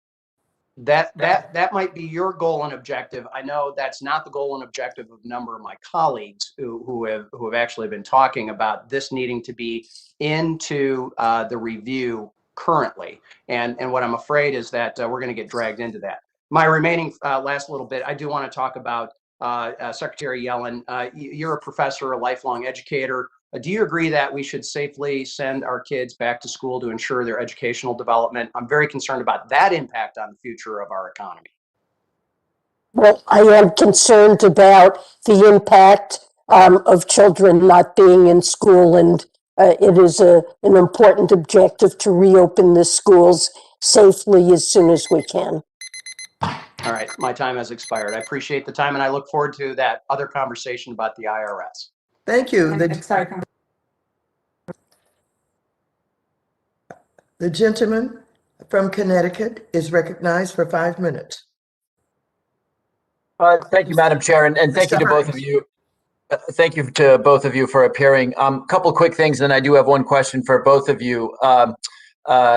Chairman Powell, I saw with great interest your comments on a cryptocurrency out of the Fed. You said we would not proceed without support from Congress and urged great care and transparency. I appreciate that. I think my subcommittee would probably have jurisdiction over that in some combination with Mr. Sherman's subcommittee. So I just wanted to tip my hat to that sentiment. I think we should work together. There's quite a bit of education, I think, to be done with the United States Congress on that very important topic. Secretary Yellen, thank you for all the work that you and your people have done. I would be remiss if I didn't urge you to be particularly quick on the rollout of the rules for the Restaurant Revitalization Fund. That obviously is a sector that has been brutally hit in the last year or so. So we're hoping that those funds become available quickly. In my remaining 4 minutes, I have one question for both of you that I'd like to offer. It's undeniable that everywhere we look today, we see the effects of the very substantial liquidity in the system. And by the way, it's gratifying to see monetary and fiscal policy working in tandem. This was not true when I was a freshman in 2009, when the fiscal policy was working against the monetary policy for recovery. It's very gratifying to see that. But again, everywhere we look, we see the effects of a flood of liquidity in the system. That, of course, is in equity market prices, which have had a remarkable run, the high yield market, which is now yielding something like 4%. Everybody and their brother has a SPAC, real estate prices very, growing around the country. So my question for both of you, and let me ask you each to take 1.5 minutes to 2 minutes. We learned in 2008 that trees do not grow to the sky. So I wonder if you each would just take 90 seconds to tell us what you see as the near to medium term risks associated with the inevitable contraction, though we may not know when it comes, of liquidity in the system. Let me start with the Treasury Secretary for a response, and then go to the chairman.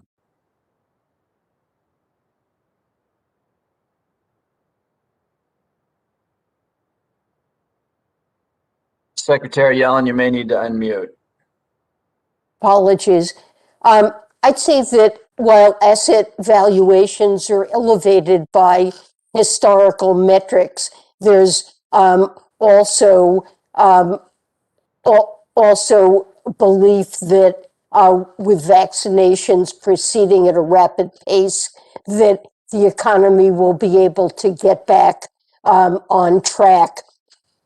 I think in an environment where asset prices are high, that what's important is for regulators to make sure that the financial sector is resilient, and to make sure that markets work well, and that financial institutions are appropriately managing their risks. Chairman Powell, that's a pretty good segue. Over to you. So monetary policy is highly accommodative right now. That is appropriate given how far we are from our employment goal and our inflation goal, for that matter.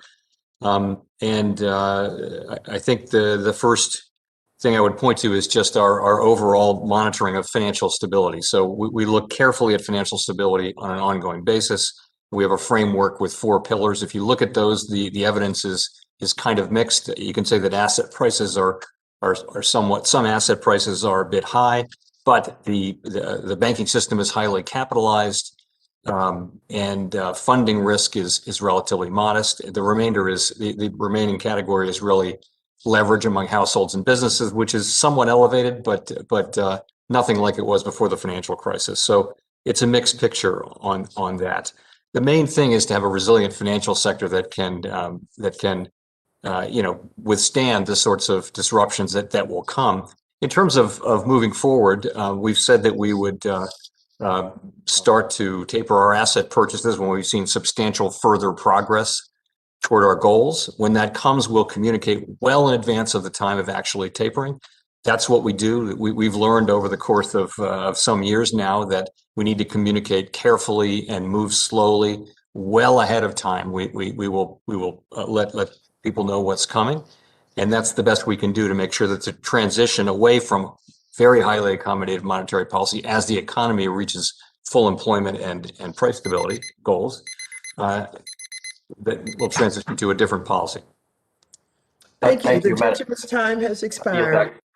The gentleman from Kentucky, Mr. Barr, is recognized for 5 minutes. Thank you, Madam Chairman. And Secretary Yellen, you have created a team within Treasury to focus on climate change. You are also the chair of the Financial Stability Oversight Council, which is charged with identifying systemic risk to the financial system. I certainly understand that changes to weather patterns could pose risk to individual credits or insurance policyholders, but linking hypothetical climate scenarios to risk to the entire financial system seems to me highly speculative. And on the flip side, I worry that injecting ill-defined climate scenarios into financial regulation and supervision creates the immediate and very real risk of driving investment and credit allocation away from job-producing industries like fossil energy, an industry that still provides 80% of total energy consumed in the United States and remains the most affordable and reliable source of energy to the American economy. Are you incorporating this real risk into your assessments around climate? And how do you plan to account for the disruptions in the labor market, the very significant disruptions to the labor market from lost energy jobs? And what about increasing energy prices and decreasing reliability for consumers? Is that something FSOC will look at in addition to, in the context of your climate czar? And you need to unmute. I believe that FSOC can play a role in arranging discussions among financial regulators, all of whom have responsibilities for assessing risks from climate change to the financial institutions that they supervise and regulate, to coordinate a system-wide response using the best available tools. I think FSOC can facilitate identification of data and information, including high-quality financial disclosures that are needed to understand climate risks, and make sure that climate risks are addressed fully in light of these assessments. I don't see FSOC as playing a role in telling financial institutions what kind of lending they can do, but information is important. Thank you. And if just reclaiming my time, I would just encourage Treasury to consider the role that shifting consumption away from fossil energy towards renewables, despite the market's continued demand for fossil, that the impact that could have on the economy as well, and systemic risk, as opposed to just looking at hypothetical climate scenarios. Broadband, Madam Secretary, the pandemic has been especially hard for rural families who don't have broadband connection in my home state of Kentucky. And I'm glad that the American Rescue Plan allows for necessary investments in broadband. But one of the ongoing problems we've had is that funding on broadband infrastructure often goes to areas that already have broadband, and the dollars never get to underserved areas like in my district. I was disappointed that this committee, in the markup of the American Rescue Plan, rejected my amendment to dedicate funds to rural areas for broadband. Will you commit Treasury to using its authority to see that in the American Rescue Plan, broadband is spent first and foremost in underserved rural areas? Well, we need to distribute the funds to states, localities, territories, and the like, based on the requirements that are in the ARP. And using the funds for broadband or water or sewer for the state and local funding is certainly a permitted use. But we're going to give flexibility to the recipients of these funds as to precisely how they deploy them, consistent with the requirements of the Act. Thank you. And I look forward to working with you and Treasury on that. I appreciate that. I think we can work together on that. Final question. With the multi-trillion-dollar deficit spending bill just passed, the promise of an additional $3 trillion in spending by this administration on top of the $4 trillion in borrowing because of COVID last year, does the Treasury or the Fed or both of you intend to lengthen the maturity of government debt before interest rates rise? Treasury has been looking at this question and has no current plans to do that. The gentleman's time has expired. The gentleman from Illinois, Mr. Foster, is recognized for 5 minutes. Thank you, Madam Chair. Secretary Yellen, Chair Powell, I'd like to probe a little bit deeper on central bank digital currencies, and in particular, the need for a secure digital ID for participants. I believe that both of you are on the record as acknowledging that an anonymous, untraceable digital dollar is not a viable option for our country or the free world because its ability to be abused for money laundering, terrorism financing, ransomware, and so on.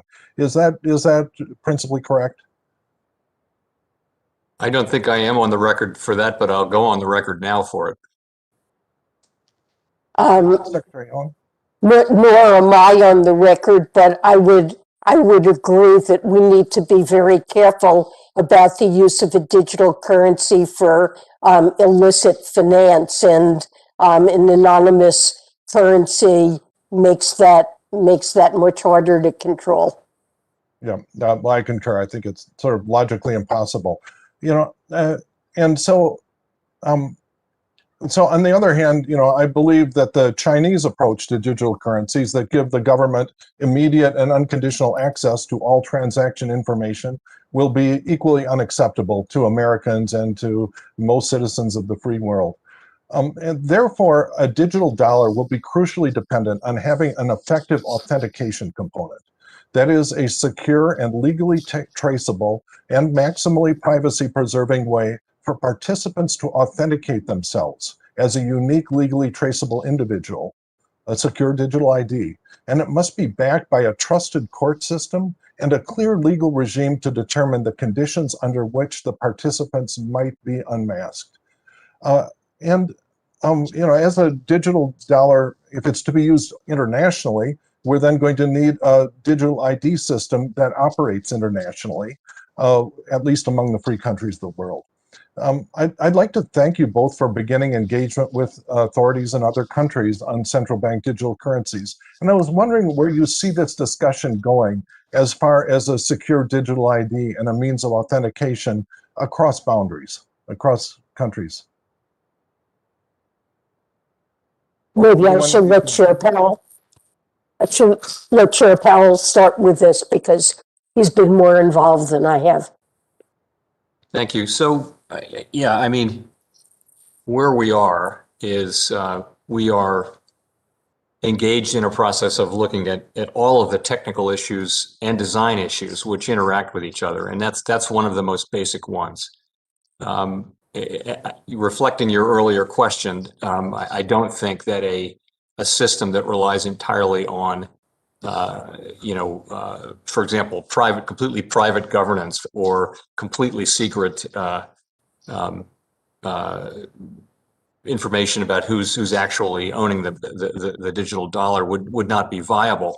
And the lack of privacy in the Chinese system is just not something we could do here. At the same time, so there's got to be a balance, and it does call for using the two-tiered system in some way, so that there's a wallet outside of the central bank, and transfers can take place there, and that there are appropriate protections. We're only beginning to think carefully about these things, and it's going to be a careful, detailed, and probably lengthy process of consideration.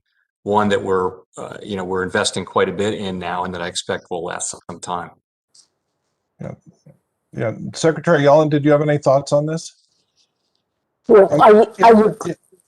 The issue of a secure digital ID is very much in your court, having to do with one of the things the coronavirus laid bare is the lack of simply a list of citizens of the U.S. and then our ability to rapidly distribute funds, particularly to the underbanked. A high quality and universal digital ID in the U.S. would have made that immeasurably easier, as well as everything from vaccine certificates or you name it. And so this has been, it's an ongoing discussion on many fronts. And there are also specific proposals. I believe you've had letters urging both of you to look into this in more detail. And so I was just wondering what the state, just as simply as a means for citizens to receive payments, Fed accounts, each one of us has already an account with the federal government, the IRS at least. And I was wondering how you saw this part of the conversation going. I think it's something that's worth exploring. I've not done so, but we would be glad to have further conversations with you about how something like this could work. There's certainly a problem, as you've mentioned. The gentleman's time has expired. The gentleman from Texas, Mr. Williams, recognized for 5 minutes. Thank you, Madam Chairman, and thank you, Madam Secretary and Chairman Powell, for being with us. The Biden administration tax plans are becoming clearer each day, and from what we've learned so far, the president was not really telling the truth when he told voters that anyone earning less than $400,000 would not have a penny raise in taxes. Now, this number has been reduced to anyone making $200,000 a year, and a significantly greater number of families can expect the government to take more of their hard-earned paychecks as Democrats can fund their progressive priorities. In addition to individual tax rates going up, the corporate tax rates also expected to be raised, and we will no longer have one of the most competitive tax rates in the world. This will stifle business investments, prevent employers from hiring more people, and reduce capital struggling businesses that will need to make the necessary changes to accommodate the new normal after COVID-19. So, Chairman Powell, can you talk about the correlation between business investment and productivity gains, and how increasing productivity benefits workers and the overall economy? Sure. I mean, really the way living standards rise over time is through increasing productivity, more output per hour. Without that, incomes can't sustainably rise. And that is significantly connected to investment in human capital, and also in advancing technology. Okay, thank you. Okay. At the beginning of 2020, Congress updated the Bank Secrecy Act and made some of the largest changes to our anti-money laundering laws in decades. When this legislation was signed into law, there were some concerns coming from the business community about the impact this will have on small businesses in the form of additional regulatory costs. As a small business person, I can tell you that's a burden that we do not look forward to. And as you start putting out guidance and implementing the law, I hope you will be mindful of this and do all you can to ensure businesses will not be stuck with significant new expense. So, Secretary Yellen, can you give us a status update on Treasury and FinCEN's work in implementing the Anti-Money Laundering Act of 2020? Sorry. Yes. timely and effective implementation of the Anti-Money Laundering Act of 2020 is the top priority at FinCEN. Our efforts are well underway, and several of the provisions of the Act that involve FinCEN looking at innovation, regulatory reform, and the like, we're actively engaged in.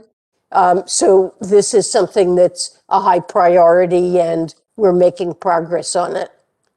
Okay, thank you. Chairman Powell, in the past, we have talked about the workforce participation rate and how we need to get people off the sidelines and contributing to our economy. In other words, just put them to work. In your testimony, you note that this figure is still notably lower than it was before the pandemic, and yet the COVID-19 bill recently extended the enhanced unemployment benefits until September. Now, I have consistently expressed my concerns about how this policy will be detrimental to our economic recovery and make it more lucrative to frankly live off these overly generous government programs than go out and find a job. So Chairman Powell, given the enhanced unemployment benefits are now law, how should we be incentivizing people to get off the sidelines and back in the workforce and make a good living for their families?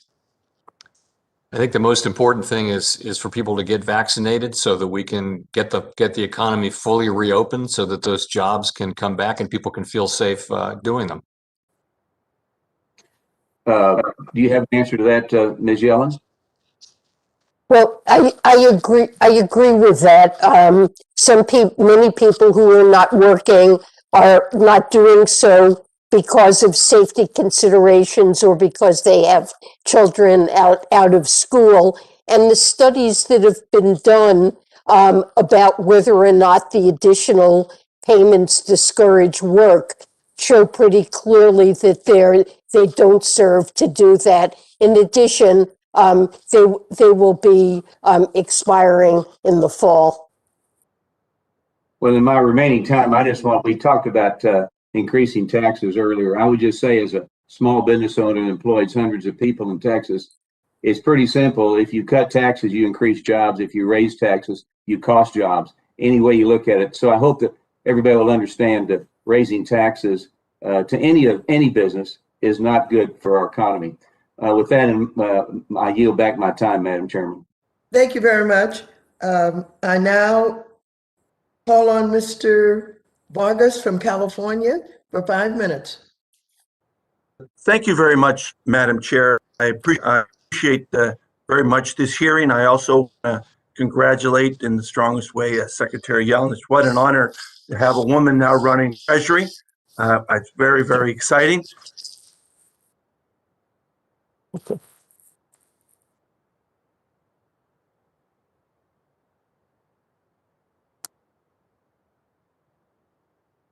Scolds about deficit spending when we Democrats are in power. They don't seem to remember that when they are, especially their 1.9 trillion giveaway to the wealthiest American tax giveaway. It's probably even more now because the wealthy have made so much money during this pandemic.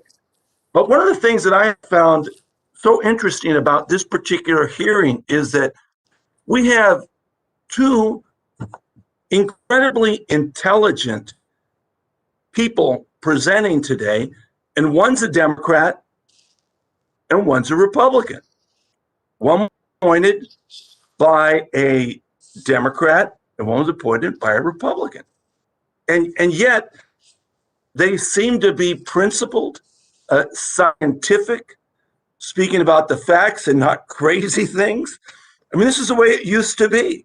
And so I appreciate it very, very much. And again, can't tell you how much I have enjoyed listening to this intelligent conversation. I'm sure that the secretary and the chairman have differences of opinions, as they should, but it would be done on a factual basis, and it would be done, I think, intelligently and scientifically. So in that spirit, I do want to ask about climate change. It seems that both of you have the notion that climate change could be a big deal and is, and you're studying. So what are the long-term investments that we need to be looking at with respect to climate change in our economy? And either one can go first. Well, I'd start off by saying that climate change poses very severe risks to the well-being of humanity, and it's a global problem that demands a global solution. So while we need to address climate change at home, we also need to work globally to help other countries, particularly poorer countries, have the resources to address it as well. It is a top priority of the Biden administration. President Biden has released a detailed plan to combat climate change. We've rejoined the Paris Agreement. We intend to put forward a proposal to invest in sustainable infrastructure and to create new green jobs in the process. We've talked earlier in this hearing about evaluating the risks to businesses and to financial institutions from climate change, which the financial regulators are doing, and I hope to facilitate through FSOC, a sharing of information on best practices. We need to focus on information and disclosure of information about the risks to companies that investors need to channel their capital to in the right directions. Mr. Chairman, so what about those risks to businesses and financial institutions? Mr. Chairman. So we see this through a different lens appropriately from the Treasury Department, and that really is the lens of our existing mandate. We supervise banks and some other institutions to assure that they're understand and are managing the risks that they're running in their business. And we don't have a new mandate. That's what we do. And climate change is an emerging risk. So we're looking at it carefully. We actually are just in the very early stages of considering stress scenarios, and that's what others are doing too. It's an emerging idea. It's not actually something that people are conducting now, but we're doing that and many other things to get a basic understanding of how the financial system can be resilient against what may be very significant emerging risks over time. Well, thank you. Yesterday in the Foreign Affairs Committee, we talked to David Beasley, the World Food Program. Climate change was such a big deal there, to famine and to other problems internationally. So again, I'm very thankful that you're working together and that you're scientific. Thank you. Yes. Thank you very much. Mr. Hill, the gentleman from Arkansas, is recognized for 5 minutes. Well, thank you, Madam Chair, and let me welcome my good friend Jay Powell back to the committee for this oversight hearing. And what a pleasure to say, Madam Secretary, and welcome Janet Yellen back to the committee and your new role as our Treasury Secretary. It's a pleasure to have you both here. Thank you. Secretary Yellen, China, Russia, Iran, Syria, Venezuela, and Myanmar are all subject to Treasury's OFAC sanctions programs. Secretary of State Blinken said last week China is committing genocide. And President Biden recently called Vladimir Putin a killer. With Chairman Waters' strong support, now Treasury is considering sending billions of dollars to these dictatorships through the IMF's special drawing rights allocation. Wouldn't you agree that no strings attached liquidity for a genocidal regime like China runs counter to our national interest? Well, I believe that our national interest involves augmenting the reserves of countries that need it, so that at this very difficult time, we don't pressure countries to take contractionary, deflationary actions that would make recovery more difficult. And it's especially important to channel resources to the world's poorest countries. that Well, are having a Madam great Secretary, deal of. Madam Secretary, I agree completely. And of course, David Malpass has made available $160 billion of concessional loans to the World Bank and the IMF, billions of dollars to those neediest countries through its facilities for some 80 countries. So I think we share that goal. But could you at least certify for us today that China won't receive billions of dollars in this no strings attached liquidity through the SDR allocation? Well, the funds are allocated in accordance with the quotas that each country has at the IMF in an unconditional way. And so China will be, if this allocation goes through, will receive resources. China is expected to use some of these resources, I believe, to, along with other countries, recycle their SDRs to some of the poorest countries through the Poverty Reduction and Growth Trust, and to provide relief to countries that have outstanding borrowing from China. So I think that China is likely to use SDR resources in ways that will be beneficial to Madam countries Secretary, around the world. thank you for that. I hope that's the case. I'll believe it perhaps when I see it. I hope that's an important part of this discussion of limiting their access. Would you in turn also ensure that third world countries that have been penalized by non-transparent predatory lending from the One Belt, One Road process from China's largest creditor will not be paid with SDR allocations from those poor countries? Can you certify that for us today? We do want to make sure that SDR allocations are used to release poverty and address real needs. And we'll work with them and with China to ensure that they don't go to repaying loans from the Belt and Road Initiative. And China, turning to Russia, of course, as I noted, President Biden acknowledged last week that Vladimir Putin is a killer. Killers don't deserve a blank check from the IMF, do they? Well, as I said, an SDR allocation goes to members in accordance with their quotas in the IMF. Well, I've argued, and I hope you'll work with us, you're skirting Congress by limiting the SDR allocation to $650 billion that you've discussed with your G7 colleagues, but you're not taking the efforts I think are important for America's national security to limit this hard currency access going to some of the worst regimes in the world. Will you commit to work with Congress to limit this SDR allocation access to Iran, Assad, Venezuela, Russia, China? We are working with the IMF to craft rules that will promote transparency and make it difficult for countries. They need to find willing partners to exchange SDRs, and that requirement will limit the uses for some of the countries that you mentioned. Thank you, Madam Chair, and I yield Time back. has expired. Mr. Gottheimer, the gentleman from New Jersey, is recognized for 5 minutes. Thank you, Madam Chairwoman, and thank you, Chairman Powell and Secretary Yellen for being here today. Secretary Yellen, if I can start with you, the SALT deduction cap jammed through Congress in 2017 tax hike bill raised taxes for majority of the families in my district. All 4 counties and the scores of middle-class families I represent had an average SALT claim above the $10,000 cap.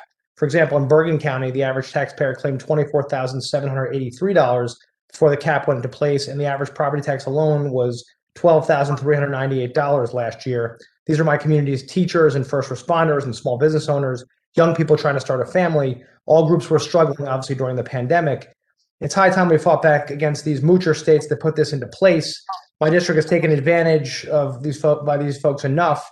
Our taxes need to be cut, not raised, as we recover from COVID-19, and removing the SALT cap has broad bipartisan support. Will the administration support eliminating the SALT cap and fully reinstating the deduction, ending this misguided policy of double taxation on my constituents? Well, I do think that the salt cap is a feature of TCJA that resulted in very disparate treatment. There are a lot of options that have been presented, and I would work with you to try to ensure that the inequities that this caused are remedied in a fair and responsible way. As you mentioned, there's a bipartisan proposal to repeal the cap. President Biden discussed a proposal that would cap itemized deductions at 28%. The caps could be increased. So I think we need to study just what impact it's had and look forward to working with you to find a fair way to address it. Thank you, Madam Secretary, and I really look forward to working with you too on that. If I just one other item, given the number of rural locations throughout the country, including in my district, that still don't have true broadband connectivity, I believe the Treasury should make sure any American Rescue Plan Act broadband infrastructure dollars are targeted to truly underserved areas, right, to avoid overbuilding. For example, according to a recent survey by the census, only 69% of residents in White Township in my district had broadband connectivity. So even in northern New Jersey, there's lots of places that don't have connectivity or very limited connectivity. I was wondering, based on the legislation that was just signed into law, will you commit Treasury to using the authority Congress gave it to see that broadband funding is spent first and foremost on underserved areas and avoid overbuilding? I'm not sure that we have the ability under the law to impose that kind of restriction, but I will look at it. And I'd also mention that the ARP contains a coronavirus capital projects fund.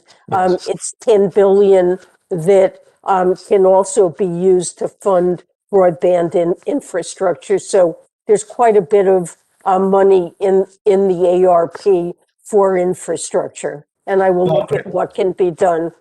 I was thrilled about that. Obviously, something I fought hard for, the $10 billion fund for broadband. And I think the way it's written, the Treasury has latitude here, and I'd love to talk to you about that further to make sure that it goes to places that don't have broadband connectivity now, so we don't overbuild, which has been a mistake in the past, as you know, and try to avoid that. Last question in my minute left here, and it's okay with you, Madam Secretary. The New York Times this week published an article stating that more than $600 billion of income goes unreported yearly to the IRS.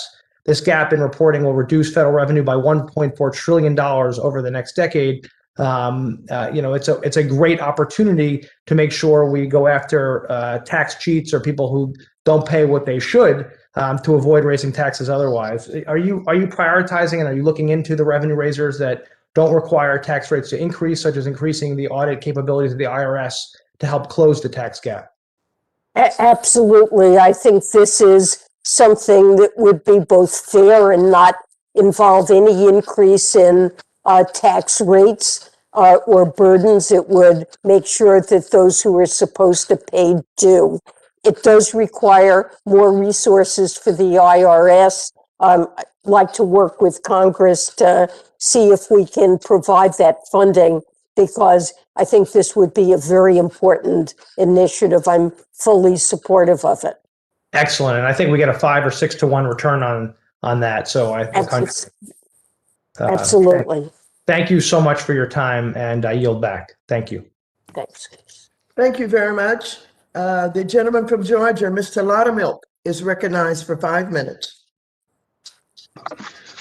Thank you, Madam Chair, and appreciate the panelists being with us today. First question is, the majority and the administration recently enacted a massive $2 trillion stimulus bill, which they said was necessary because we're in an economic crisis. But now all of a sudden, the administration thinks the economy is strong enough to withstand a major tax increase, the first in 30 years, and during the middle of a pandemic. The notion that the economy is in crisis and the notion that the economy is strong cannot both be true at the same time. So, Secretary Yellen, can you tell us which is it? Is it strong or is it in crisis? Well, right now it's in crisis due to the pandemic and the rescue package should provide the funding that's needed to address the pandemic and to relieve the suffering that it's caused getting people to the other side of it. It's been deficit funded. There haven't been tax increases to finance it. But once the economy is strong again, we're beyond the pandemic. President Biden is likely to propose that we engage in long-term plans to address longstanding investment shortfalls in our economy, in infrastructure and investments to address climate risk, investments in people, investments in R&D and manufacturing, and these will make our economy more productive, raise wages, create good jobs. It is necessary to pay for them. This would be spending over a 10-year horizon and would require some additional funding. He's been clear about the tax proposals that he would consider. One of those would be an increase in the corporate income tax rate back to 28%, coupled with reform of the GILTI to reduce the incentives of American companies to move their activities abroad to offshore activities. And we're actively engaged in OECD negotiations that would make it possible to do that without negatively impacting the competitive positions of American businesses. We've had a global race to the bottom in corporate taxation, and we hope to put an end to that. And in that context, to collect more than the 1% of GDP corporate tax revenue that we now collect, which is very low and among the lowest of developed countries. Well, and Madam Secretary, that was a lot of explanation there, but it sounds like all of that is preferenced or is on the idea that the economy has been in crisis, and I and several others beg to differ on that case, even during the pandemic. But economists, and even Chairman Powell were projecting up to 6% growth in 2021 before the bill was even signed into law. And the economists also believe the package is 6.5 times larger than it needs to be. And I agree with the former Democratic Treasury Secretary, Larry Summers, who said the reconciliation package is the most irresponsible economic policy in 40 years. So I don't think you can say it's in crisis and that our economy is strong. It's kind of speaking out of both sides of our mouth here. And Secretary Yellen.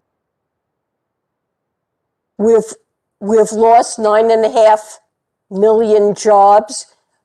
We have an unemployment rate that, if you add in people who have dropped out of the labor force because of the pandemic, is running at probably over 9%. So we have a huge problem of joblessness in our economy. Well, I understand that. Reclaiming my time here, there are many states that are actually seeing more tax revenue this year than they did.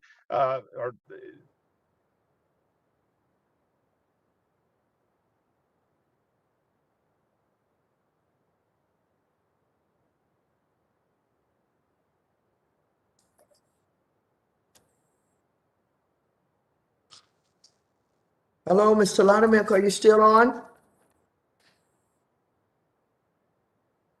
I don't know if there's a technical glitch or if he is muted.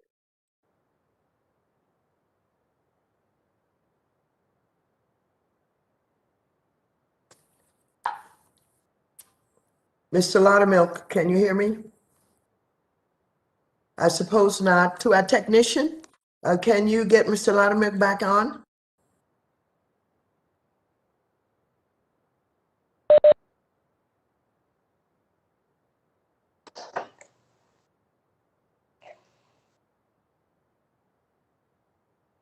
I see that His mouth is moving, but we can't hear him.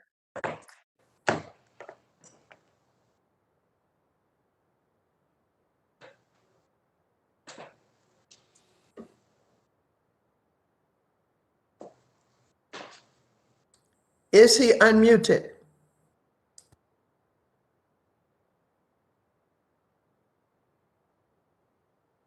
Probably internet.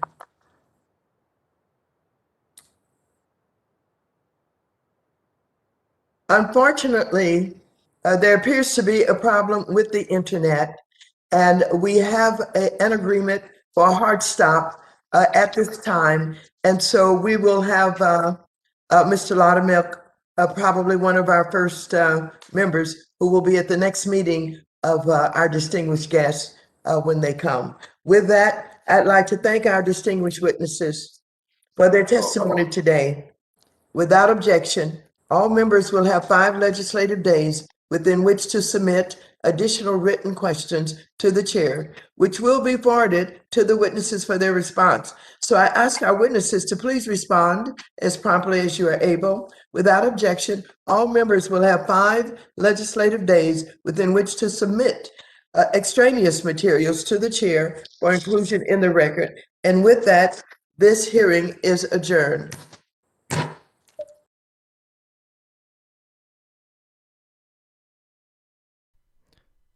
Mr. Powell and Mrs. Yellen. We're back. Did you guys enjoy that? I enjoyed that. Time for push-ups? Nah, push-ups are in like 15 minutes. But it is. But that was fun. I hope you guys enjoyed that. Thank you to my people who were able to just enjoy the stream instead of making like dumbass remarks. I really appreciate you guys. That's why I love being surrounded by all you beautiful people, because you guys can actually listen to this kind of stuff. And we didn't have to clap too many people though, so that's good. It's just some people come in here trying to listen to this, and then I don't know, they just have they can't just keep their comments to themselves. They gotta freaking, I don't know what they gotta do. Maybe they just need attention. I'm not really sure. But I appreciate all my people who are able to just keep it chill. Like, we listen to that stuff to learn and get information. We don't listen to it to sit and shit talk on it because we think they're lying or whatever. Like, if they were lying, I'm pretty sure they wouldn't be taking the time out of their day to run this live stream. But I mean, you can believe whatever you want. I'm just saying, like, they're trying to inform you. They're not trying to deceive you or whatever you think they're trying to do. That doesn't benefit them. Joe Lovan!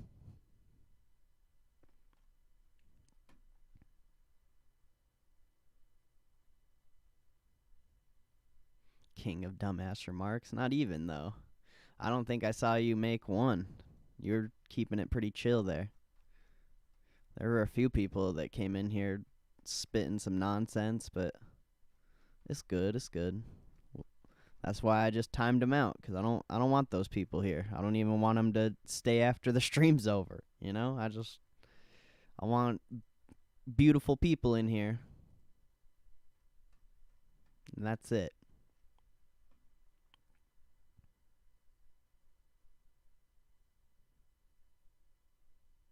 What is that? A spider? That looks weird.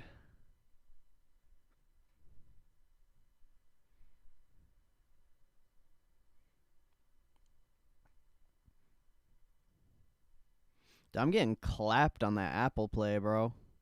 This thing's down $30, and the stock's moved. Like, it went up when I bought it. Like, I don't really understand it. It's not even down that much today. It even hit more highs today. I don't know. Weird play. I'm not really enjoying it thus far. And we're getting destroyed by Boeing right now.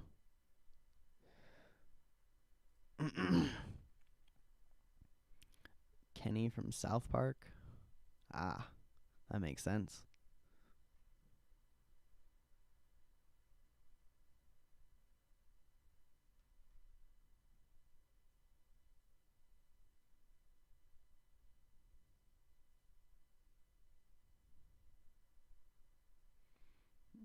Just loaded up on BA calls. I just have a lot of Boeing in the long term. Getting clapped on it.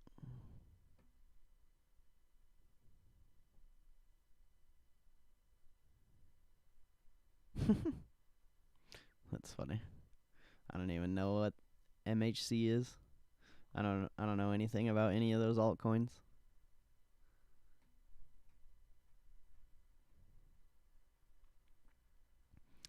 Hopefully it'll bounce. I mean, we'll see.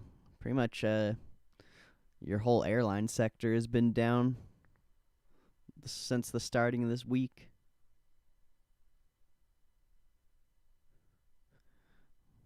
And you just got to be careful trading in this kind of market environment. There's really no movement. And a lot of options are just getting clapped. Like even the Apple play I did, like ever since I bought that play, Apple moved up like $3 in my favor, and I'm fucking down on the play. It's kind of options are being weird right now.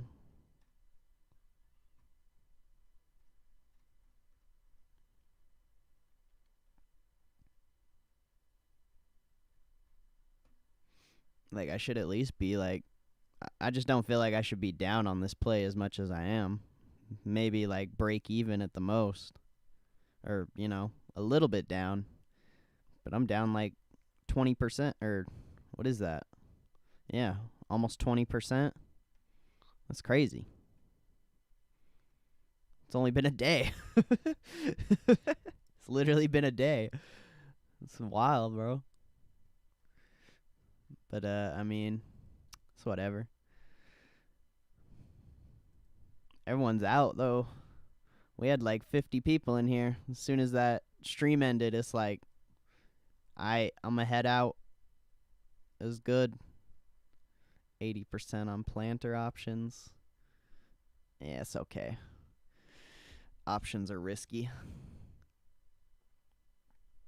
I just find it odd because I literally have like 4 months of time on that contract. Like usually contracts with that much time don't move like this. So I don't know. It just goes to show that the option market doesn't think Apple's going to move. That's all I see it as.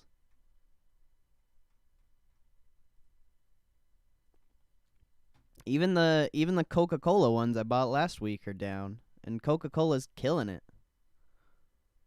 It's weird. Very weird.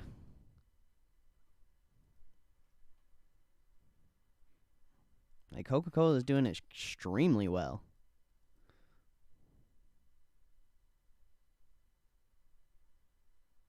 I don't know. I mean, we got a lot of time, but it's odd. Longer term contracts are weird. I should have just bought like yearly or the frickin' 2023s. I feel like those would have been better at this point.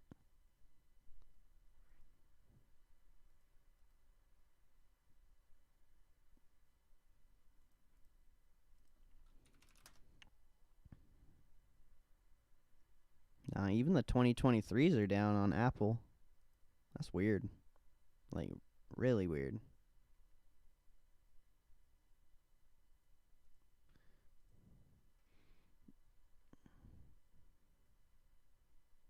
They're not even moving, though. Like, these Apple ones are clapped, bro.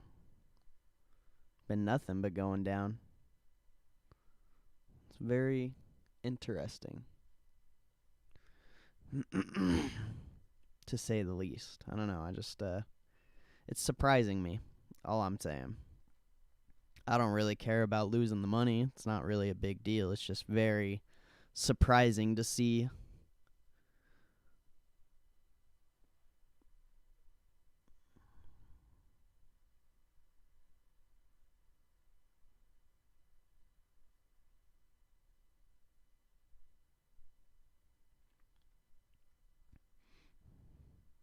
Yeah. I mean, I did buy those longer term apples on a discount. Or not on a discount. I literally said it like right before I bought it that I was paying like a $20 premium, and I mean it played out exactly how I thought it was going to, so I'm not like super surprised, but I don't know, it's weird. It's very weird. Cuz usually I mean Apple was up a lot yesterday. It was up like 3%. So usually when you see a move like that, you would at least see the option hold up in value, not get clapped.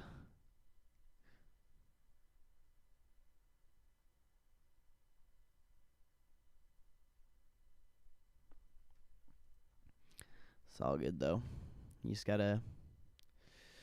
It's just what happens when you play options. You gotta be prepared to get clapped. That's why shares are better. Equity, baby. Equity.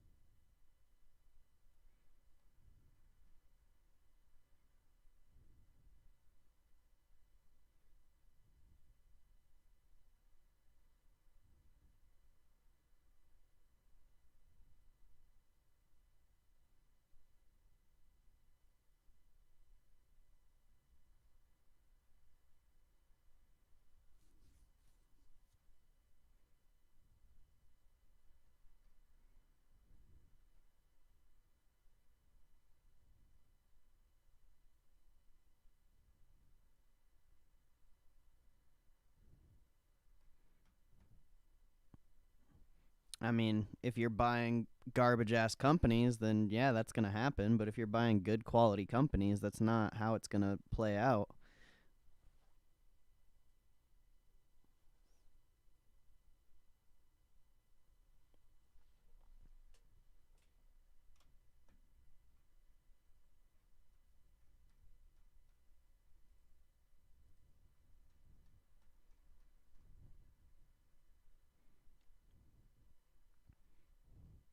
Look at Boeing. Boeing's up a lot. What do you mean? Boeing used to be a $500 stock.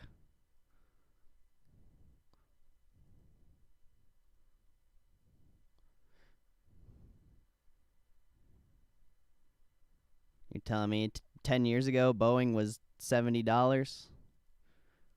20 years ago 30 to 100 range, and you're telling me now it's 242. It was 400 something. Like that's not a good gain over a 20-year period. That's what, a lot.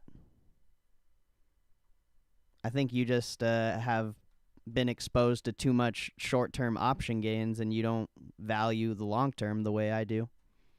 Because I've hit dope-ass option plays too, but I'm going to still hold the long-term.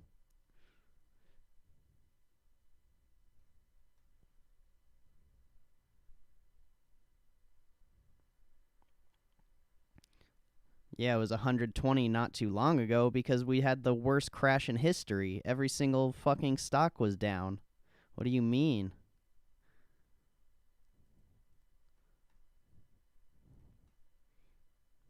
Like that was just, it's an event that happened. Like you can't control that. Boeing still used to be worth $400 even before that. So it's like, if you could have just sold at 400 and took your profit. Not, you can't you can't blame the market because COVID.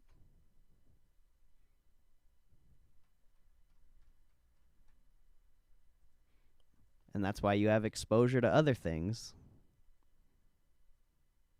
And I mean, Boeing's not even that great of a company. It's decent, but still, like, I don't know. I mean, I'll still be here in 10 years, so we'll see. We'll see in 10 years who's right or wrong. Even if everything's at zero, I'll still be here.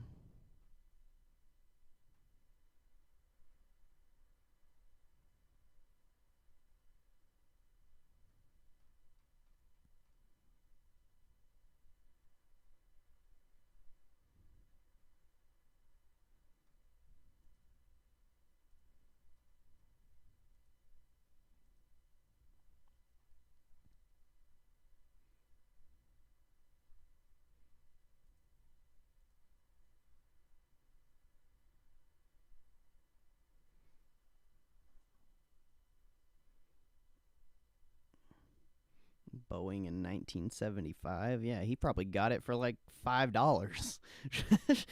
Legit. Like, I can't even go back that far on my chart. I wonder if you can go that far on the Thinkorswim. Let's see.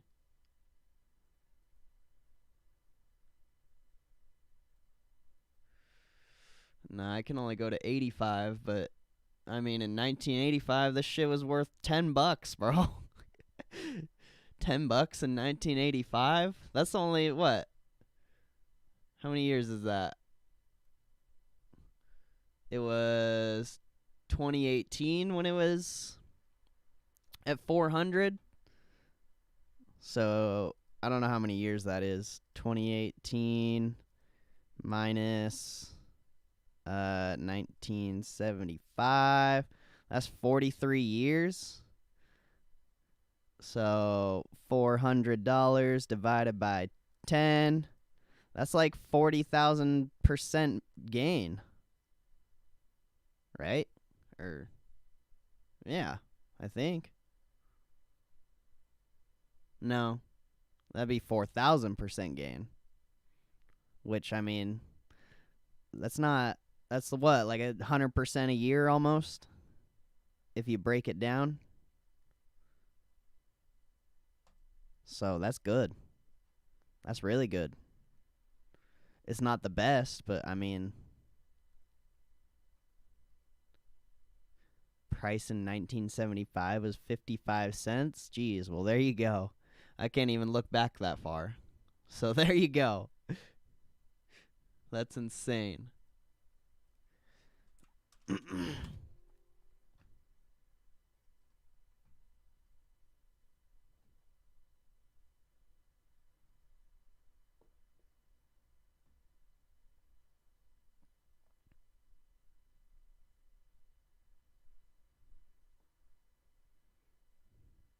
Stock options? If they gave him options for pay, that's ass. I'd be pissed.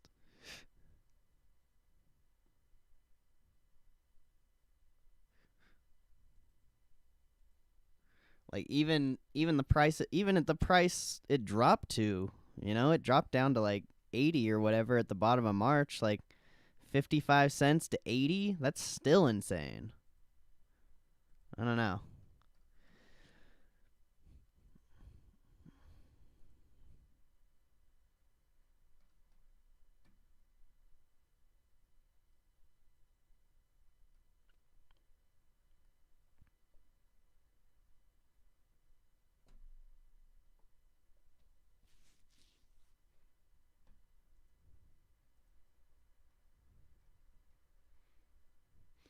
Oh, yeah. And Boeing used to have a dividend. I forgot about that. But they didn't start doing their dividend till like early 2000s, I don't think. Let's see. Yeah, 2005, 2006 when they started paying the dividend.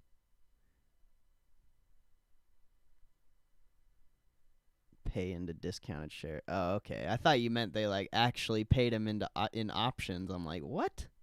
That's insane. But yeah, bro, you get paid in shares. That's fire. I think Home Depot does that as well.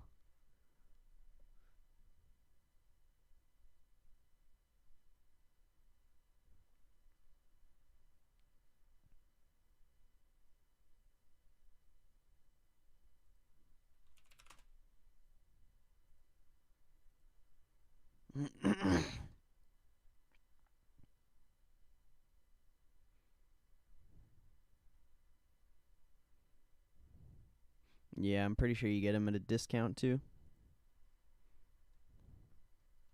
That's dope, bro. Like, the long term's underrated. Honestly.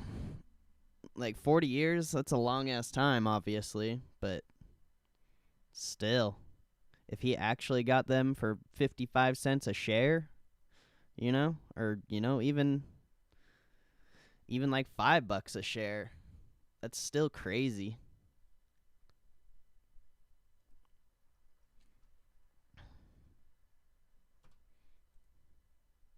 It just sucks because a lot of people have their like retirement money in like 401ks and stuff that they have no control over.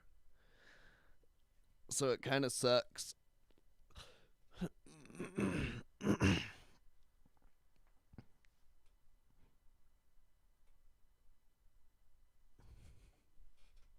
Cuz like if I had like a 401k or something, I'd want full control over it. So cuz I'd be making shares free the whole way up, you know?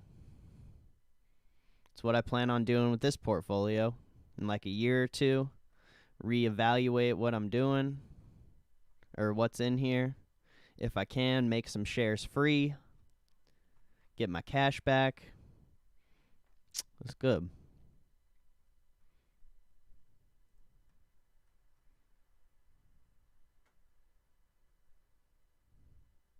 LKCO?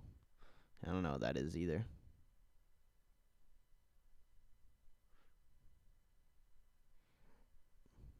Go hunting for a penny stock? I do not.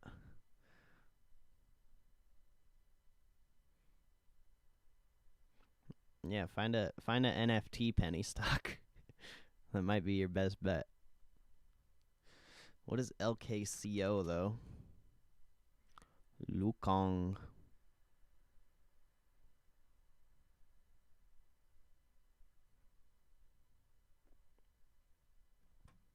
I don't know what this is. UVXY splitting. They're probably gonna do a reverse share split, so they're gonna take like half the float. So I don't know what UVXY's share float is right now. So they have 227 million shares right now. They're most likely gonna do a reverse share split, so you're gonna see this get cut in half or maybe a fourth, depending if they, how much this reverse share split is. I'm assuming they would do like a 2-to-1 reverse share split. So you'll see the amount of shares being traded come down to whatever that is, 227 divided by 2. So it'll come down to 113.5 million shares, and then the stock price will double. So if you have shares in your portfolio, it's gonna cut your position in half. I'm pretty sure. If they're planning on doing that. I never saw anything about that, but I don't really like keep updated on stock splits or share splits or anything like that. But that's all that's what's gonna happen.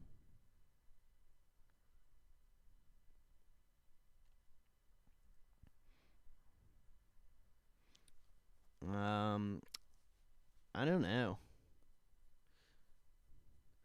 Are they actually doing the share split?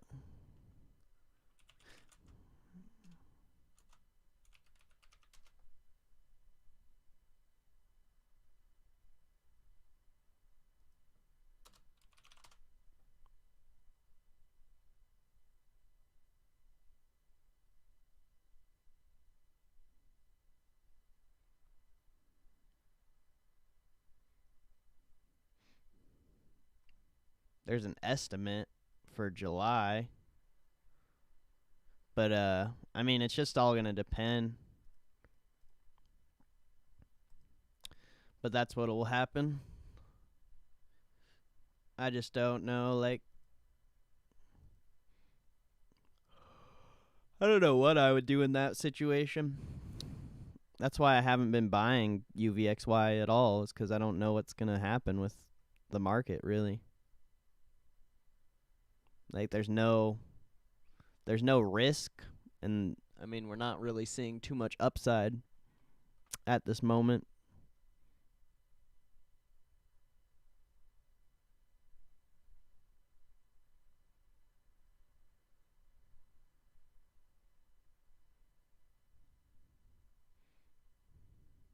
Well, it's just because once it gets down to a low-ass price, like, they're not going to be able to bring the share price back up, because over time those pro shares, the leveraged ETFs, whatever you want to call them, like, they lose value. So once it hits a certain price, it's almost like it's not going to be able to come back up in value, so they have to reverse share split it.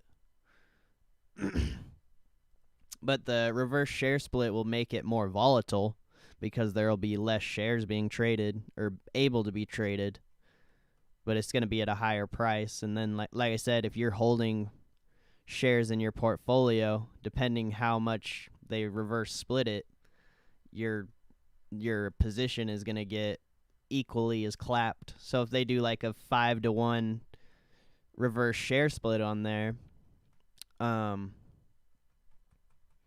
if you have 5 shares, it's just literally going to turn into 1 share, but it's just going to be at a higher price. And it might move more, maybe. It should move more, but you'll only have 1 share. It's just kind of a weird thing. That's why you got to be careful with those pro shares. It's not really something you, like, hold.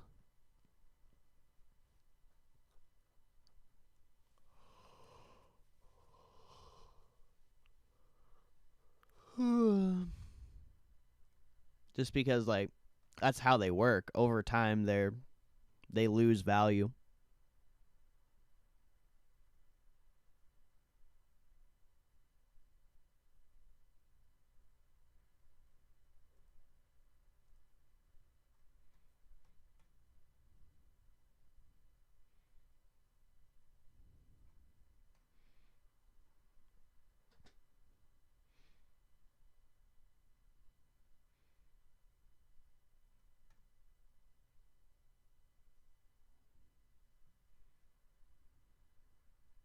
We're going to break the lows of the day.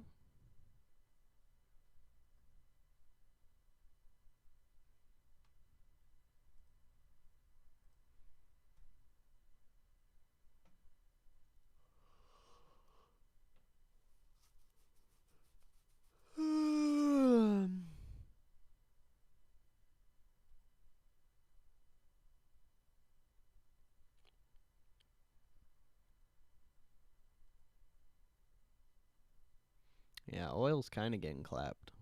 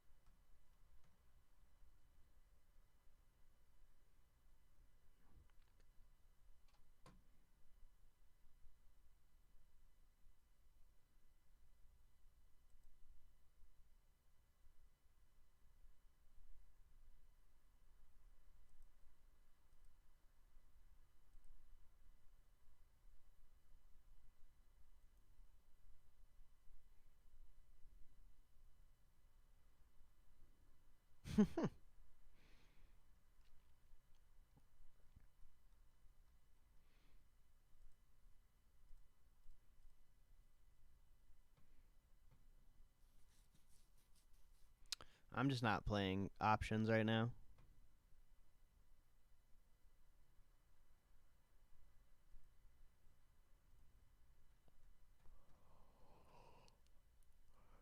Need more volatility.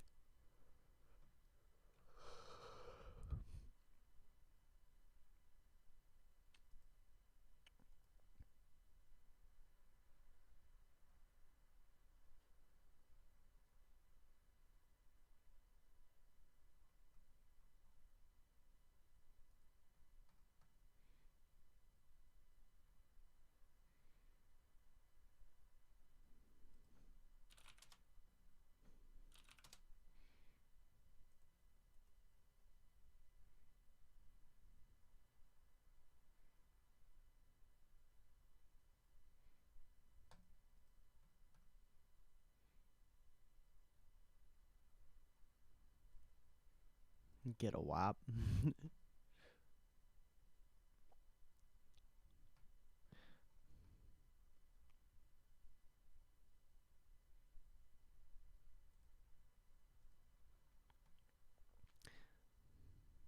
You haven't really seen a move on airlines in like a couple weeks. I never look at booking though.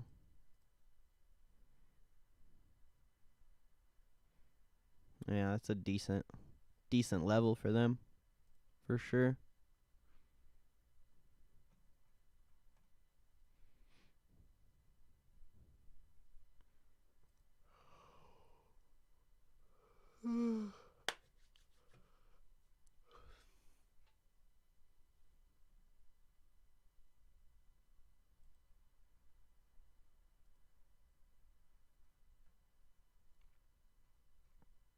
No, it's not broken. It's just everything's getting clapped. Except Microsoft. Microsoft's the only thing holding up that I can see. I guess Amazon too. Amazon's doing pretty good.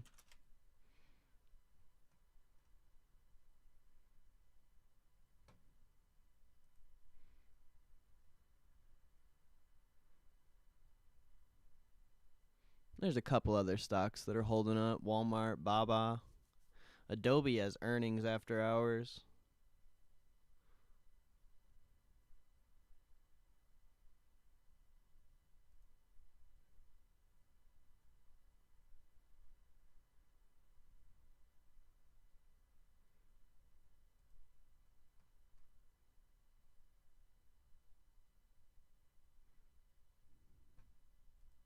Jeez.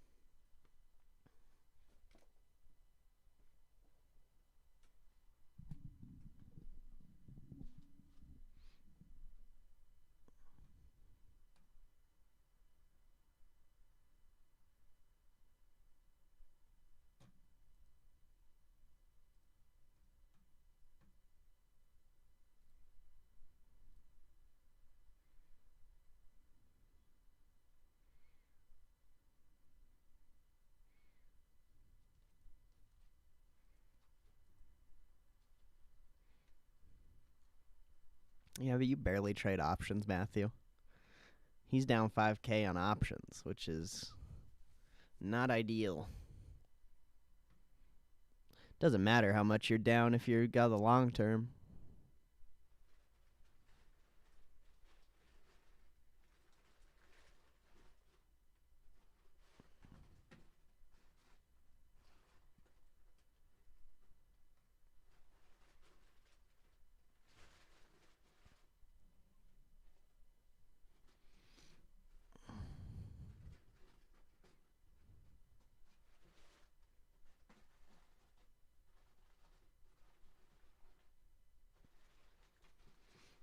Just gotta be careful with those options, bro. Cat. You're annoying. Why you always gotta mess with the packing paper?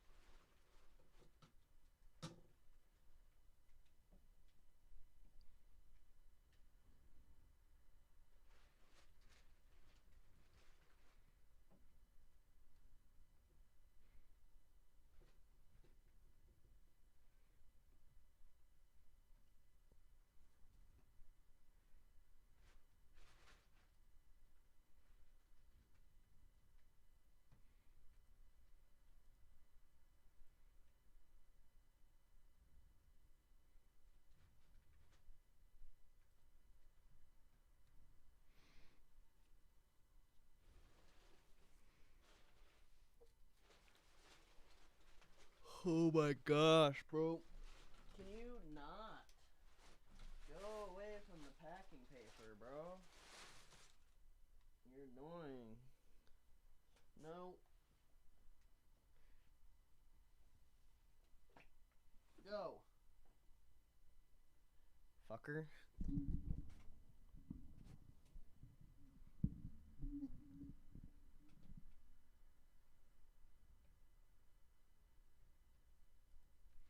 Freaking cats, bro.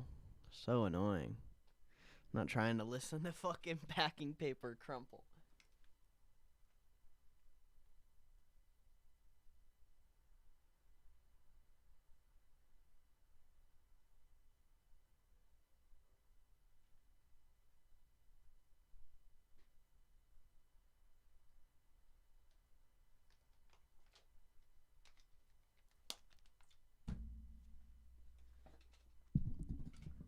I love cats too, but she's always in here fucking with that packing paper. It's so annoying.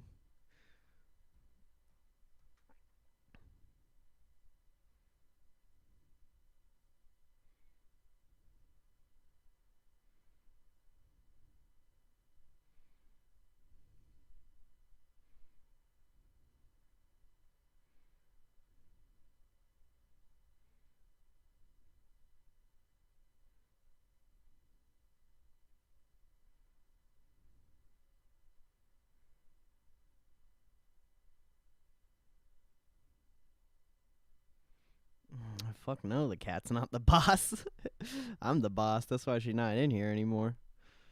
She got slapped up. Motherfucker. I'm just kidding. But still. I showed her who's boss.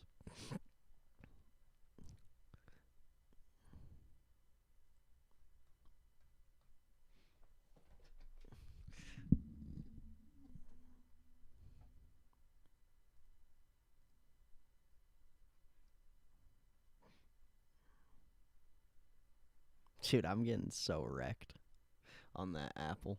It's so funny.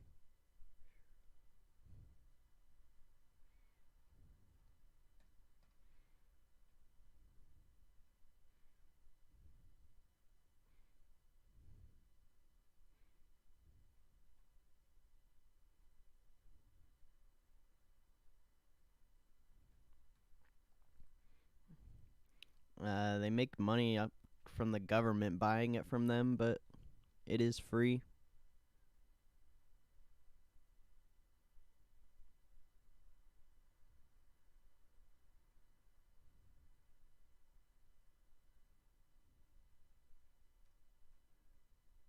Yeah, what's a PMCC?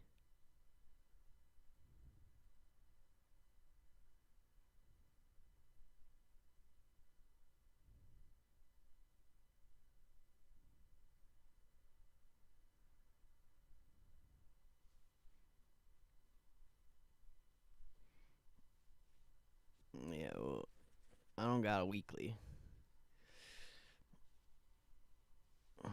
I got like a 3-month out or whatever it is. It's far out.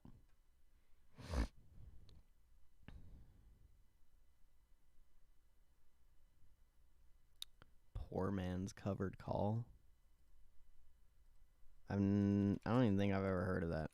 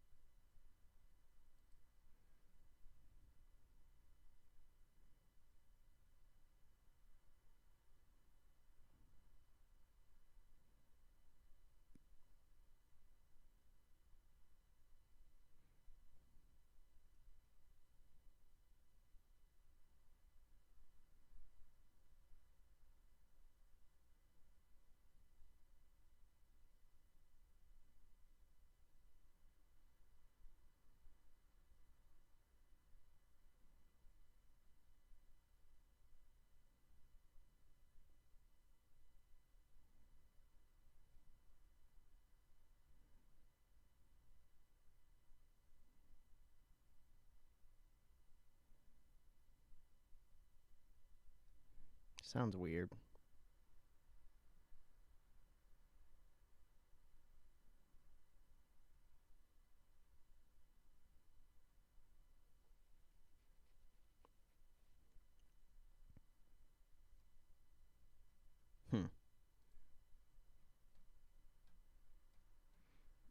Nah, it's just a 155 call for like whatever date. July. I don't do debit spreads, bro.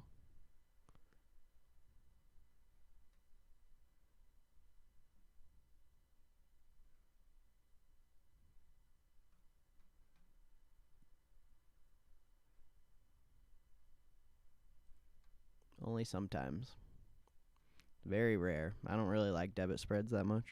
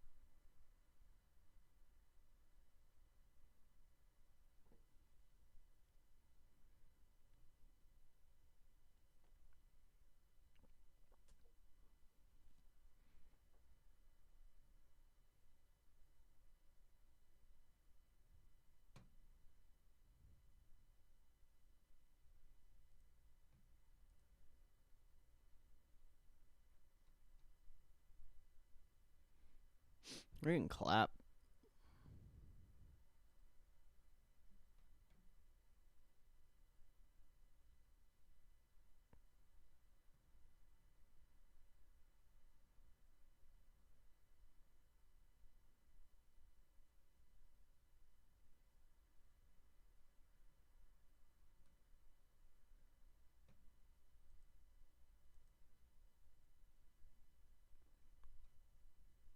Nice.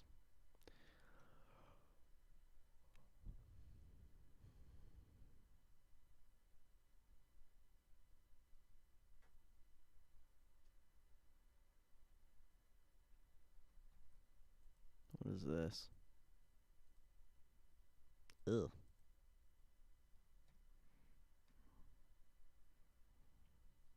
Yeah, we're approaching that power hour. Coming down quite a bit here, but I mean, pretty slow day. None of the indexes are even down 1%.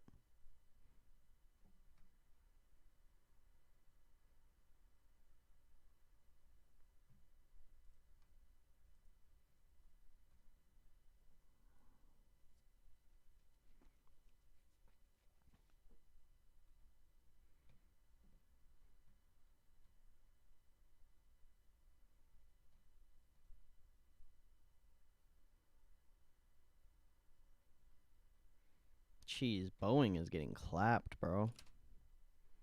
241. No good.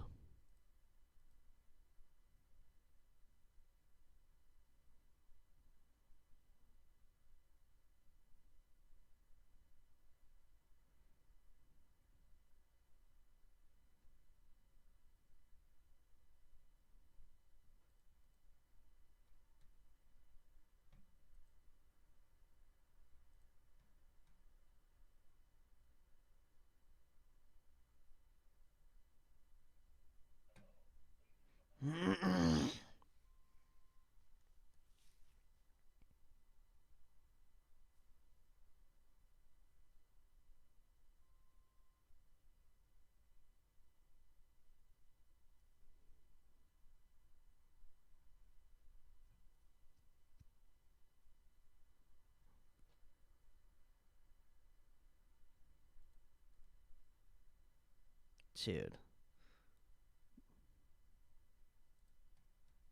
That's crazy. I cannot believe how much down that option is, bro. I'm gonna be down like 50% here in a couple days if it continues like this. That's wild. Wild.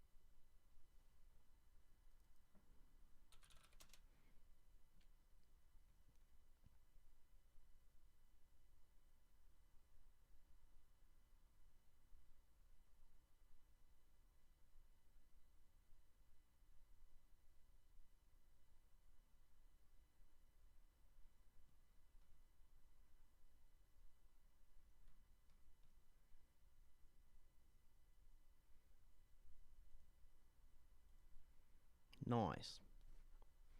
That's always good.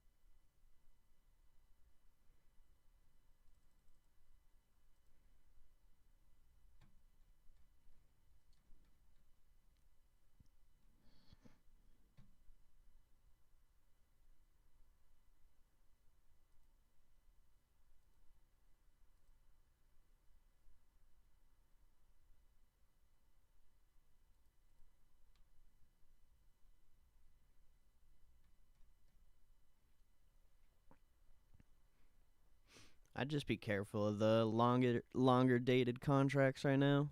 It's kind of I'm very surprised with how the Apple one moved.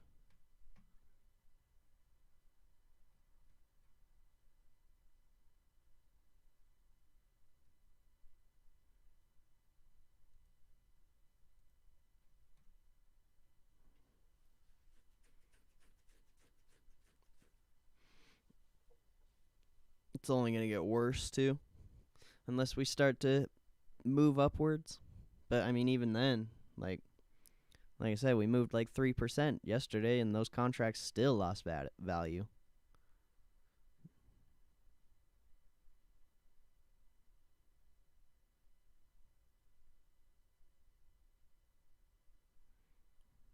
Yeah, that's why. Pretty sure. I didn't look at the IV when I bought it, so I can't confirm that, but I'm assuming that's why. And I kind of overpaid for it anyway.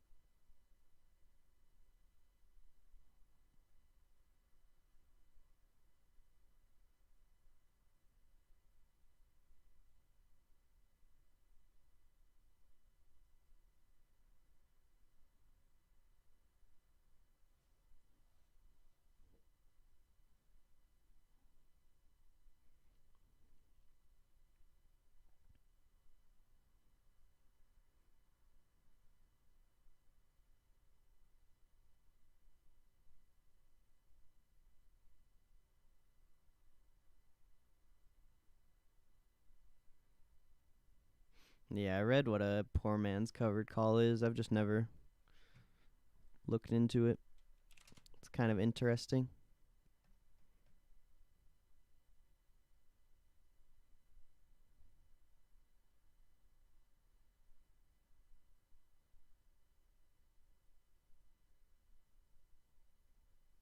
Yeah, that's why you go small on the options, because then if you lose, it's not really a big deal. Like, I mean, I still got 3 months on the contract, so I really don't care. But like, if I lose this whole play, like $177, I can take that L. That's not that bad. But I'm not even gonna take the full L. Like, if it really gets crushed as that fast, I'll just, you know, it'll come back up eventually.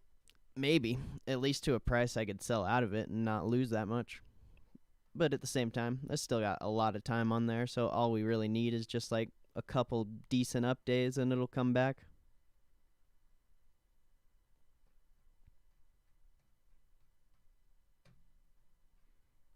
But I planned on losing before I even bought the play, so it's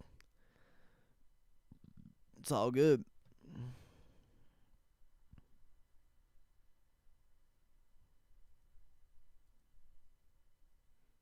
We just got stimmy, bro. You saw how that worked.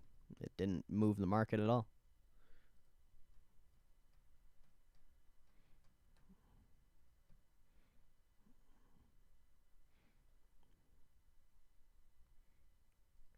We just need momentum towards the upside.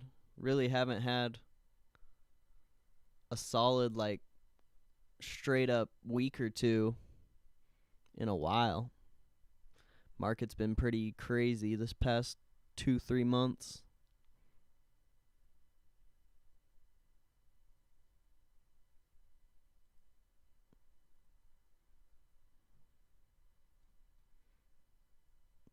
Yeah, I got the check a while ago.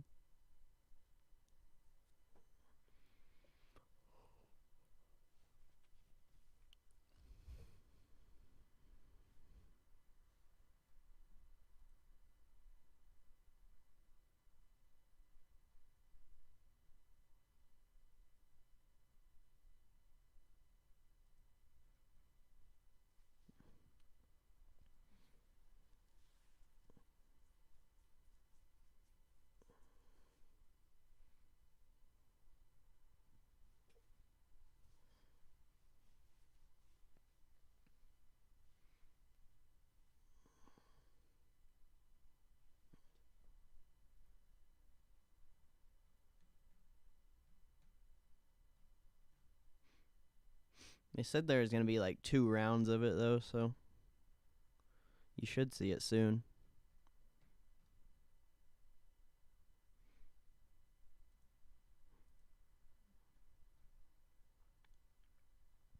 I got mine before literally everyone, all 3 times.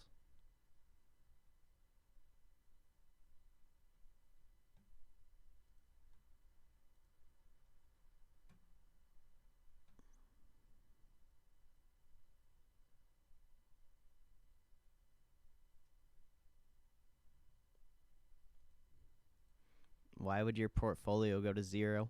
If you're buying good, solid companies, it's not really an issue.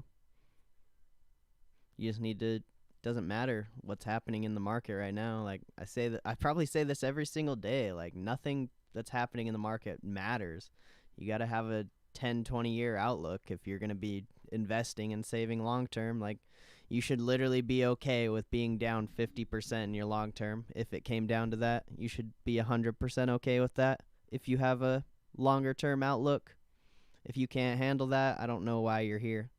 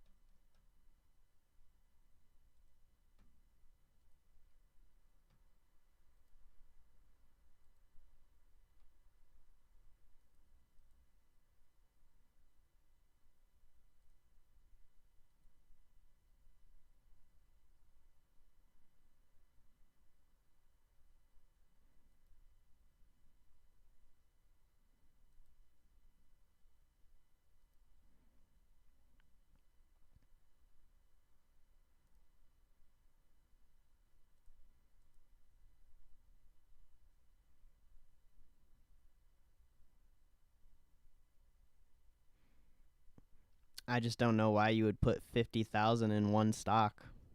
That's doesn't really. I don't like that. Or even at one time, like why wouldn't you just put in like, I don't know, if you really wanted to buy something that bad, why wouldn't you just put like 5 or 10 of that in there? And at the same time, why wouldn't you just put in like 5, wait a little bit, see what happens? If it comes down to a better price, put in another 5. I don't know why you would put 50K down at one time.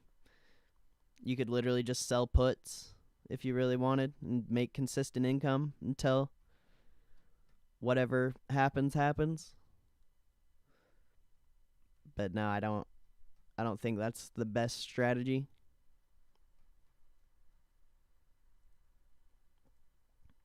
I don't think chasing wealth is a good strategy. I think you just go slow and steady and just be patient. Like, you don't need to get rich right now. It might be dope. Like, the idea of it might be dope, but like, you guys need to be more patient. Straight up. Opportunity will come.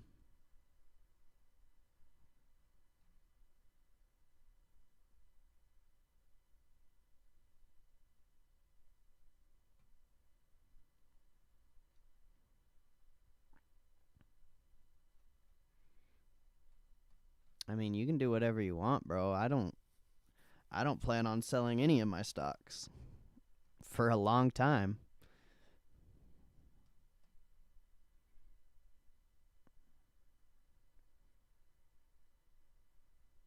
I don't care if I'm up 100%. I don't care if I'm up 1,000%. I don't care if I'm down 1,000%. Like, I'm not selling.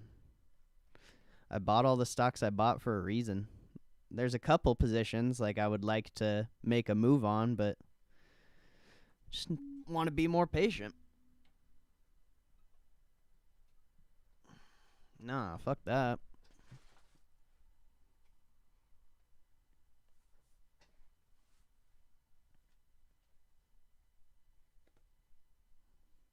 Yeah, of course it removes your risk, but yeah, exactly. You're gonna what? You're gonna sell half of your position to remove your risk on that stock that you're up over 100% on, and then put it into a new stock? Like, that's literally, you're not changing anything.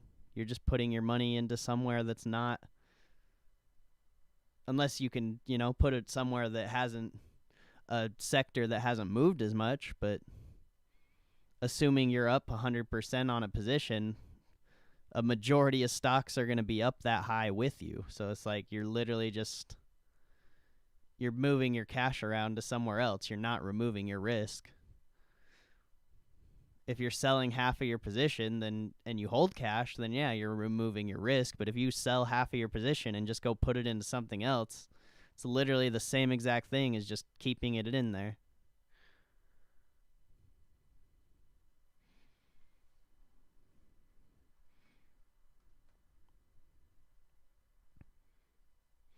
NASDAQ's down 1% now. Dow is approaching that.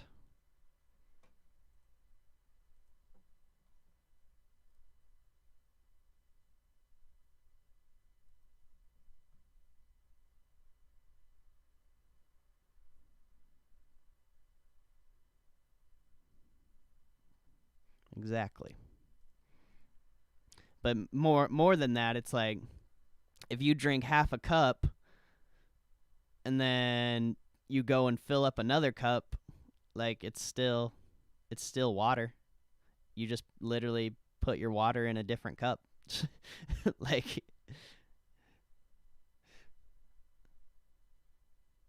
Like the whole point of selling something to make the shares free is to hold the cash.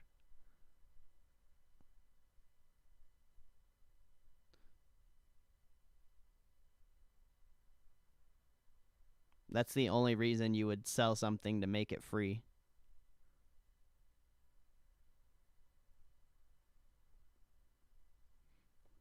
Yeah, but like I said, if you're up 100% on a position, depending what it is, like it's whatever else you're trying to buy is most likely up as well.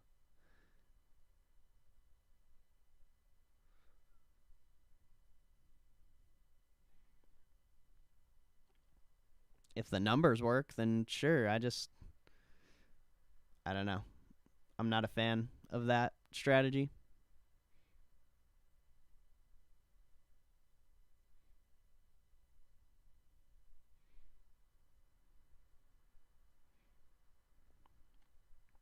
Like if you were expecting the market to come down and you wanted to hold cash, then yeah, sure. That'd be a good move. But if you're just expecting more upside, why would you liquidate a good position?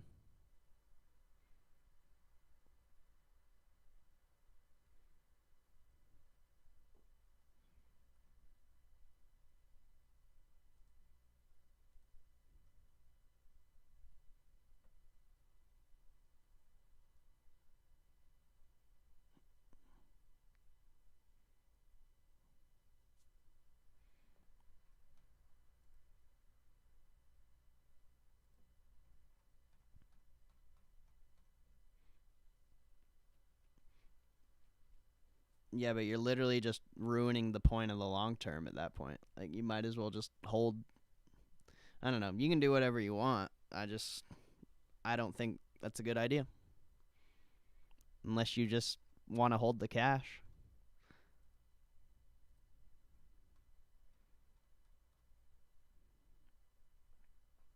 Because what's going to happen is you're going to sell 50% of that position and you're going to go put it into something else.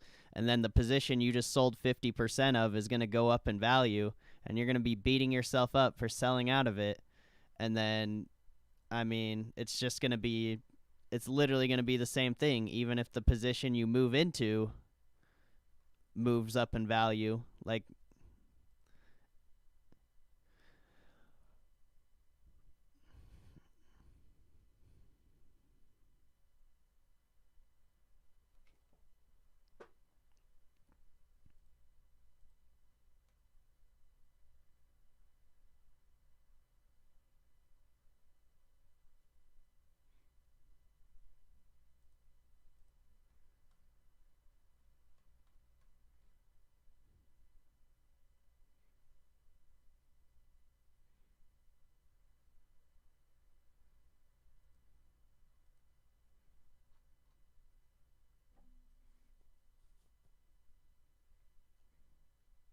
did you say leaps are better than actual shares? You're still buying a decaying asset, so you're risking more if you buy leaps. But leaps are good. You just got to buy them at the right time.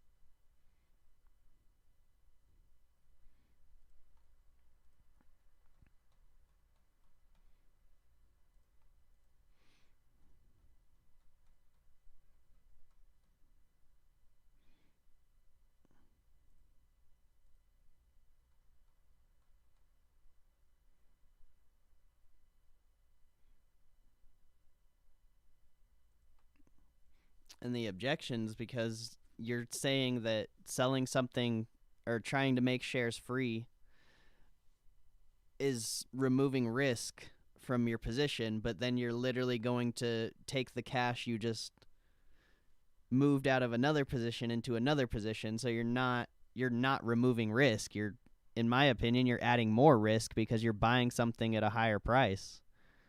You're removing something you're up on. You're removing money out of something you're up on and that's doing well, and you're going to move it into something that is less valuable. So you're not decreasing your risk at all. You're literally just moving your risk into another spot. So I don't get why you would want to do that. Like I said, if you want to make the position free and hold cash and wait for an opportunity, that would be more ideal. But if you're literally just going to pull out of your money on a position and freaking go right into another position, like that's not, I don't think that's ideal.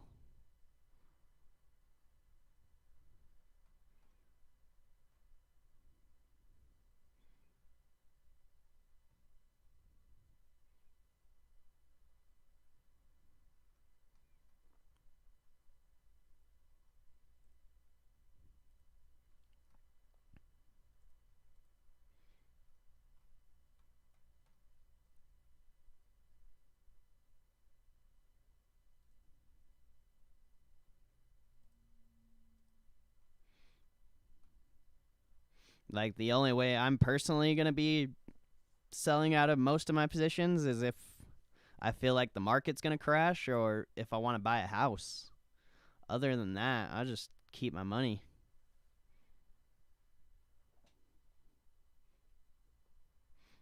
Or else I would have been out of a lot of positions a while ago. But I mean, you can do whatever you want. Like, you shouldn't. I'm not a financial advisor. You can do literally whatever you want. I just don't know why you would do that.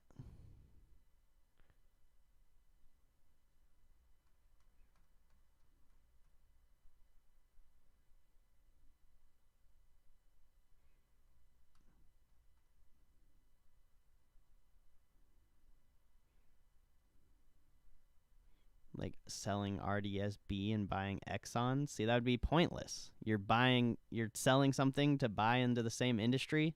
Like, all those stocks move together. I don't know. I mean, go for it. You can find out.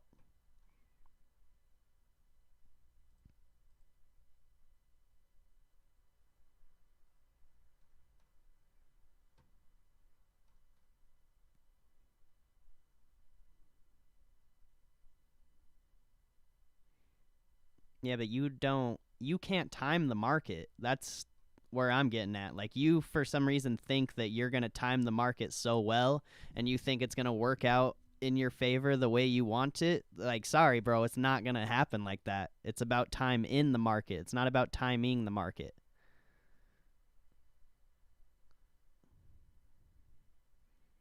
Like, you don't have control of what the market does.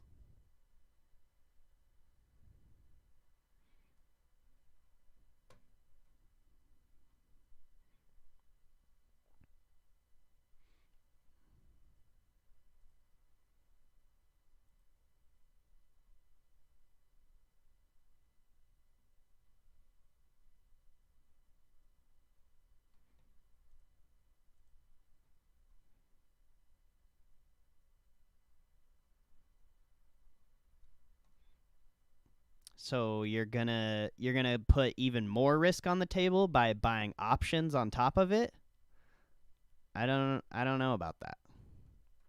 So you're gonna take your money from a really good position and you're gonna put it into something else and increase your risk further by buying options.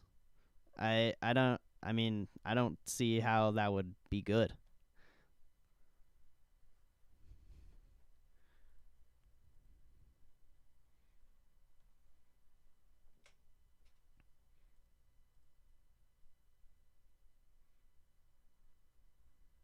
Nah, I'm trying to make you understand why it's not a good idea.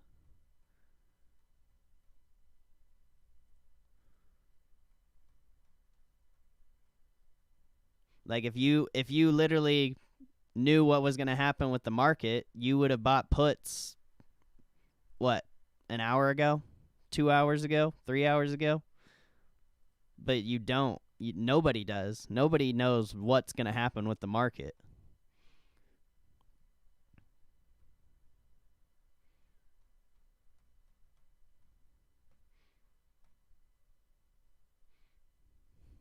Like, none of you guys know. Nobody here, at least I don't, but nobody here knows if this sell-off's going to continue in tomorrow, if we're going to bounce. Like, nobody knows what's going to happen with the market.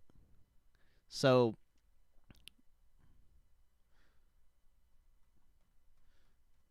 I don't know. I just don't think it's ideal.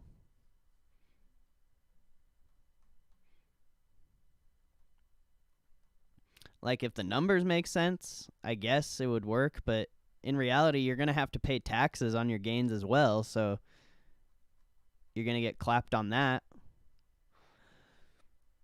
Like, the other day, I could have sold out my Facebooks and kept one share for free. I've been holding this position forever, and I would have been able to, and I could have put it into Amazon, and I'd be up a little bit, but I would still have to pay taxes on those gains from the Facebook, so it'd be almost like pointless to do that. And, you know, Amazon's most likely going to come back down. It's just not worth it. Like, if you have a good, solid position, hold that shit. Like, why? Like, same with Boeing. I could have made like $3,000 on Boeing the other day. It was up a lot, but why would I do that? I could just hold the position. What else am I going to put it in? I don't think the market's going to crash. There's no worry in that right now for me. So there's just no point in to liquidate these bigger size positions for me, even though like I'm exposing myself to a lot of risk into one company, but it's just like, where else am I going to put that cash? I want that cash in the market. I don't want it in cash. So there's no point in rotating.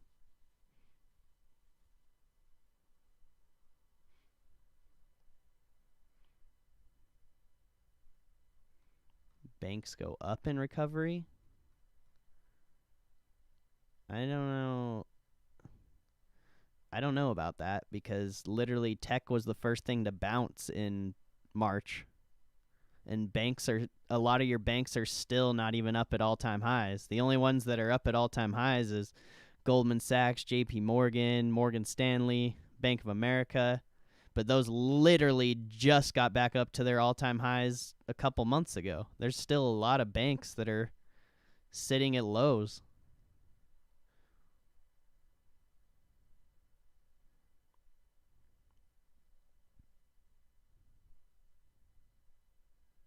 Yeah, but you still have to pay taxes on your gains, even if you only sell half of your position. Like, it's a per share basis. It's not the entire position.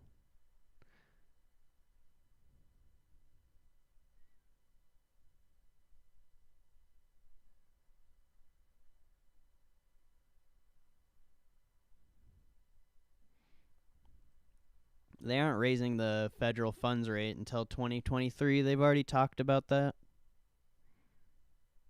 Or maybe like 2023 is the target, but it's got to be, employment has to hit below, or unemployment has to hit below like 6% or something like that, and then inflation has to hit 2%, and that's when they'll raise the federal funds rate. But they're not just going to do it. They've already talked about it.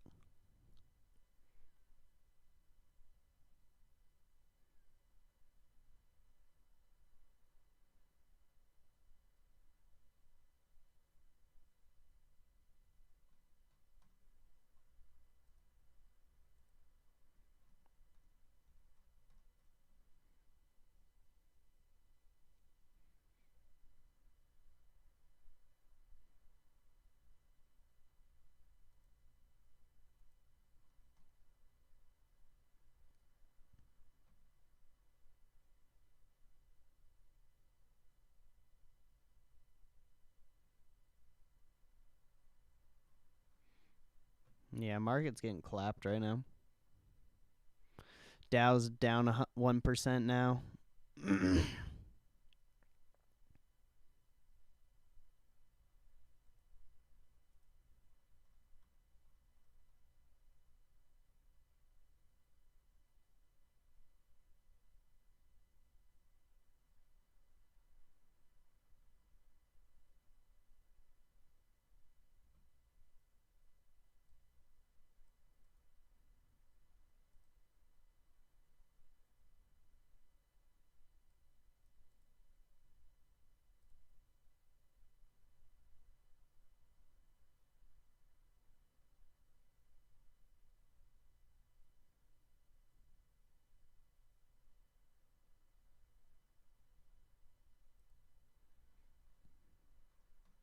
I didn't even know CIT got bought out.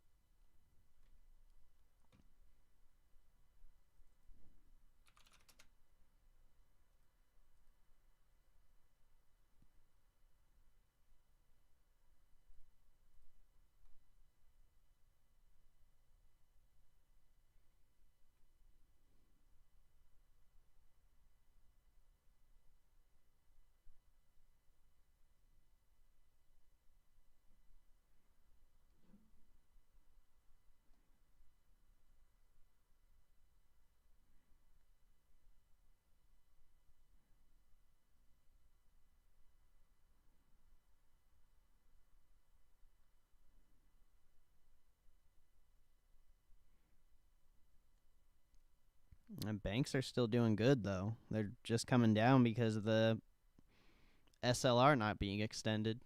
Like, banks are still fine. Like, just because a stock comes down in value doesn't mean anything. Like, you just need to be patient and let it play out.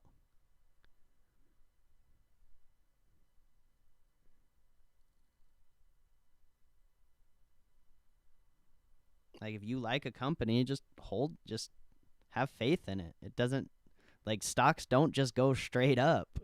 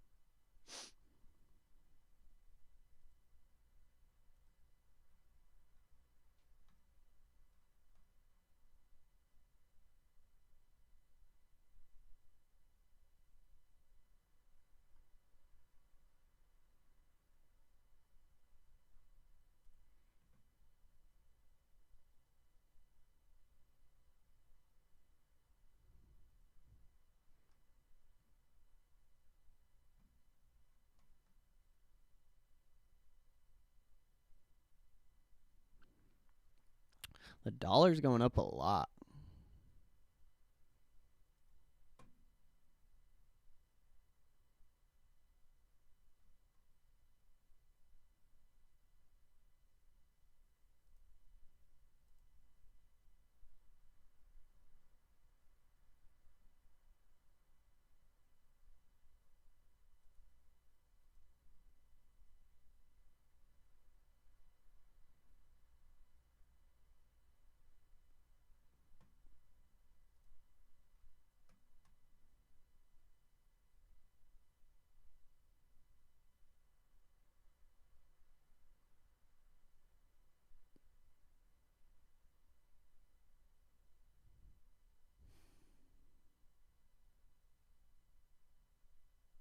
Oh, yeah, I didn't even notice that. What is that chart?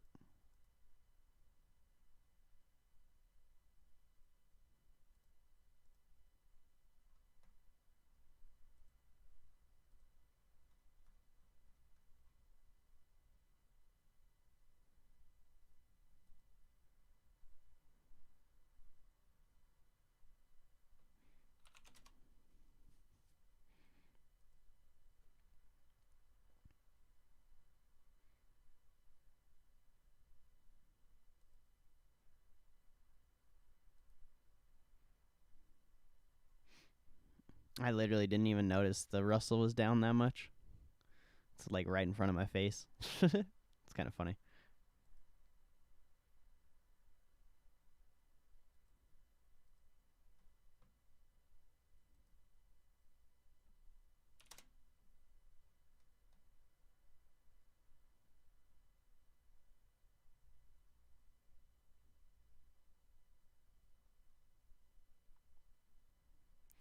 Only got like 20 minutes left.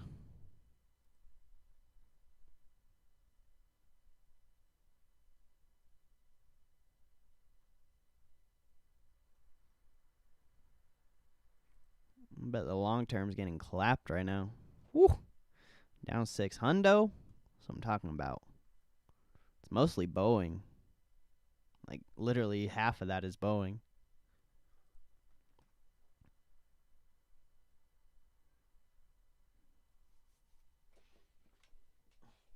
The UVXY is not going to 100. It'll go up to like 8 or 9, maybe, depending how far the market falls, but 100 would be ridiculous. The whole market would have to crash for that to happen.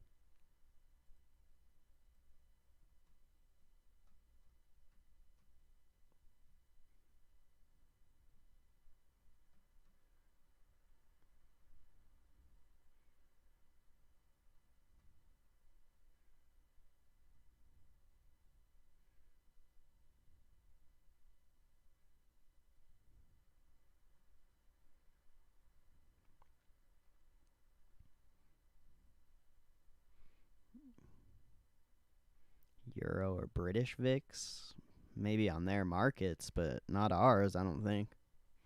I've never seen a ticker like that.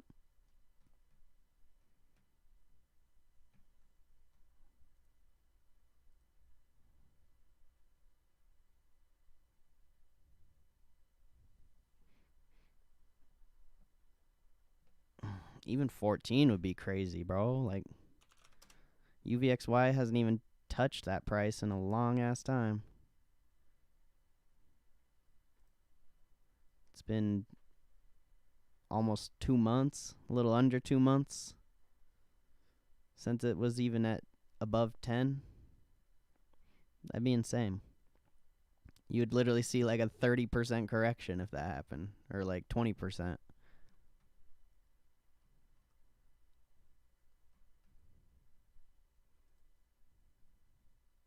Just because of how low it is now. That'd be insanity.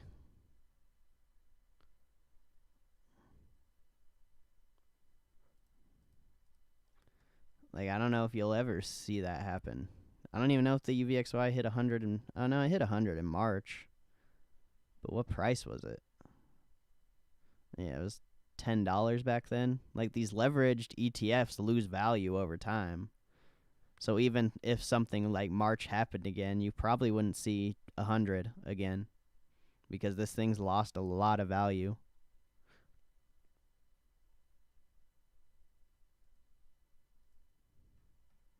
Like, that's what the leveraged pro shares are designed to do, is lose value over time.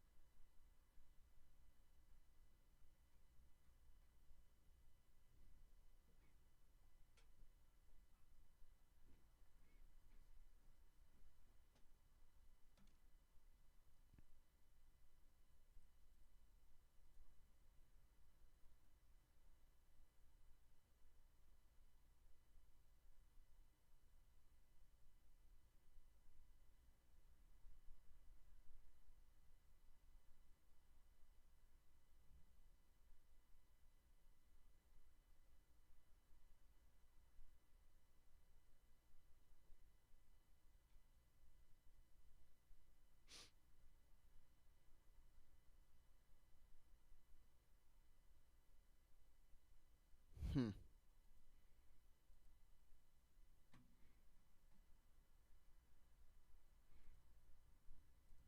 We might get clapped this week.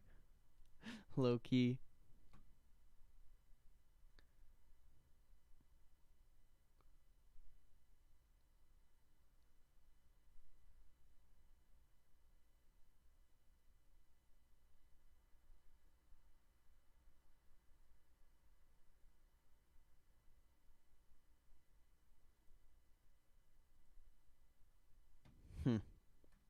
I don't know.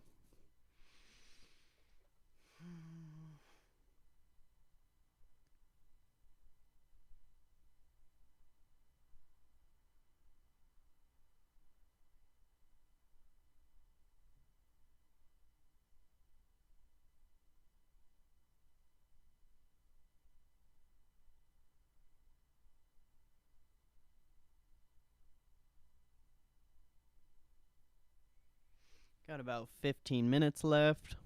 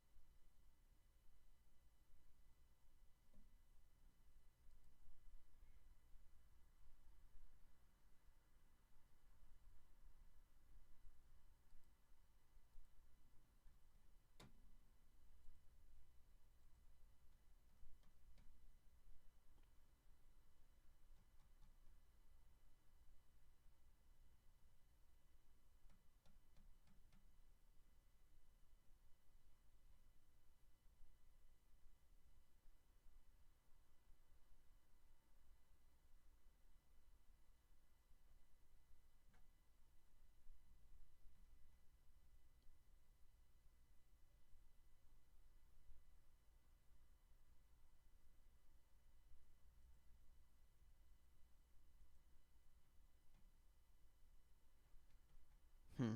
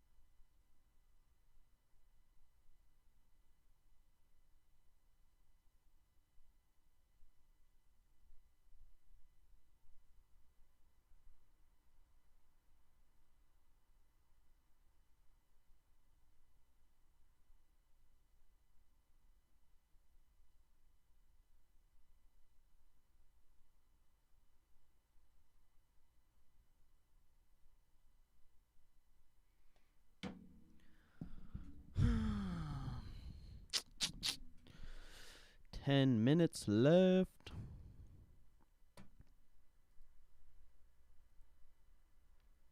Appreciate everyone hanging out here, showing love, keeping it positive and respectful during the Fed pal thing. I really appreciate it.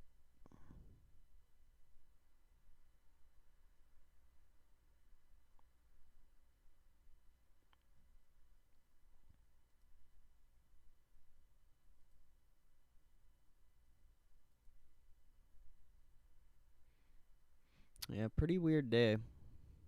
Pretty big sell-off. I mean, fuck. It's the most downside we've seen in a while.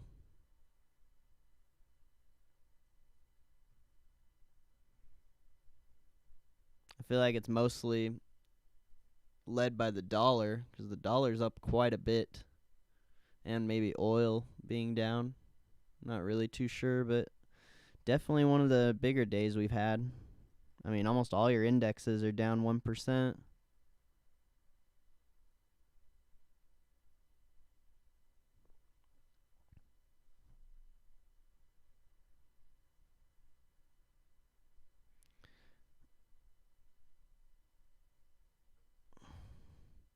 Nah, I think you're doing good, Ace of Spades. I just wouldn't be thinking about selling anything in the long term. Like, the point of the long term is to hold that. The only reason you want to sell is, like, if you really think the market's going to crash, or, like, you buy a house or something. That's all it is. You're doing good, bro.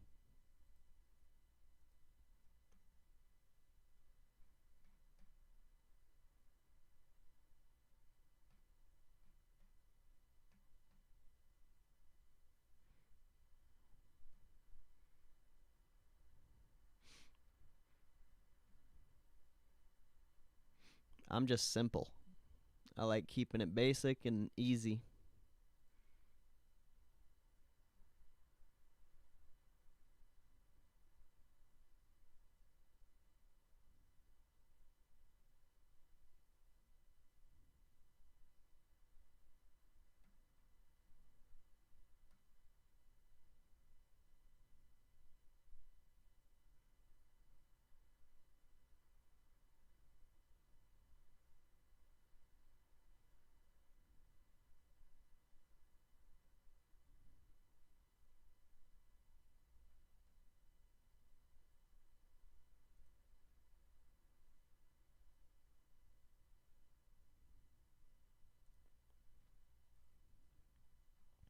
Makes sense to buy puts on it. I mean, you could, but you're still just taking risk on just like any other option play. Most of the time, UVXY options are expensive. So you're taking a lot of risk for a very minimal gain. Like, just because it's designed to lose value over time, it doesn't mean it's, like, a good trade or anything like that.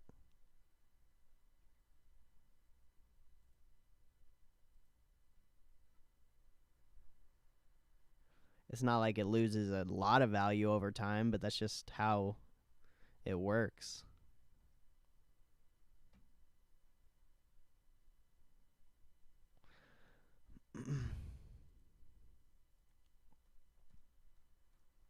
Like, there's some, I can't even remember who I watched it, or it was some investment bank dude, or I can't remember, but he was talking about a trading strategy where he would trade the TQQQ. He would trade, I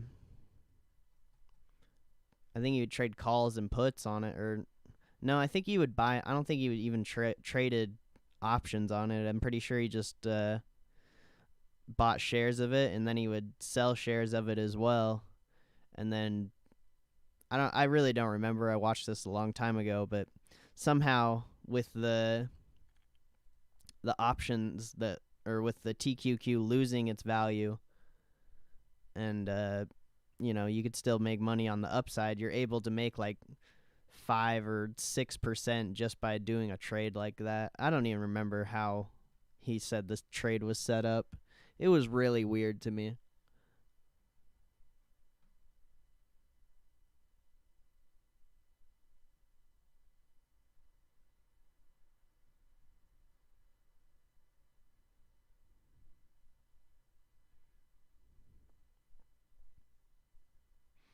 Yeah, you could do call credit spreads or whatever.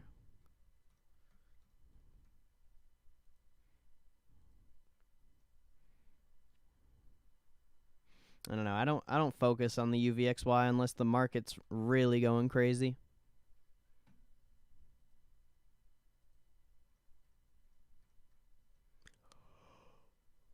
Like today, like this is a pretty decent down day, but it's only up like 10%, which is a lot, obviously. But still, like, you wouldn't have made money on that. Like, what would you have got? You could have got 614. You could have got these 650 contracts for like 15 cents, and you're telling me they're only up 100% on a 10% move? It's not really that good. The $6 ones were a little bit better. Or, no, these are still only up 100% too. Like, that's good, obviously. That's a good trade, but it should be up more, in my opinion.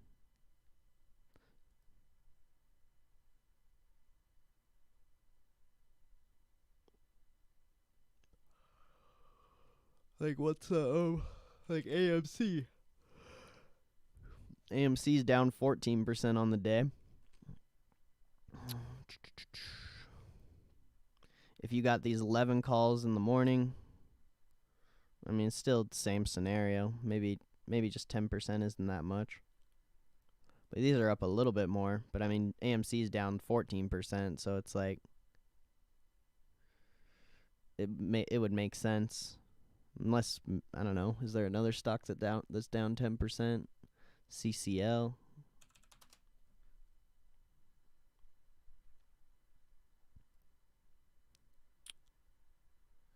Yeah, see these CCLs, this is almost down. This isn't even down 10%, and you could have got this multiple times in the morning, and you'd be up more than like on the UVXY.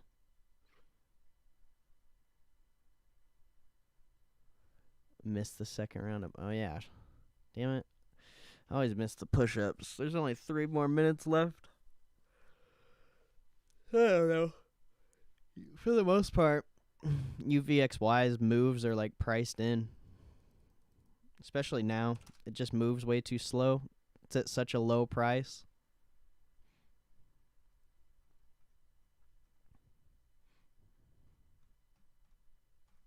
If they actually do the reverse stock split, I mean, there will be a lot more opportunity on there, I feel like. But the options will also be more expensive.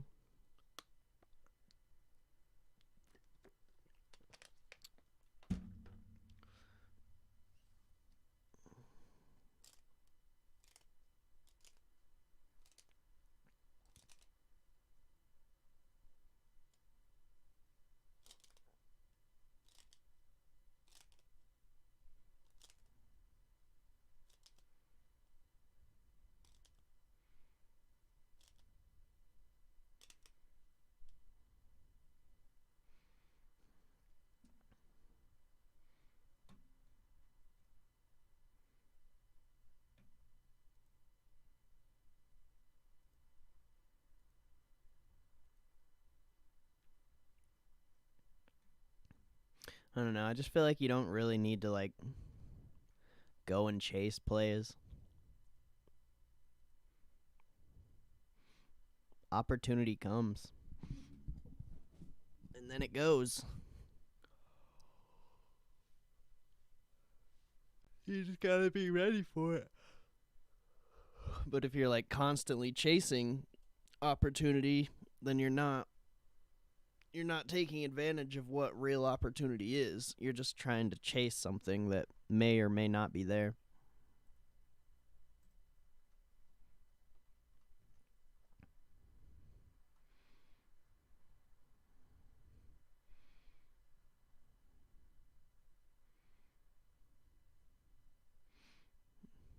Goal is to become a day trader / swing trader.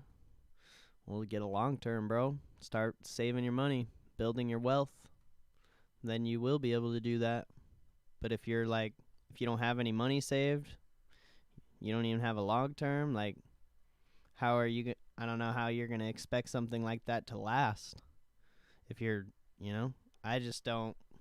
I don't look at the stock market as something that I need for money.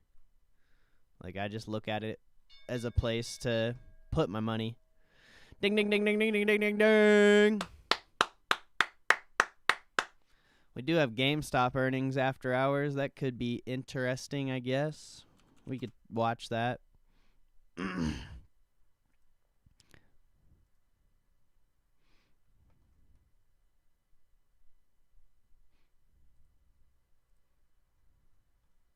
I just feel like unless you actually know what you're doing and you're trying to use the market for income, the market's going to use you, bro. That's all. You got to get more familiar and just you got to have a good foundation. Like, what if you just get clapped one day, you know? And you don't have anything to fall back on? The crash of GME. I mean, we'll see. It should come out pretty soon. I think there's another earnings too.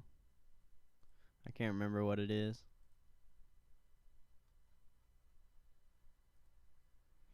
Adobe. Yeah, Adobe and At Home. There's a few earnings.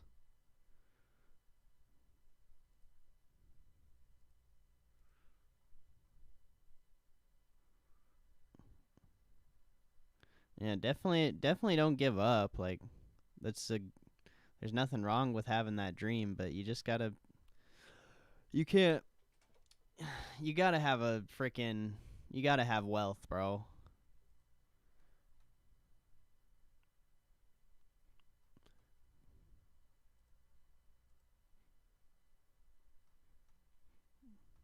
But I do have a lot different of a approach to the market than probably a majority of people.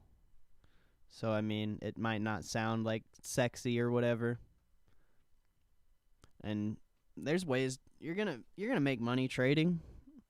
Like I said, just don't chase the opportunity. Like, the opportunity will come to you. All the best opportunities, I never chased any of them. They just happened.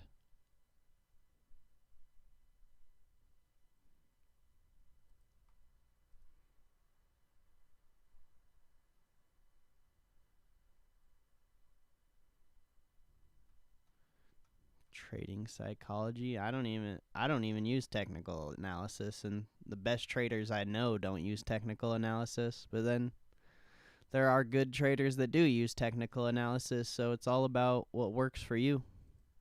But I think mindset is the most important thing.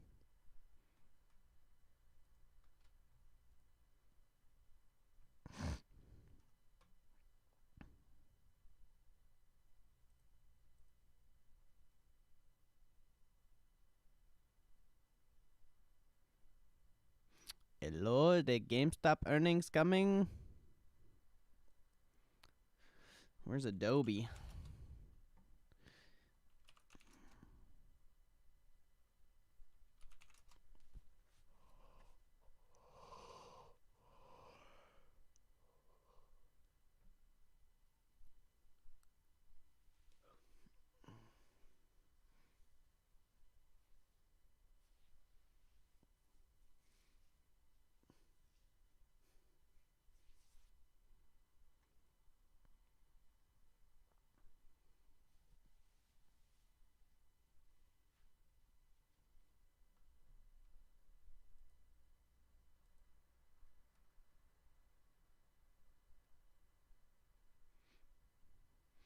Hello, GameStop. You report earnings now?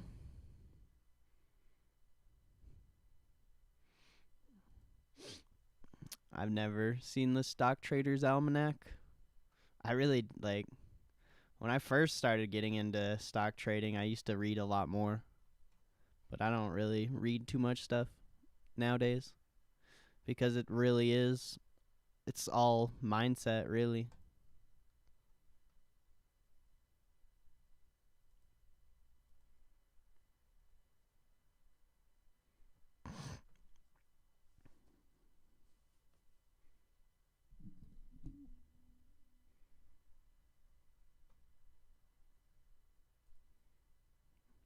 I just don't like making trading complicated. 5 p.m. Ugh. Never mind. Maybe we aren't waiting for that. I thought it came out soon. I think Adobe's came out.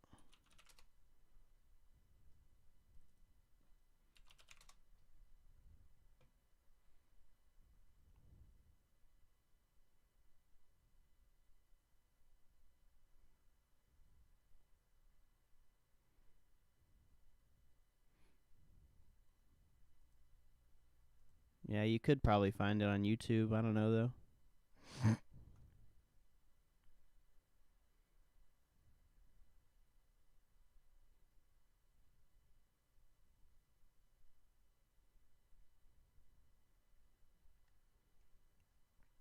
I don't even think the earnings have came out yet.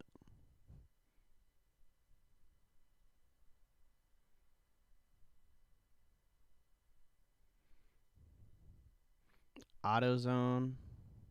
Board authorized repurchase of an additional 1.5 billion of company's common stock. I don't remember what AutoZone's ticker is. That's AstraZeneca. What's AutoZone's ticker? I want to see if the stock's moving off that. At Home just beat earnings, I'm pretty sure. There's Adobe.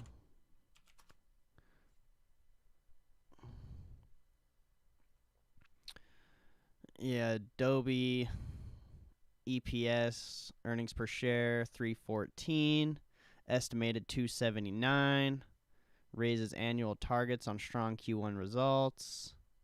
So Adobe had pretty good earnings. The stock did not react as such, though.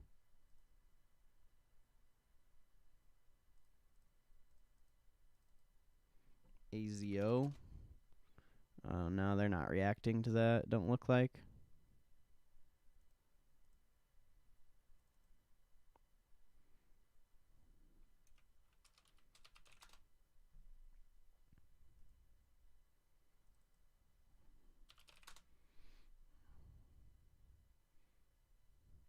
At Home had pretty good earnings as well. I think the stock's just up too much. Yeah, it's expensive. I'm surprised Adobe sold off. Very surprised.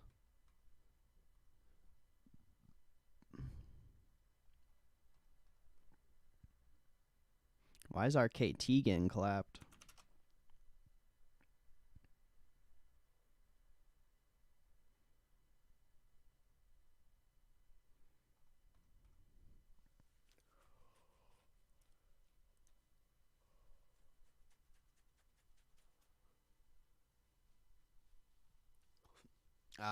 At Home not providing guidance. That's why they didn't move that much. Because they had pretty good earnings.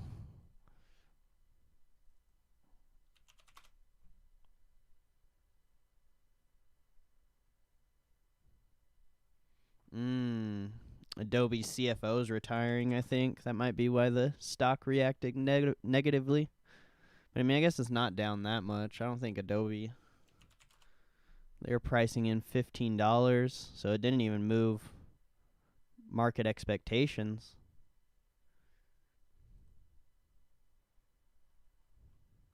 Eat, sleep, trade. Eat, sleep, read, trade. Do push-ups. Yes, push-ups are important. Very important.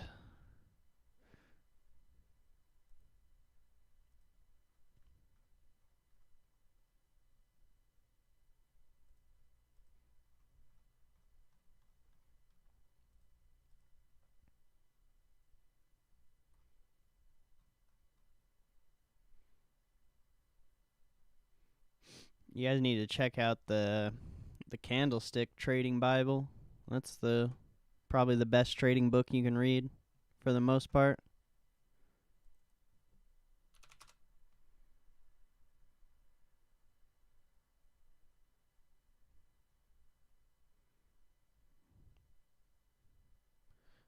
Bicycle your legs. I think they're just called bicycle kicks or something like that. I'm not positive on the actual name.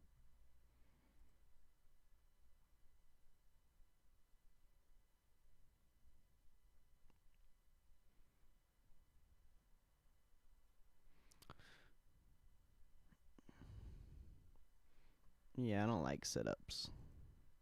I'd rather do leg lifts.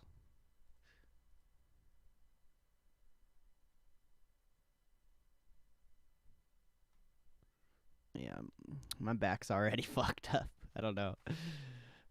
It sucks. Hopefully it'll get better. I feel like a grandpa, bro. Never had this like feeling in my back before until literally like a few days ago. I don't know what happened, what I did, or it's weird. I feel like Grandpa Biden. Ah, come on. Bitcoin, don't you dare. Is Bitcoin getting clapped?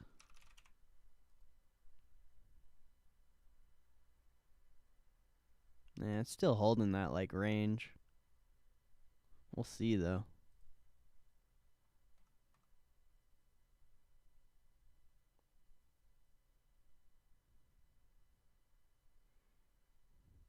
No, you can. It's literally the first one that pops up.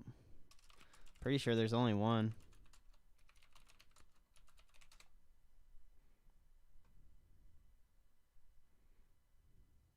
There's only one candle. I know there's. I guess there's two, but it's this one.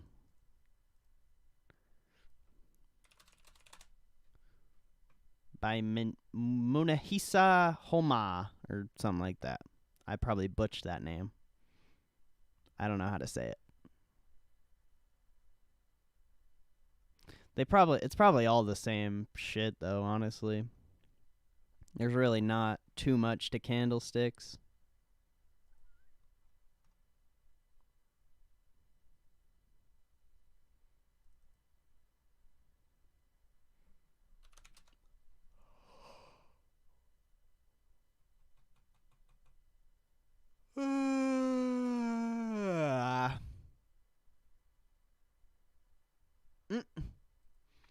What the hell? GameStop's earnings call is at maximum capacity?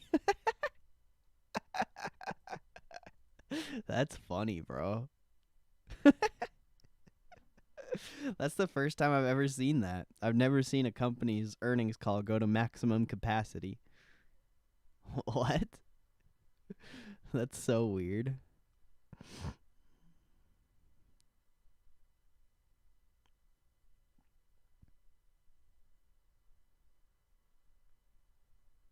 Very involved shareholders, for real. Very involved gamblers. I'm just kidding. That's just funny, though. I've literally never seen that before. I want to see the freaking earnings report. I don't want to sit here for an hour, though.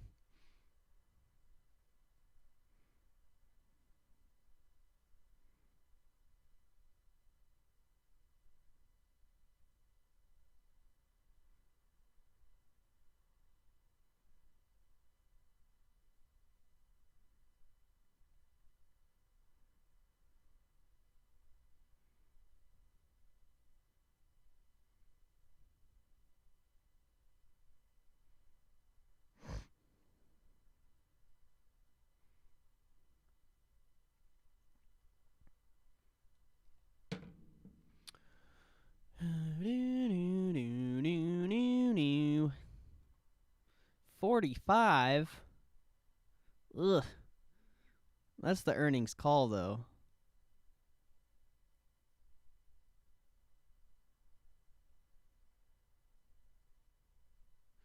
Yeah, I know the earnings calls at 5 p.m., but they should have the report out here in like either now or 15 minutes.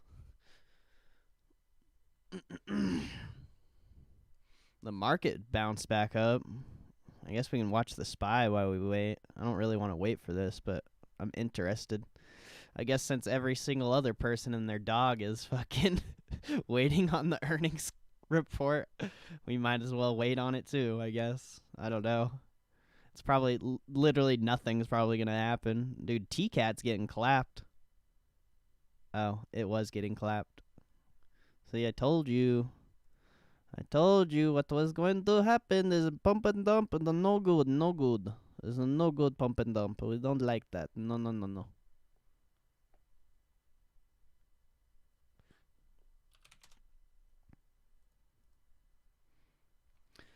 Why they wouldn't release more shares?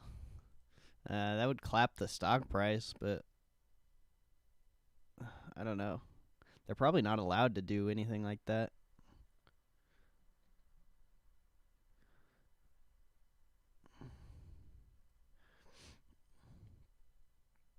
We'll see.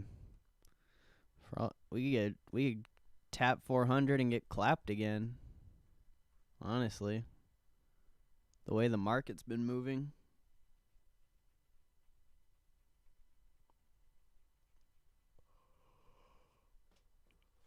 Oh.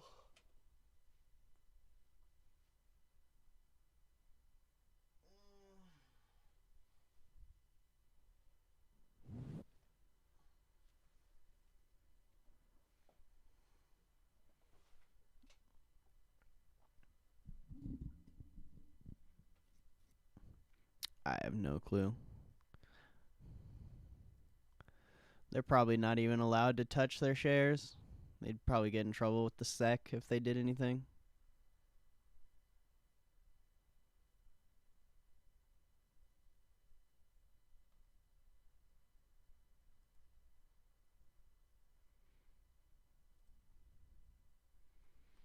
I really don't know, though.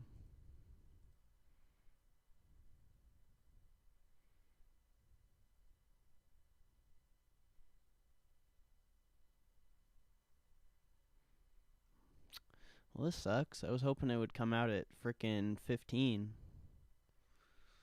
Ugh. If it doesn't release at 2:30, I'm gonna get out of here. I'll wait for it.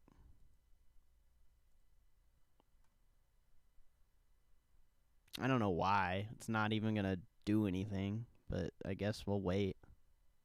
We will see.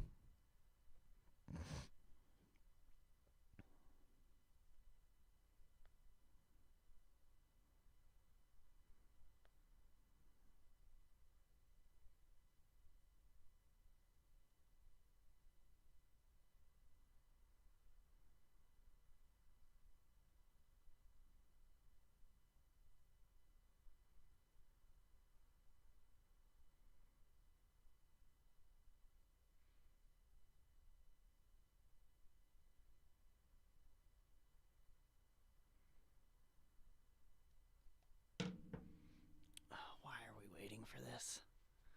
I don't even know. It's not even worth it.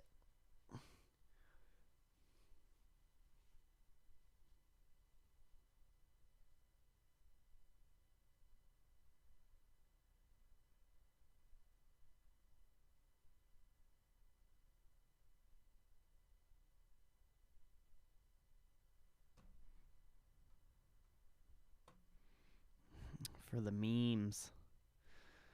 I know, I need to change the name of the stream of to GameStop Earnings Live. We just get a buttload of people in here. Should I do it? I feel like it would work. Nah, I'm not gonna do it. I don't care. I don't want those people in here. We could just do it for the views, but I'm good.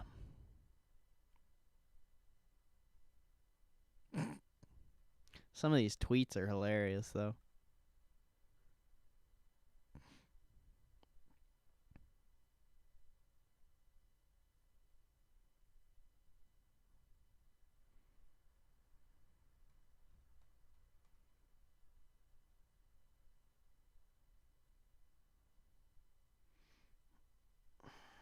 I have to wait 10 more minutes, bro. What if it doesn't even come out in 10 minutes? Fuck it. I'm changing the name to the stream just to see what happens. I just want to see if it'll work. See how many degenerates come in here. Degens.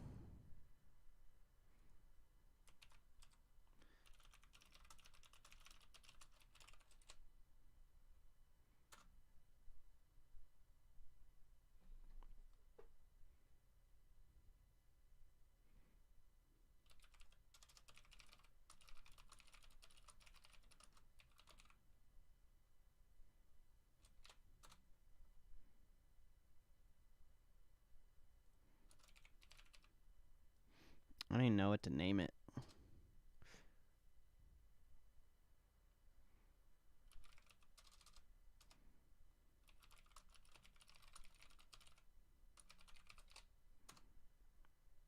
Did it come out yet? No.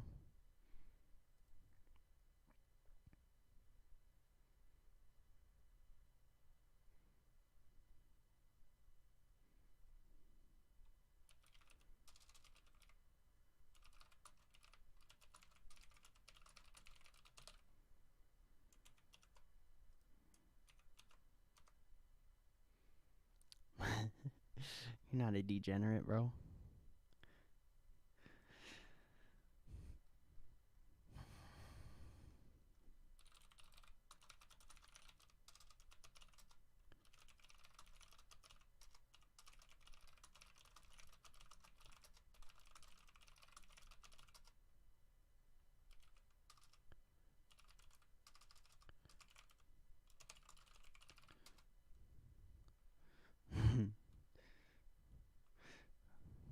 So you're saying I'm a degenerate. That's facts, though.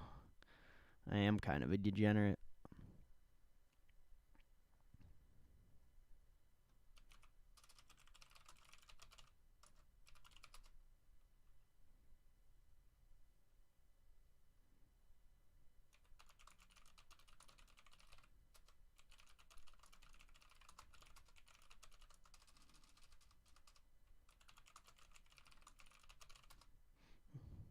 You haven't seen me when the market's volatile. You haven't seen all the spy plays that get ran.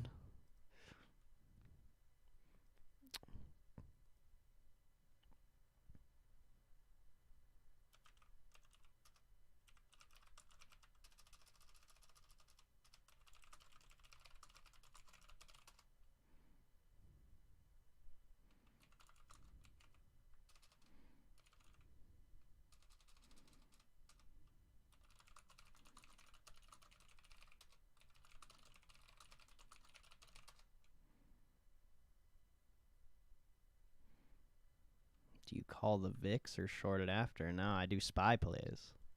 I don't touch the VIX, really, ever.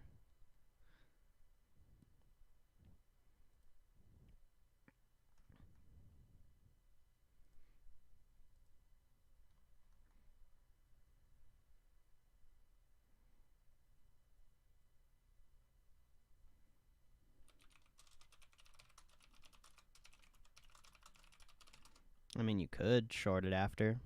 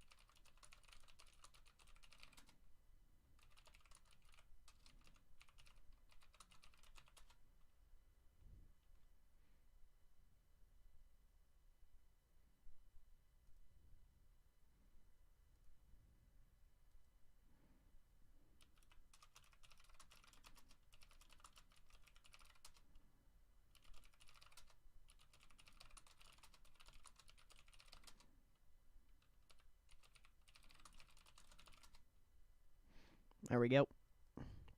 We have changed the title of the stream. Let the degenerates come in.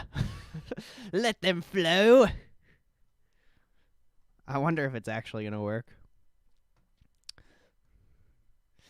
Let the wave come in. Release the gates.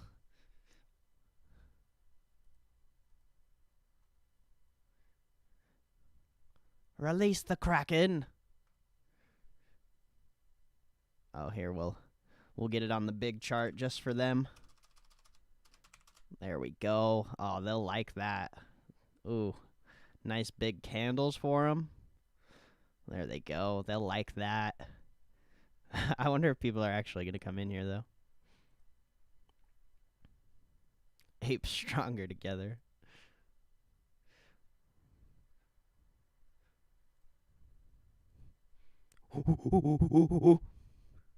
Me like GameStop. Me go moon. Earning make GameStop go moon. I buy life savings on option play.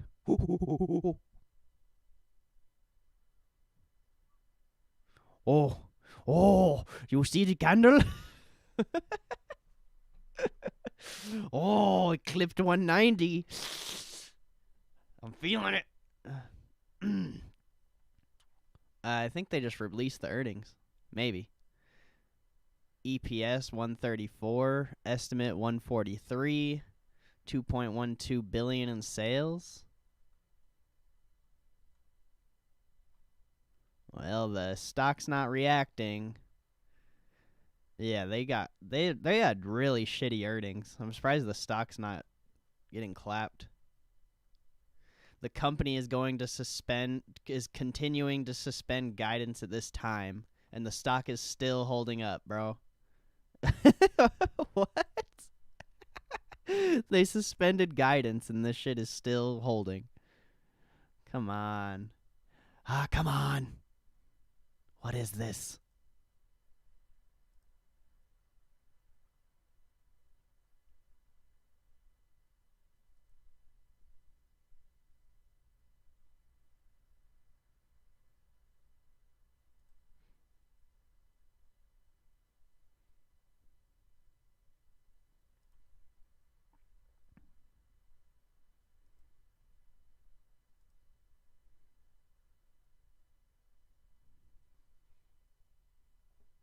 I wish I saved the other title, though.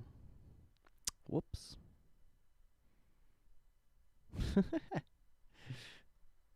Well, this is uneventful.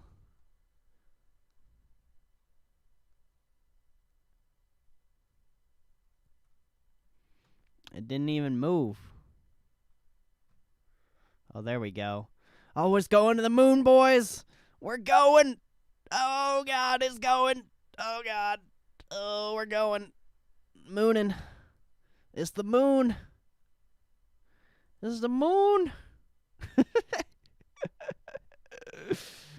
Oh, God, bro.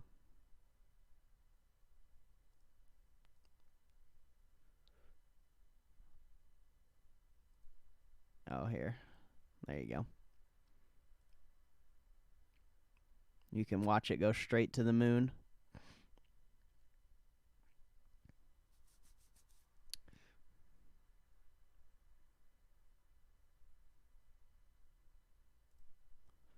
Zip, zam, boom.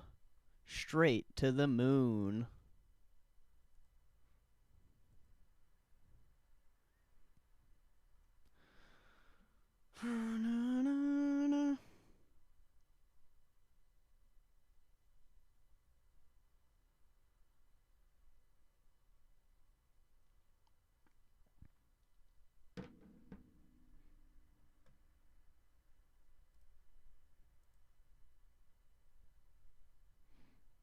I'm surprised nobody came in here.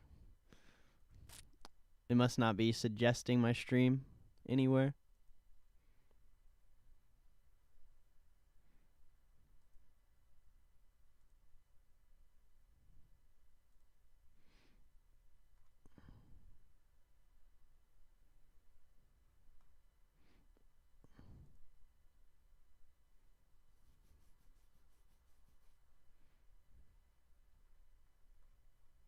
Yeah, it's all good.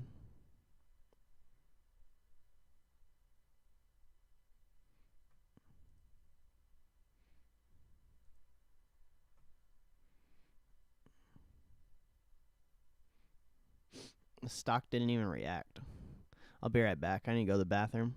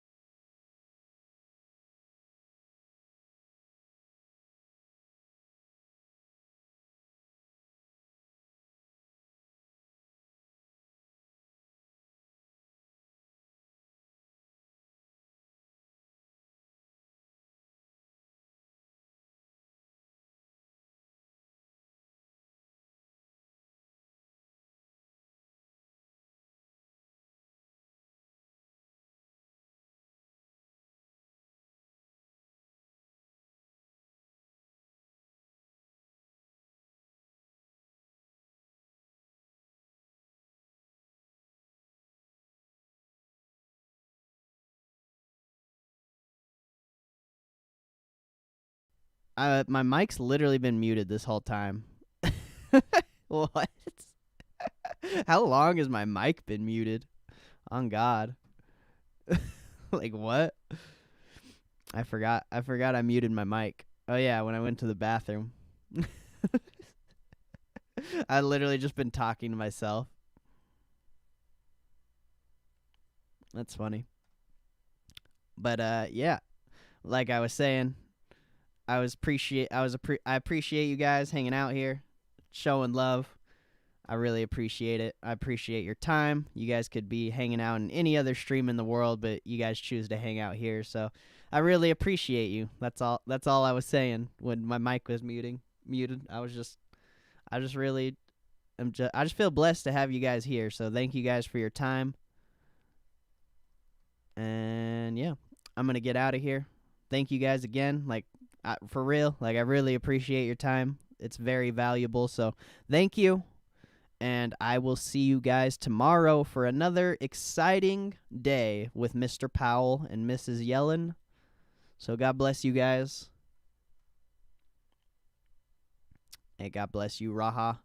Shout out Raha, Ace of Space, Schleppy. I don't know who else is here, but shout out all my people. Joe Lovan, Matthew, Trisha, Miguel, Abton, Jake. Gosh, there's so many people. It's hard to remember sometimes. RV and Kura. Stogie. D. Drake. 100 Steps Forward. All the members. I feel like I'm missing one member. Who am I missing? Oh, yeah, Cripcap. There's so many beautiful people in here. It's hard to remember all of you. So shout out everyone. I appreciate you guys. Much love. I will see you guys tomorrow. God bless you. Peace out.